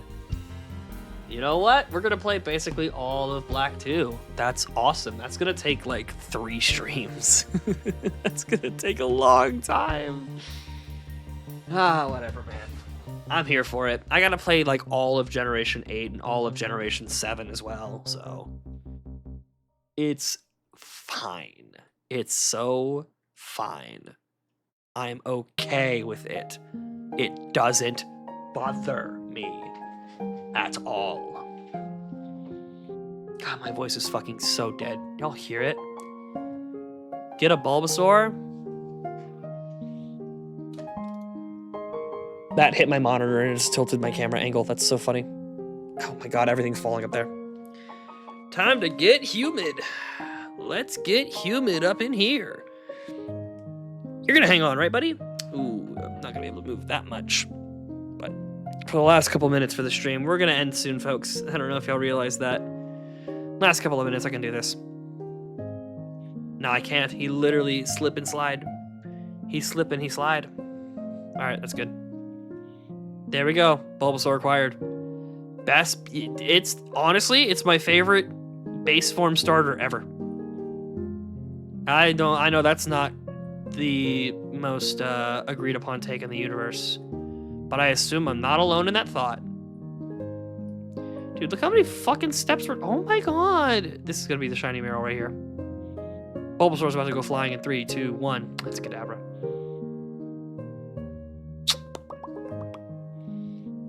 Yeah, I think it's the best base form. I think it's the best base form starter of all time.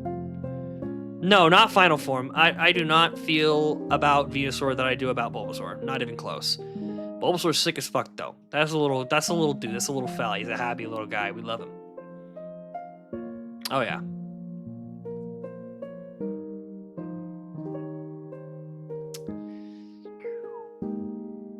Rowlet comes pretty close to me as a favorite base form starter. It's not bald like them. Yeah, they got some bald ass heads. Bulbasaur don't got no hair on top of his head, but at least he got that bulb. He got that bulbous mass to make up for it. So he's all chill. Let's think. I'm like Rowlet comes kind of close as a favorite base form starter for me. I don't think anything really competes with it on that level. I'm trying to go through them all in my head. Chikorita's cool as fuck too. I'm a grass star. Like first forms. I'm a grass starter guy for damn sure. It usually never pans out when they fully evolve, but I like them in their base forms.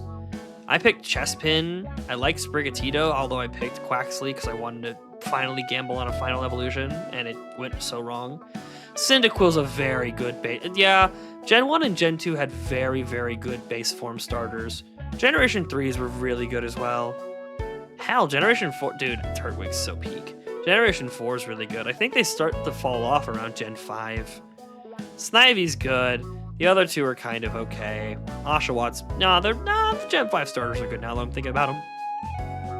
I just have a bad taste in my mouth every time I think about the fact that those Pokemon have to evolve. It's crazy that the super slow firefighting type is the best final evolution in that trio. Like, my god.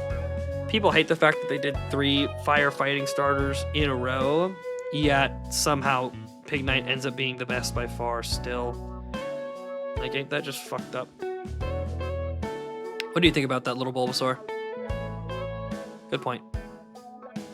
Y'all can't hear him because he's implanting his thoughts directly into my brain. He's got his vines tapped directly into my spinal cord, and he's inputting his thoughts and feelings. He really, really, really wants shit to be humid. Well, he's in the right place for it. He's in South Texas. So, Or he's in, like, mid-Texas, close to the coast. He's in the right fucking place for humidity. It's telling you to touch grass. Man, I touched plenty of grass yesterday.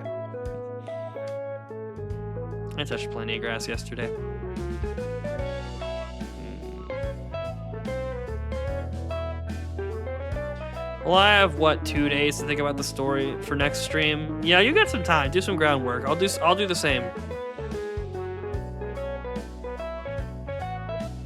Go. Yeah, that looks right. They used to do this with little girls. They would have them stack books on their heads. Look what they have to do. They have to train to try and be good at this shit. Come on, man.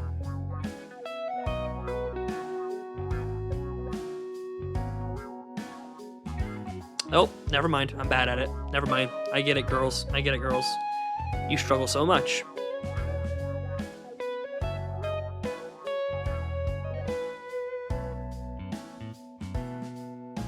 All right, 11150. That's gonna be the last encounter. You know what? No. Starting right now, we're gonna do our one more. I'm gonna do one more repel, and then once that repel expires, I'm gonna do one more encounter, and that'll be the last encounter. It'll be a full odds anything. This is the only opportunity per stream that we have to possibly get a shiny that isn't Marill or Kadabra. So if you are the guy who thinks the first shiny is gonna be fucking Scyther, here you go. For the first time, I'm leaving before stream ends, just kind of eepy. Well, I feel the same way, James. I'm not lasting much longer here. Good to see you, brother, as always. Appreciate you sticking around, and I hope you have... Oh, that's not James. Oh, fuck. That's Shandy. Yeah, my bad, bro. I didn't read your name enough. Listen. Whatever. Obviously, I'm also tired.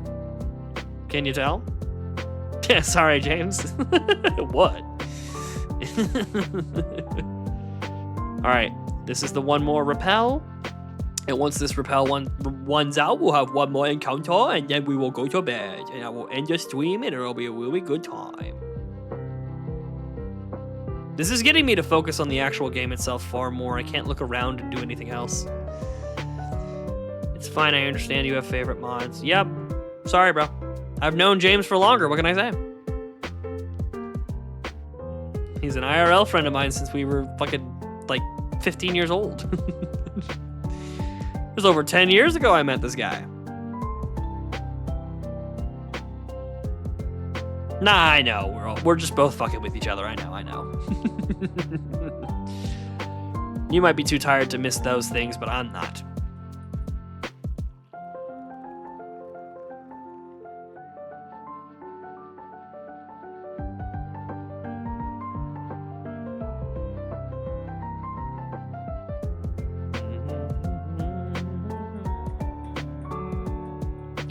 Shake Shabbat.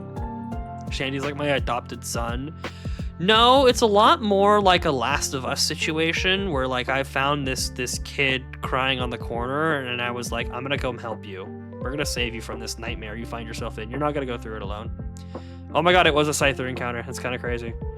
All right, gamers. Let me see if I can do the outro with this guy on my head. Guys, it's been fun. It's been great. It's been very humid. And I had a good time with y'all. This was fun.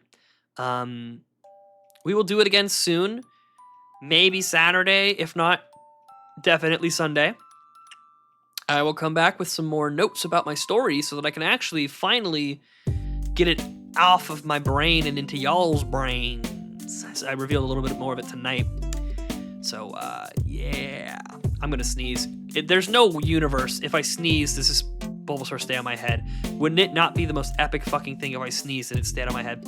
Well, that's gonna be locked and cocked until I end stream. I know it. The moment I end stream, I'm gonna have to deal with that, like, agonizing itching feeling until I end stream. So let me get to that. Folks, it's been fun. It's been a good time. I'll keep you updated about Saturday, James. And until then, gamers, I'll see y'all around. Thanks for sticking around as always. I love doing this. I have a great time with you guys.